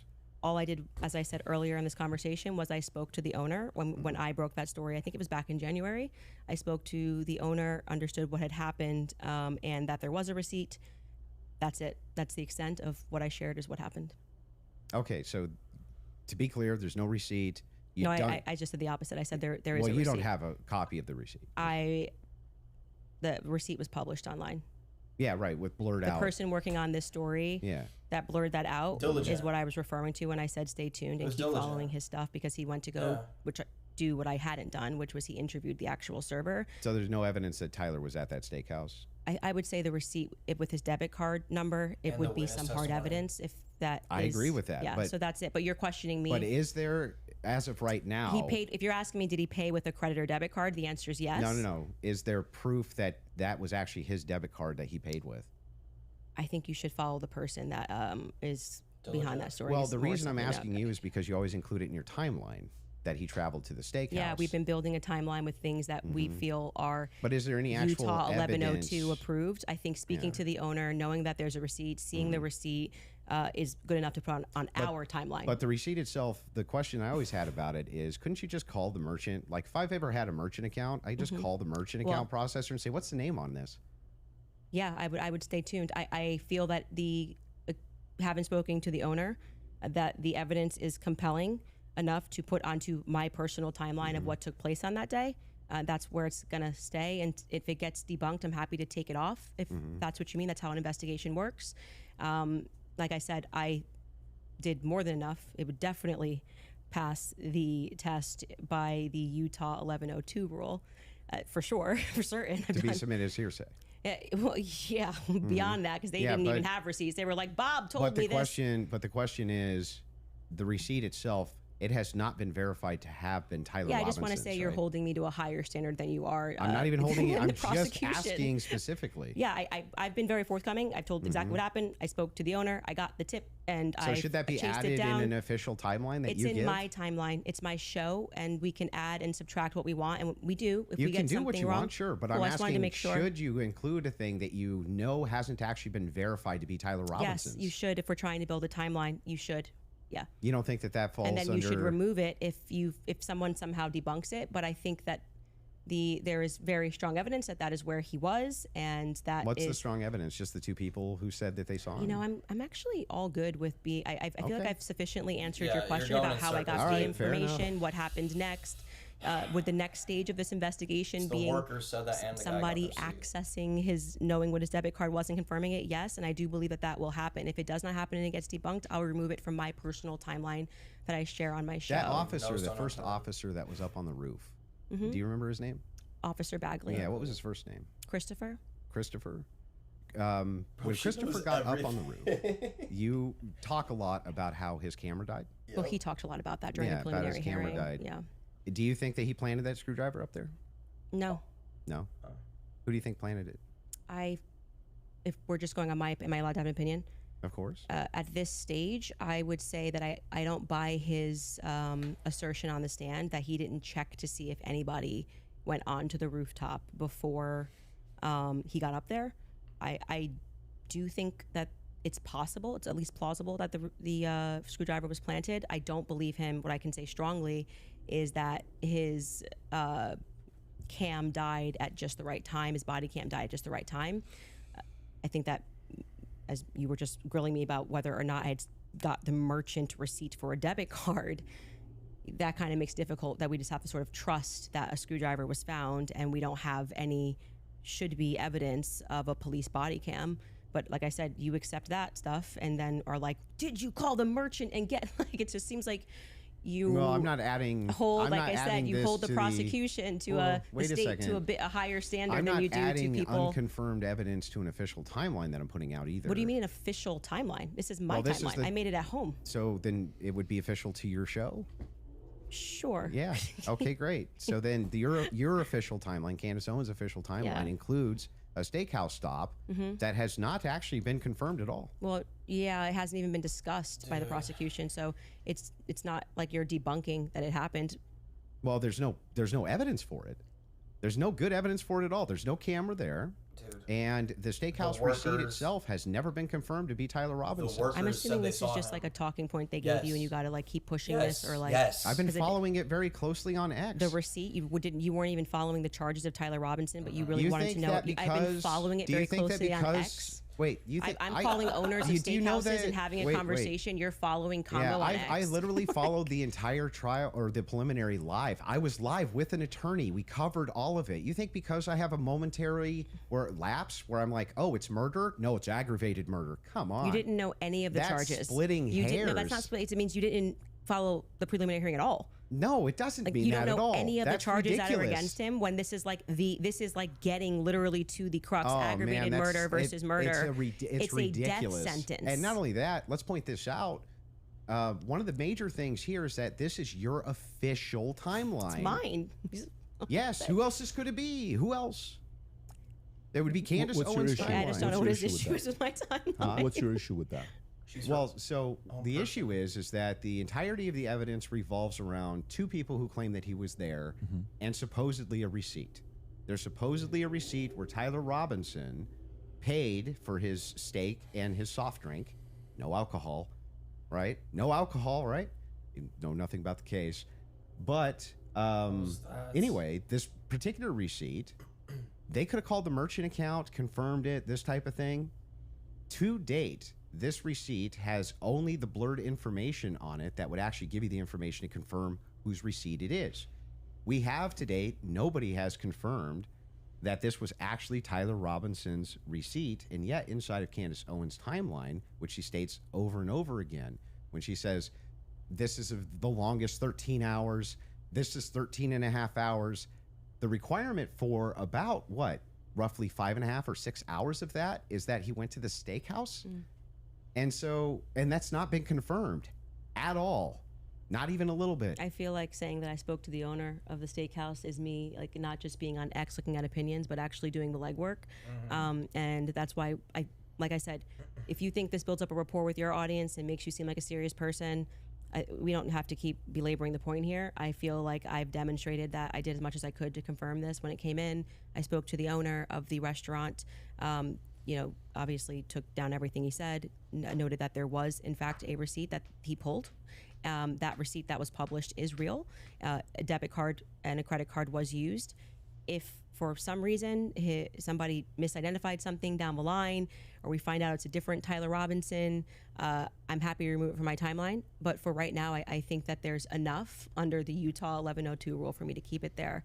I don't really think we need to keep going into circles about this receipt. It's my timeline. I don't know why the 1102 rule would apply here for your because timeline. you will constantly cite things that are said in that courtroom that have less evidentiary support than me contacting and speaking with the owner of the restaurant. It's not like I dreamed it, as to use your expression, so it's in my timeline, and I'm going to keep it there if that's Sure, you can keep whatever Great. you want there. I'm Okay. just saying that there's no evidence he was ever there. Okay, thank you. Dude, No you hard just keep evidence. saying the Anyway. same Yeah, thing over I'm and fine over with again. closing. Okay, so the last thing we're going to do before we go into ad break, right after this will be final thoughts. I'll be asking both of you if anything on your opinion, thoughts changed on the case, and then we'll finish it up from there. So with that being said, a 3.5 minute break, and then we'll come back for final thoughts. All right. All right, you guys, if someone followed you everywhere that you went, recorded what you searched, and studied your habits, you'd call the police. When your smartphone does it, we call it convenience. At Zero Ghost, He they just believe got that you shouldn't have to absolutely trade your destroyed, privacy dude. for Like, convenience. that last That's why they 20 created minutes, the Ghost oh phone. my God. A smartphone built to give you more control over No, your like, personal he- information like, without that giving up was the the things most that you actually embarrassing need a thing smartphone to do. The Ghost phone is She been knew professionally hardened everything. to minimize He was unnecessary like, tracking and "What's make your Bagley's phone's first name?" more She goes, difficult "Christopher." to hack or Like, I compromise. was like, And considering what holy some of you aura. have been searching lately, It's, like, such so as crazy, what does it dude. mean to be yanking and Oh banking, my gosh. maybe your smartphone doesn't need to know quite so much about you. The best part is that you don't have to become a cybersecurity expert to use it. You can keep your phone number, you can keep your carrier, you can use your normal apps, call, text, take pictures. You get a normal smartphone experience, but with the privacy and security at the center of it all. The difference is the phone is built around your privacy rather Candace than building a Owens business has around aura, your bro. data. Like, So yank and bank your way over I to knew she had aura, but in terms of just like owning somebody on the fly, no notes, he's like calling her out. What's his first name? What are the charges? Are you texting people? I bet you're texting people. She's just like, nope, nope, nope, nope, nope. American financing, Dude, because it is no secret that Absolute everything is cinema. starting to feel a lot more absolute expensive. cinema. If your daily essentials are ending up on a credit card, those double-digit interest rates are quietly draining your bank account. If that debt is starting to feel heavy, you should know that you're not alone. If you're a homeowner, you've likely looked at your mortgage rate and thought, I shouldn't touch that. But American Financing offers a smart equity loan so that you don't have to. It allows you to wipe out high interest debt and lower your monthly overhead while keeping your primary mortgage intact. It's a surgical strike against debt. Unlike a fluctuating HELOC, the smart equity loan is a fixed rate loan, giving you a predictable monthly payment. At American Financing, there are never any upfront fees to find out what you qualify for. So talk to a salary-based consultant today. These experts who are paid to help you save, not to sell you more than you need, can help you if you call 800-795-1210.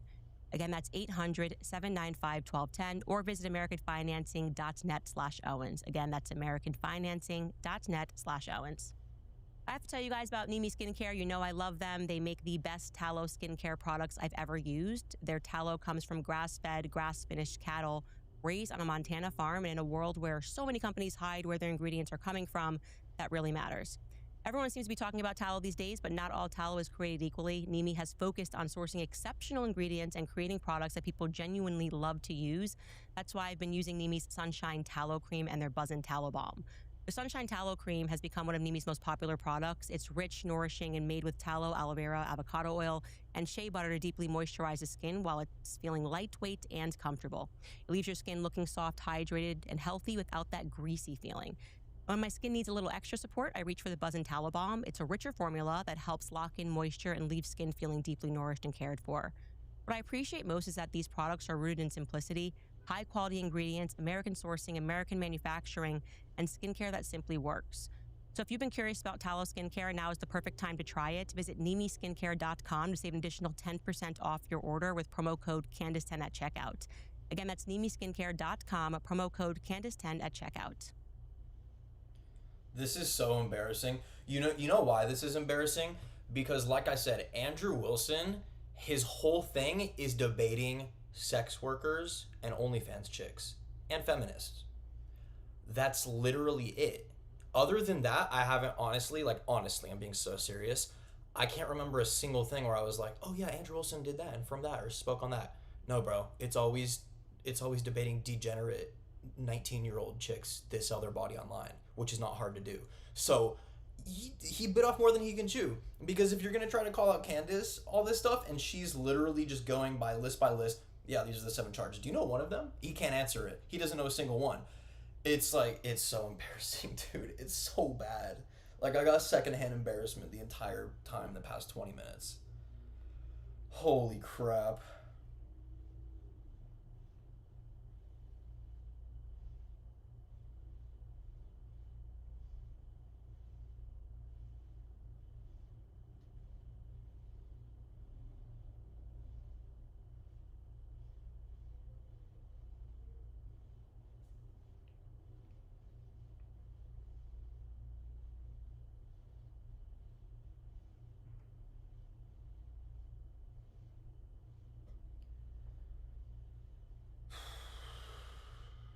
It's like, let's read the chat. She's the GOAT. Facts. Yeah, it's just low. Candace called it. She called it right there. She was like, this is just like a debating tactic that's not gonna work on me, dude. Like, she was just straight up. He's a chump. Facts.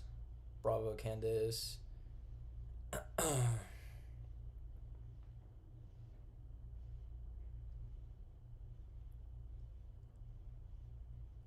Yeah. Dude, no, she cooked him. Oh my gosh. That was actually like... It's so embarrassing. Like, I usually don't get secondhand embarrassment from somebody I like don't like, because usually it's like somebody you like, you're like, oh damn, like they responded that way or something. But no, like I'm totally against Andrew Wilson because he's a clown and a low testosterone beta male cuck. But the fact that she just owned him like that, dude, I was like cringing, because he thought he got her so good. He's like, what's Bagley's first name? She's like, Christopher. Oh, when you named the 7 charges, named them all in order. Dude, cooked. Absolutely cooked. Yeah, deep fried. Someone said deep fried.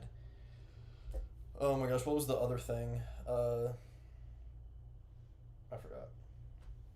All right, we are finally at the end. For those of you that are watching it, maybe a good commentary for you would be the following on, if you're a Andrew fan, No. and you still are saying, you know what, Andrew's arguments were solid, great. No. Candace, great. But did anything change your mind? Did you watch and say, you know what, I had this position over here. This would be an interesting commentary to hear. And of course, for all the people that are watching, I was just whispering to them here. The woke right won't admit that. I think whether you're a fan of Andrew or not, whether you're a fan of Candace or not, nobody can dispute the fact that these guys agreed to sit down and talk live. Others were thinking this was pre-recorded. This is not pre-recorded, just so everybody knows. Yeah, this is purely live. This is a little bit scarier than pre-recorded, because pre-recorded you can do edits. So whether you agree with them or not, let's make sure we respect both of them for having this sit down. And before the final thoughts, Yeah, but Andrew was paid to go there. Inviting me here as well. Of course. I do know one day, I think it was last week, you sent a message on one of our accounts. You said, can I talk to Patrick? We got on the call. You said, Patrick, can you moderate this? And then I said, great, let's do this. And so before we wrap up, final thoughts, I'll come to you first. Yeah, she had nothing. Just nothing. For all of her claims of Patsy, nothing. She didn't have a single claim. She didn't have a single solid piece of evidence. She had no positive evidence Israel's involved in anything. Oh my God. No positive evidence that France is involved in anything. No positive evidence TPUSA is involved in anything. No positive evidence that Erica Kirk is involved in anything. When I ask her about her claims about Erica Kirk, yeah, it's just funning. It's just funning, you know? Or, yeah, I do think that she needs to sit down and ask some questions, but, or answer some questions, but you know what? She's holding her tongue, dude. I don't even know if she has. Like, maybe she has. I have no idea. Yes, I'm going to have an official timeline with unconfirmed evidence. That's just fine. Hey, it's hearsay. If that's good enough for the state, it's good enough for me. But my biggest problem with the state is that they're admitting all this hearsay. It's like she's a contradiction machine. On top of all of this, the thing that I wanted to get out of this more than anything else was to just demonstrate one thing. Yes, it's true. I'm not perfect on the case. I'm not going to ever pretend that I am, and never did. But what has been made very clear to me is that there's nobody with an alternative theory that has any evidence for it at all. None. Zero. And the continuous kind of expression, we're running an investigation. What kind of investigation builds a timeline out on a receipt that they don't even confirm? What kind of investigation tries to make these bold claims that Israel's involved and France is involved and all these different players are involved and never shows any evidence? We're just asking questions. It's again, like I said in my opening, it's always intuition, my feelings, how I feel about things, how I think about things. Andrew, how many times did you hear this today? Andrew, you can't tell me how I'm supposed to think. Yeah, nobody's trying to tell you how to think. But you should rationally come to your conclusions based on evidence and facts. And the truth is that 90% of what you're saying is simply intuition based. Oh my God. It came to me in a dream. It's intuition. Oh my God. Almost none of it has any evidence at all. Just, I'm skeptical because these people over here said things, and that makes me skeptical. It's like, but no evidence. Note this to the audience, to everybody watching. This is gonna get you clipped might by hate the my rope guts. light. That's fair enough. I get that. Woke right. I'm not the most likable man. I understand that too. But there was nothing. I mean, no evidence at all that Tyler Robinson was a patsy that was ever put forward by Candace this entire debate. Now, maybe you could say that we stalemated when it came to whether or not Robinson did it. She says, I found the evidence convincing, or unconvincing. Andrew says he found the evidence convincing. Okay, fair enough. Maybe you can't do too much about that. But there was nothing. She had nothing for Robinson being She's a patsy. laughing. You can hear her laughing. Nothing for any of her conspiracies. Nada. Zero. Zilch. And she backed away on a bunch of them. This is the first time I think she's ever really backed away from the Twigs thing. First time I've heard her back away from the Erica thing, back away from TPUSA, being very cautious about making any of those claims now. Whereas on her show, Bro, this is insane. much more likely to be making those claims. What So is she just he had saying? nothing the entire debate. Zero. Candace. She's gonna be Well, I think that is quite a conclusion. Admitting somewhere, maybe we stalemated, it probably signifies what I've been saying from the beginning, that you didn't feel that you were strong on the actual facts and the evidence, which I was willing to engage with you. I wanted to go over the screwdriver, I wanted to go over the towel, the things that you've mentioned, and you wanted to then move the conversation into a defense of Erica Kirk and her character, and what I've said about Erica, which is my opinion, and I have not edited that opinion after discussing with you. I would like to extend a compliment to you for being willing to sit down and to have the conversation.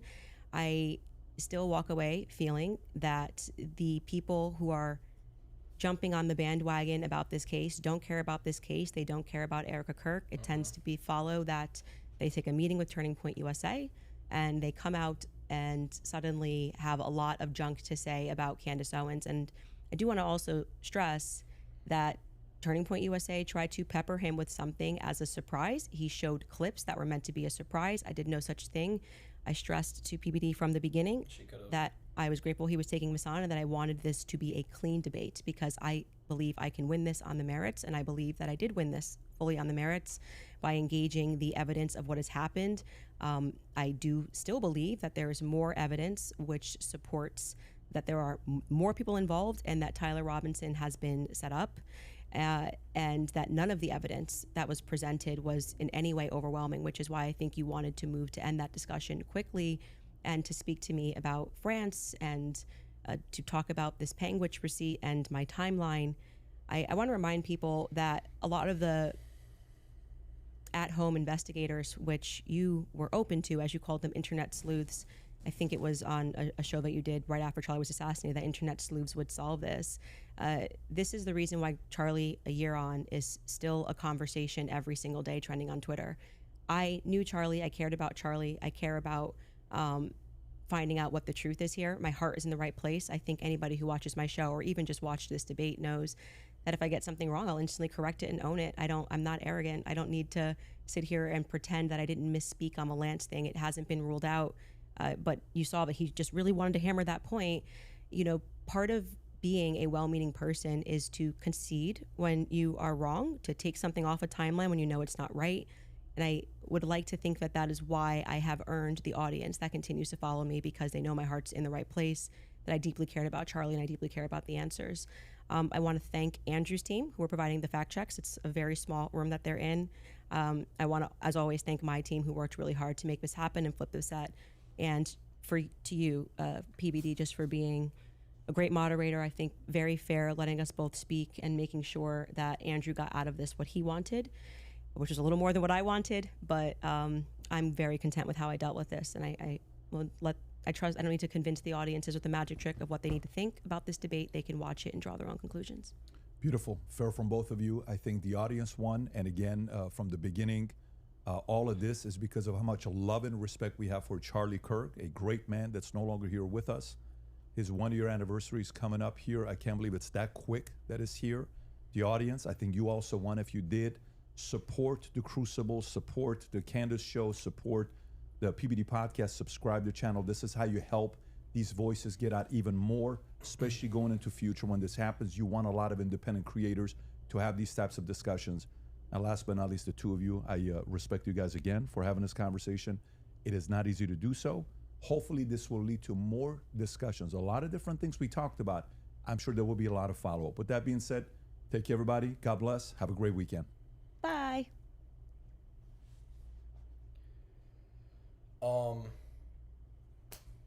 Cooked. Deep fried cooked. Like, that was so embarrassing, dude. I got secondhand embarrassment, honestly. It was, like, absolutely incredible. How long was that? 4 hours? About 4 hours. I guess it started, so it was like 3 hours and 20 minutes. Alright, guys.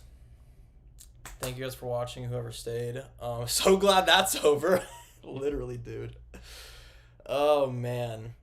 Yeah. I mean, there's not much to say. Anybody who's listening to this, I'm going to post clips from this. Like, I'll count right now.